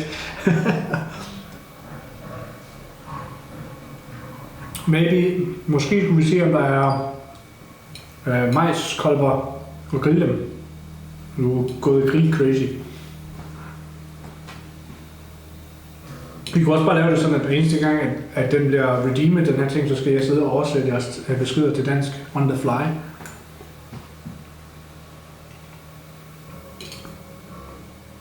Jeg ved ikke, hvordan jeg skal oversætte preach.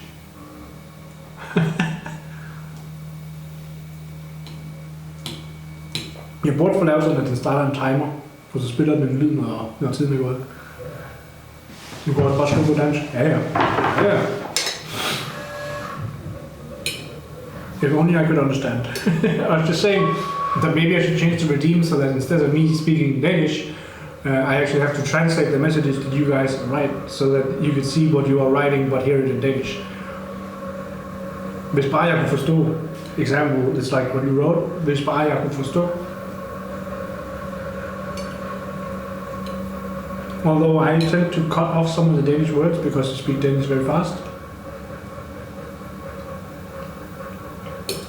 And my dialect does that too.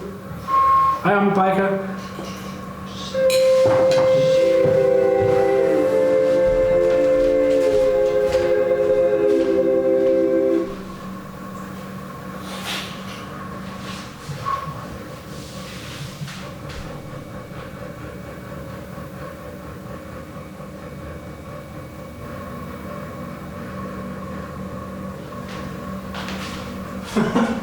How are you doing, Alpaca?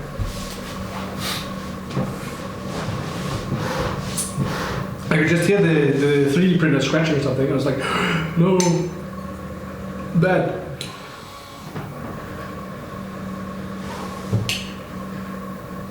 I'm doing pretty good.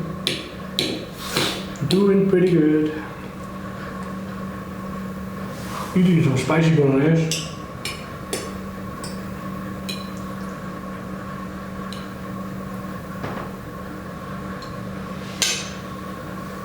Yep. I mean, it's one of the corners of it, right? I can give you another tour in a minute, but it's one of the corners of the apartment. I'm just gonna go grab more to eat.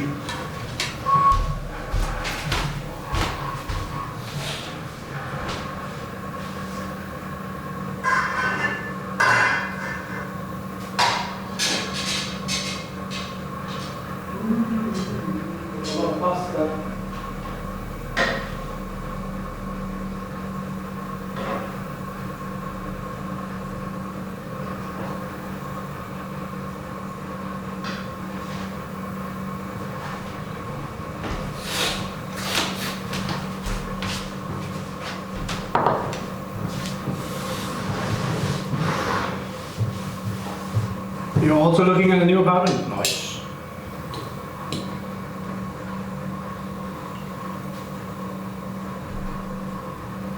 Now see, I'm actually not sure, but I don't think it's that bad. Need some painting on the wall? Yeah, I mean, there's a bit of an echo here. And this plant shouldn't be standing here. It's just it was bothering me in the window in the sleeping in the bedroom.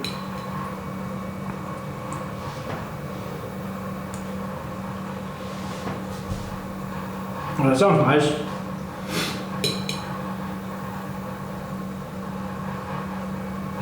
Underwater. Paint you underwater. Yeah, we were talking about that last time we streamed. It's basically the wall to my left. I mean, you can sort of see it, but I'll turn you guys around. There's this wall over here.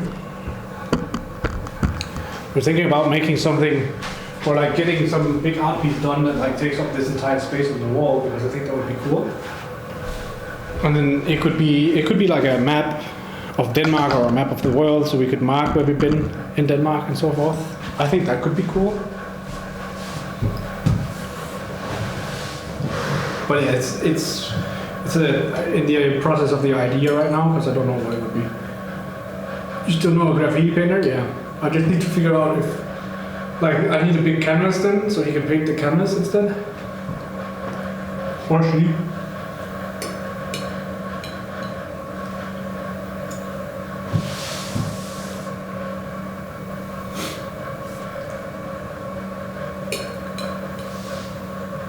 I just like the idea of having something that's like, it's not just another random painting, but it actually has some kind of idea.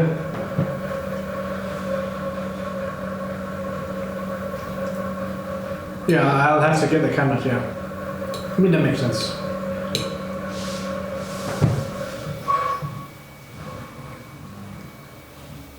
I don't know what he's charging. I mean, we can figure it out and then set up a goal for it. And then make it a chat thing.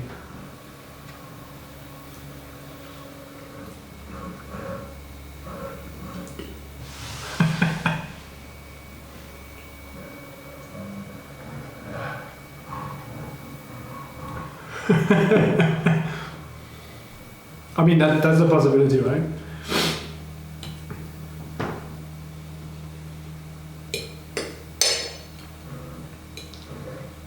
Always a possibility.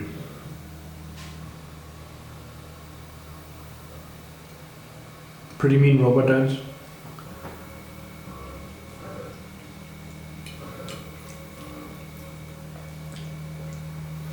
Nice.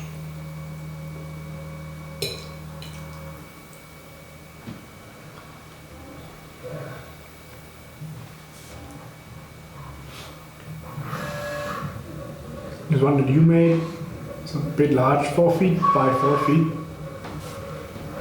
And 4 feet is like 1.20 meters, 30. That's pretty big, yeah? Yeah, I'd love to see that kitty. Wow, voice crack.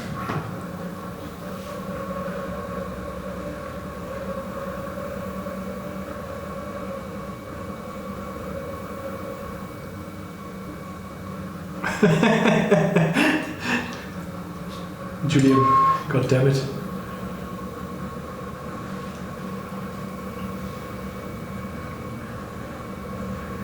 Can we let the AI control a robot? I mean, we probably could. I'm not sure how we would do it, but we probably could figure it out. How far am I from Frederiksborg Castle? 2.5 hours, I think.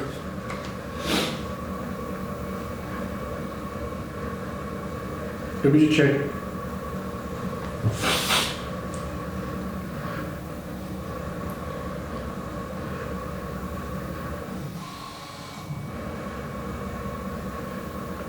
Well, it depends on which way I'm driving. 3 hours if I go over Fyn, and then 4 hours if I take the boat.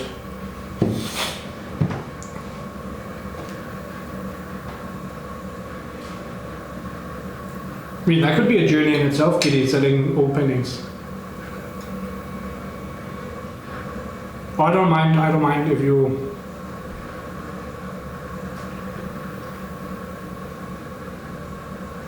I don't mind you talking with Julian. It's just when you start your sentence with it, really.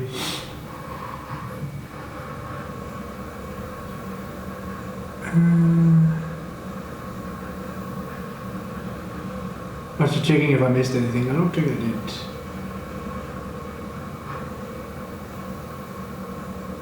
Use an emote instead of paying me. I mean, that's fair. I still think the idea of like having Julian posed as like an old lord on the wall would be fun, like a painting.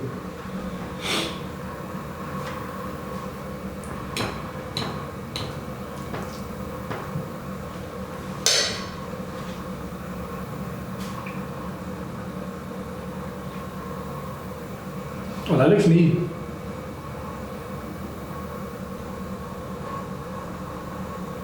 It definitely has more color than I have at the moment, but it kind of fits the color scheme of the. You saw the space photographs. It kind of fits the color scheme, so I'm not against it. I think that would be cool.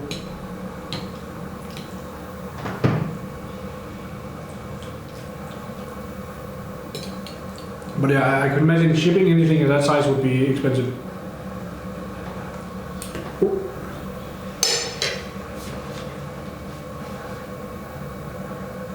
Do I have a plan for this year's Walk of Life? Oh, this one looks cool too. Right now I don't have any plans for this year's Walk of Life. I think what I could do is like make it a multi-day event again, instead of just being like 50 kilometers in a day, because 50 kilometers in a day was insane.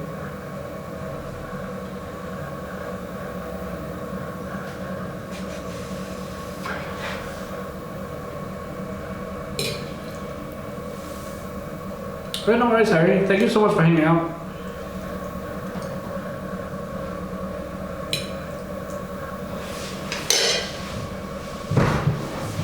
A weekend road trip. You'll have to come over in our container shipment probably? Yeah, I think so. And I think that's pretty expensive to ship stuff by container, unless it's like something where you like, we just need an extra item and you can have it for free.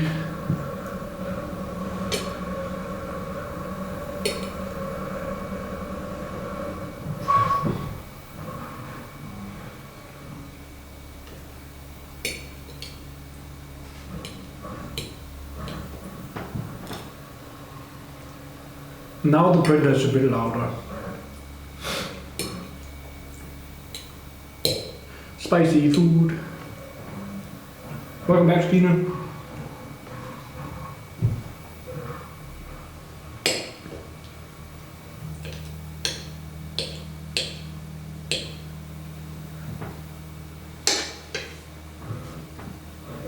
It's pretty good.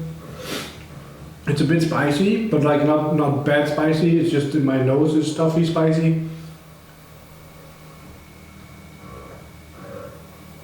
I'm like, I don't know. I was like, while making dinner, I was like, I'm pretty hungry, so I'm gonna make a bit extra pasta.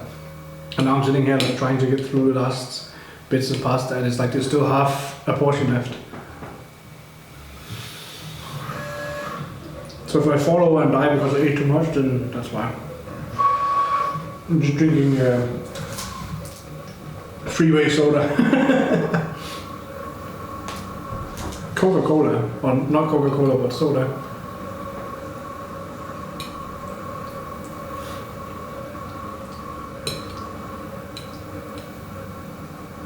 A bunch of sugar. Freeway.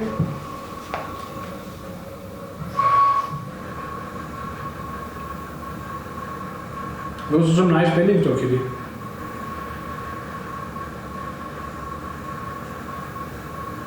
Do you guys have freeway in the US? You probably don't, right? Will you give a house tour? I can give another house tour, yeah. I mean, it's dark outside now, so it's not as easy to see as earlier, but once I've finished eating, I'll give another house tour for sure. You guys can come help me do the dishes as well. The one dish and pan pot. This table also has extensions. Don't forget to water myself. I probably shouldn't do it with that thing. That thing has fertilizer in it. That's why these plants have grown so big. Yeah, off-brand cola, but not one million off. It's from a grocery chain that's called Lidl, which is a German brand, or German, I think. I think Lidl is German, right?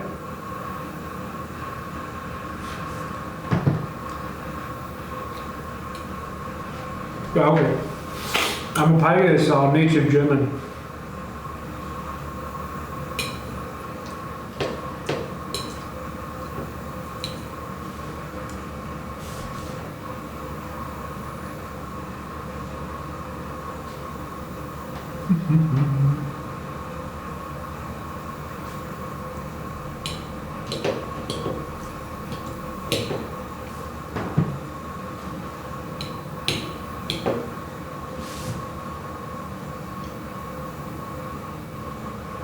About to attempt to speak German, but I'm also like, it's not a good idea. It will probably be the worst ever.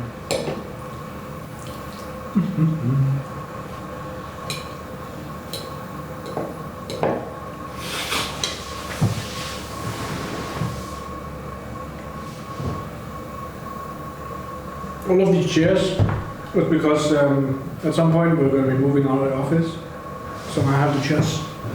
You have a calzone and the toaster oven. Ooh, nice. Good.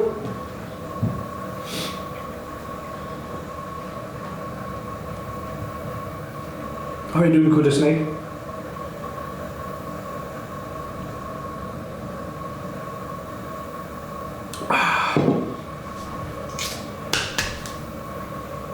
Nice. That's good. Drinking Pepsi Max, that's also decent. I had my mom and her husband brought back 2 cases of Pepsi, just regular Pepsi. So I just filled those into the fridge, and I had Pepsi in the fridge forever. But now I only have Freeway. I like to have the ones with sugar. I think the synthetic sweetness is just not the same.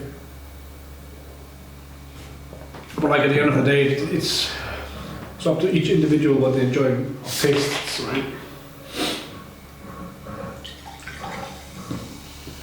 Just drinking a beer, that's nice. What kind of beer? Any particular brands?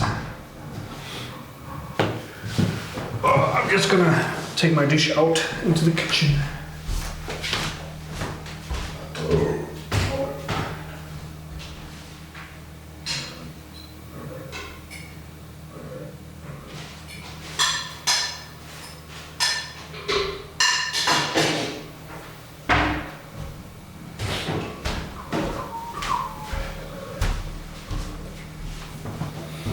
Swedish Oro, nice.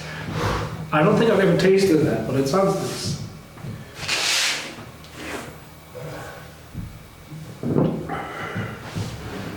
Start in Tønder, drive along West Coast all the way up to Skagen, down again along the East Coast, go over Fyns North Coast, Sjælland's North Coast, and go around, drive along the South Coast of each of those, back to the border. So we drive around Denmark, how about that? That sounds like a very long trip. I don't think you can do that in a weekend, unless you're like doing nothing but driving. And I'd be worried, like, I don't think it's a bad idea. I just think I would be worried that we would run into a lot of dead zones when it comes to the signal, depending on which route is planned. I mean, it's definitely something to take into consideration. An idea I was thinking about was to start on the west coast and then walk to the east coast of Jylland, or Jylland. So like start in perhaps Blåvand and then walk east.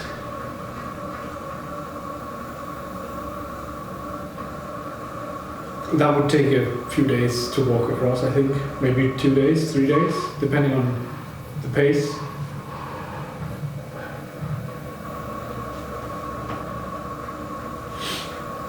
It could definitely be interesting to do.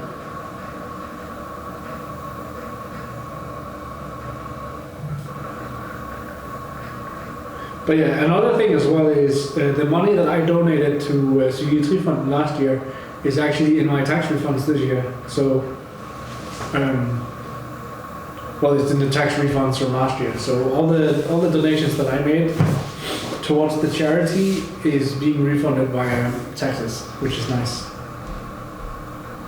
107 kilometers walk. Yeah, so it would have to be like 2 or 3. Definitely a bit more than 2 or 3 days, maybe 4 days. It's not impossible, right? It's just about planning out where you want to go. How does that work with someone following you with a car? So the way I did it the first year was we started in a city called Viborg. And then from Viborg, I was walking along a path that's called Hervejen in Danish, or the Ox Road in English, I think. And this path, along the way, there's a bunch of shelters and campsites that you can stop at. So essentially, every day you take a leg out of the trip, and usually one leg would be between 24 to 35 kilometers. So you would spend a lot of time walking, and then you'd spend some time recuperating in between. But I was very unprepared. Even though I had some stuff prepared, but I was unprepared for the first time I did it.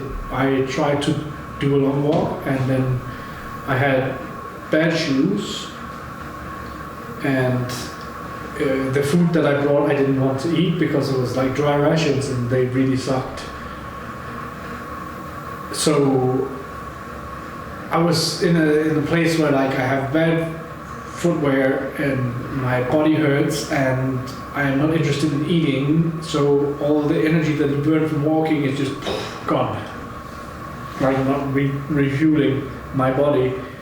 So I ended up having to call it after like 2 days. And then we did the rest of the week for some different kinds of charity. And then last year we did the 50 kilometers in a day, where it was some colleagues and I who were out doing this walk. And that went pretty well, but that was also more of like there was a lighter weight, there's less stuff to carry.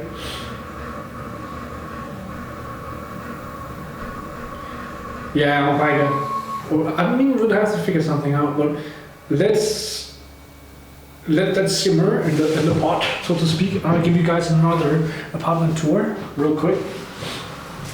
I cannot promise that I will do any more apartment tours in the future. Maybe if we change something drastically, I don't know. But also just to say that there's no reason for me giving an apartment tour at 6:04 every stream. It's nice to be able to share. I love that people are curious. Also, sorry about the sniffly nose. It is sniffly. So, welcome to my living room. You guys have been sitting here watching me eat. Let me grab this so I can see what I'm showing you. So, my living room, I have a big dining table with room for 6 or even more, as I have the possibility of extending the table at either end, I think. So I could probably fit 10 people in here around the table. Maybe even 12 if you put one at the end as well.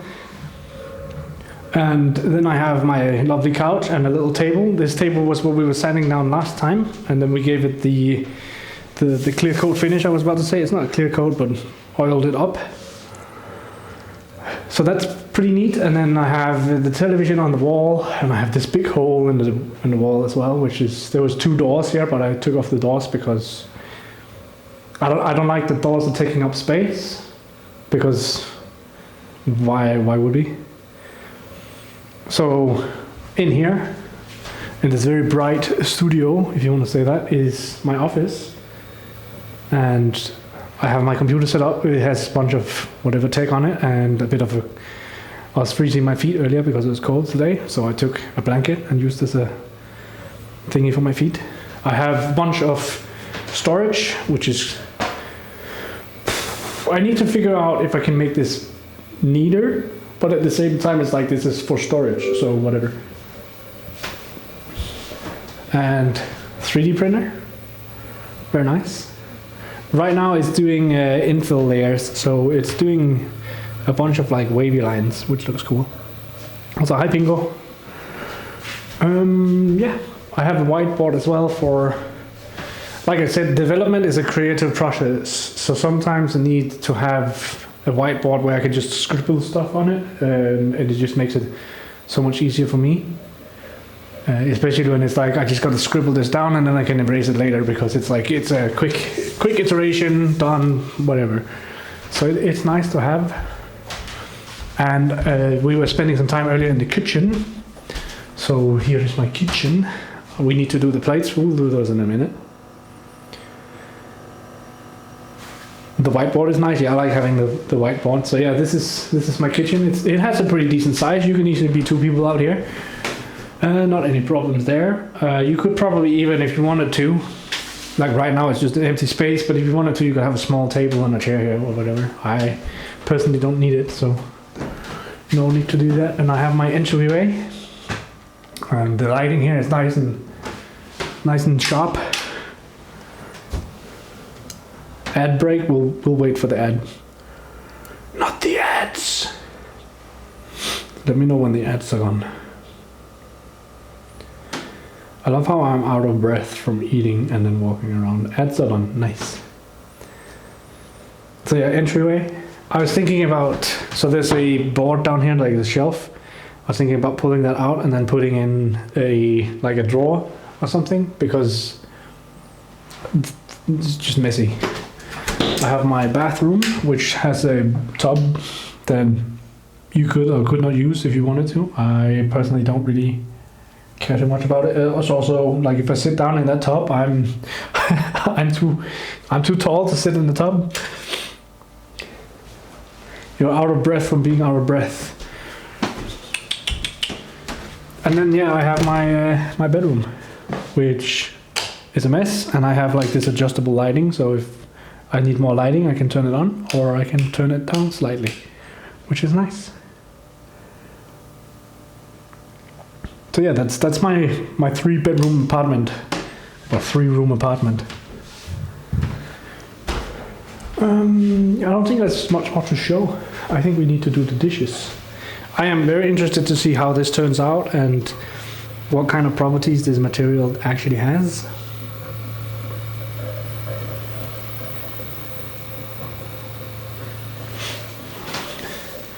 If that's a mess, you should see my bedroom.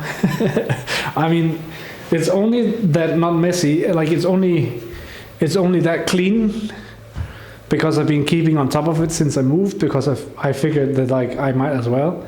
And then a lot of my clothing I had to throw out, or I was convinced to throw out, so I threw out a few pieces of my clothing, so I don't have that much clothing anymore. So I need to figure that out at some point too. But yeah, I think this is a nice apartment. It's a nice and quiet area as well. And like right now they're doing they're digging up the roads up here. But like once they're done with that, parking won't be an issue either, I think. So that's nice. Do you guys want to come and do the dishes?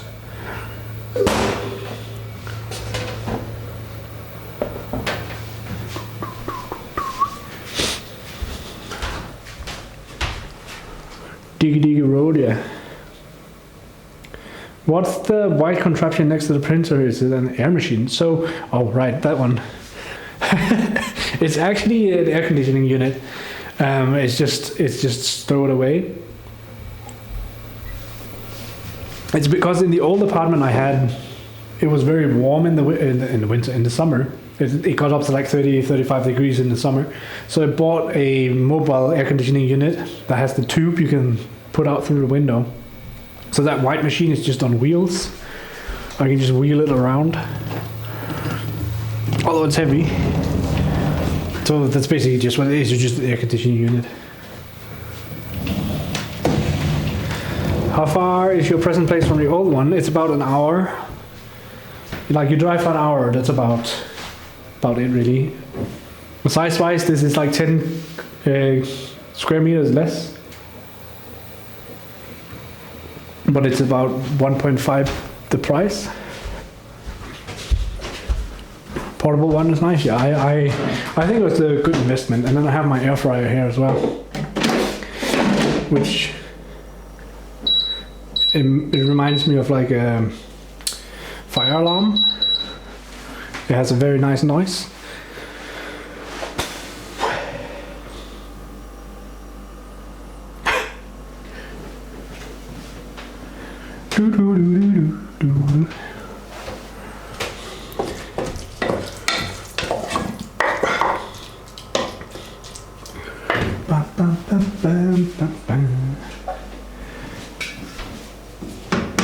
So the plan is I'll probably eat this tomorrow. I don't know how warm this is. It's probably too warm to go in the fridge.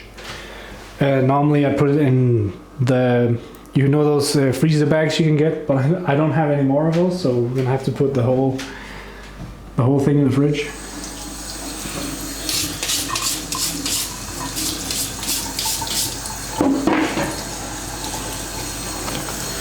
Which is, I mean, it's better than throwing it out because of no reason.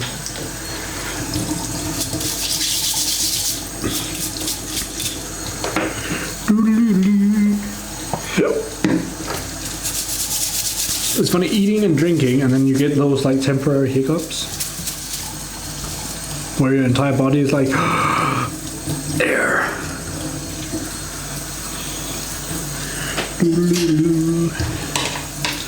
Hot, hot, hot.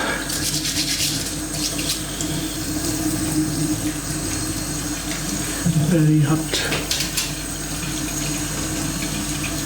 Nice sound, yeah. What about parking arrangements? So parking up here, there's no designated parking spot, but I do have access to parking, which is like, I don't know, I think the car's parked like maybe 100 meters away right now, so it's not bad. It's not bad at all.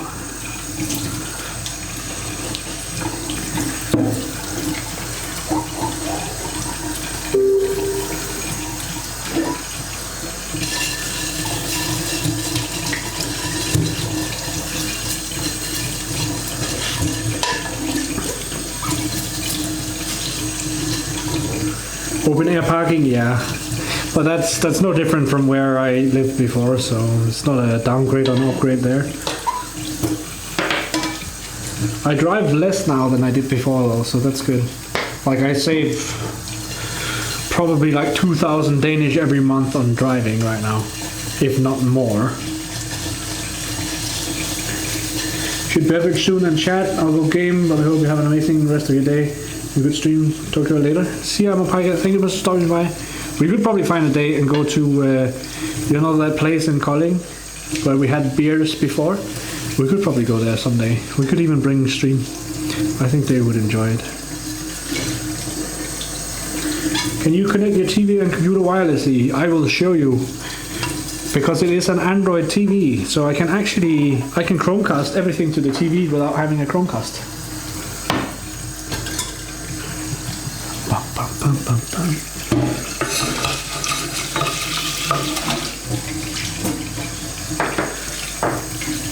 So essentially, yes, I can wireless stuff from. I don't have like regular programming for the TV, so I don't have TV channels and whatnot, because I'm not gonna pay for that, because at the end of the day, that versus buying a streaming service is just like, oh, you're paying to see this channel, let us throw you some ads so we can make money on the ads as well. It's like, okay. Never walk alone? I think that's what it's called, yeah. Maybe in the weekend? Oh yeah, we could probably do it this weekend. Yeah, I don't think I have any plans. Watch party someday, even if via Discord? We could do that, yeah.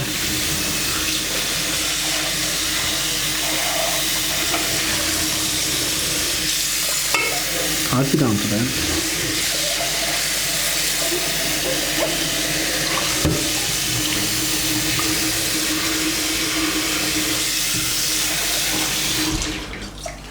I'm just gonna be lazy and be like, it fits, no problem.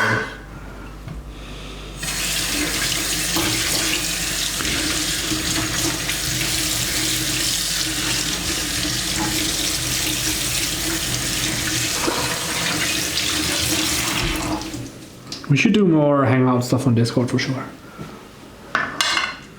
Will it fit? We'll make it fit somehow.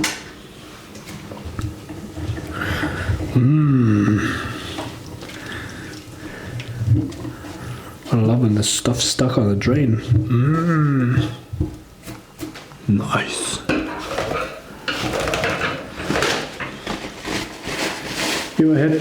I'll give you a heads up on Discord when we will figure something out. See you, Biker.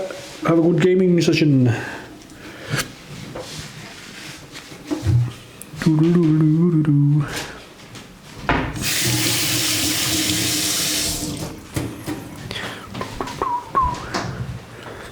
That was the dishes. Well, most of them. I think this might actually... I mean, if we can touch it with my hand, we can probably put it in the fridge, right? In the fridge! Yoink.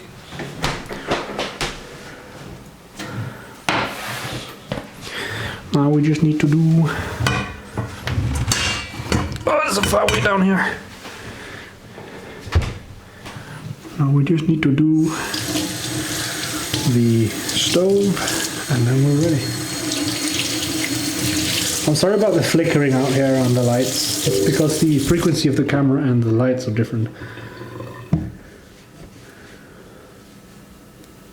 Oh, you have to buy a special thing for it? I mean, it depends on what sink you get as well.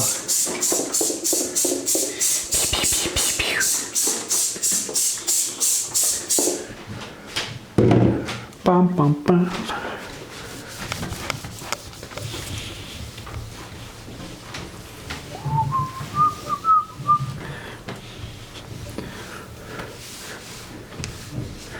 Nice. That came off really easy. Easy peasy. I don't know how I managed to get tomato sauce all the way up on the wall, but hey, it came off.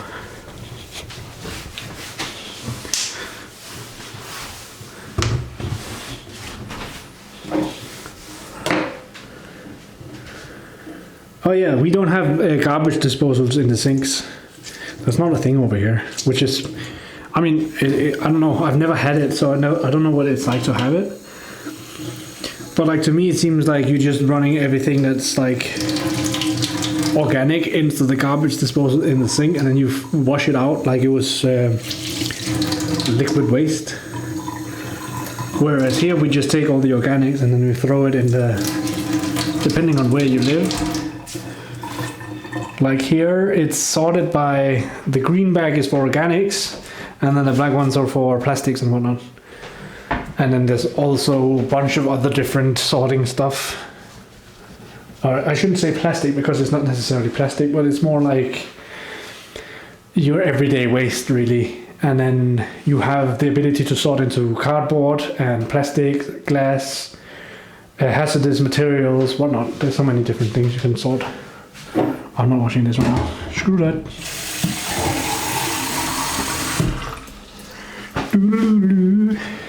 But yeah, I'll show you on the TV what it can do. Real quick. So one thing we can actually do on the TV right now together is we can find someone to raid. It's amazing you have a trash for organic materials. Yeah, I think that's nice. It's nice. Toshiba. Do garbage collection come each day? It depends. I think organic garbage collection is more often than the other ones. In some cases it's like every week, and then other times it's every other week. I think it also depends on where you live. Like where I lived before, it was every second week they'd pick up the non-organics, and every week they'd pick up organics. They collect garbage every Friday. Do you have to pay for it? I think we pay for it with our taxes. If you owned a house, you would have to pay for it more directly. But because we live in apartments, the people who own the apartments are paying for it, and we pay indirectly via our. I guess Zoe's doing workout. So yeah, we can actually go and look at Twitch streams here.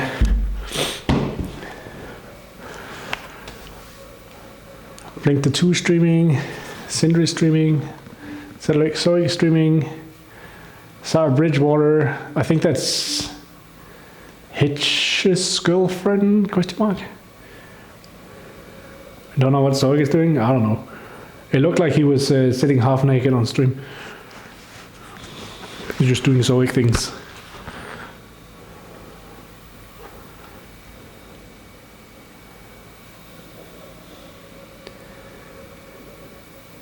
Did she end stream? Oh no, it's coming here. So yeah, I can even watch Twitch on TV. Yeah, how far.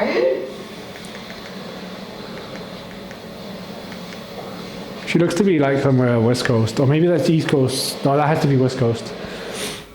Wow. So he's sitting in his car. His thumbnail is him being shirtless. Alrighty, so we're almost ready to get out of here. What else? Oh, they're in Portugal, that's why. Yeah, then they're definitely at the West Coast. I think it's her stream that's glitchy and not mine. I don't know.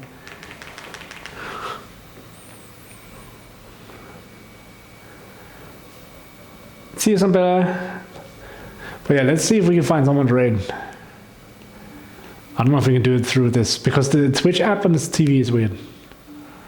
They're playing Diablo.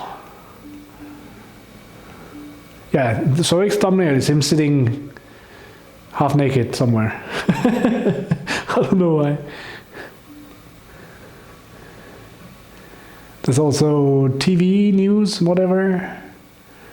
But yeah, you can basically download anything you can download from the App Store on this TV, I think. It's just a big smartphone.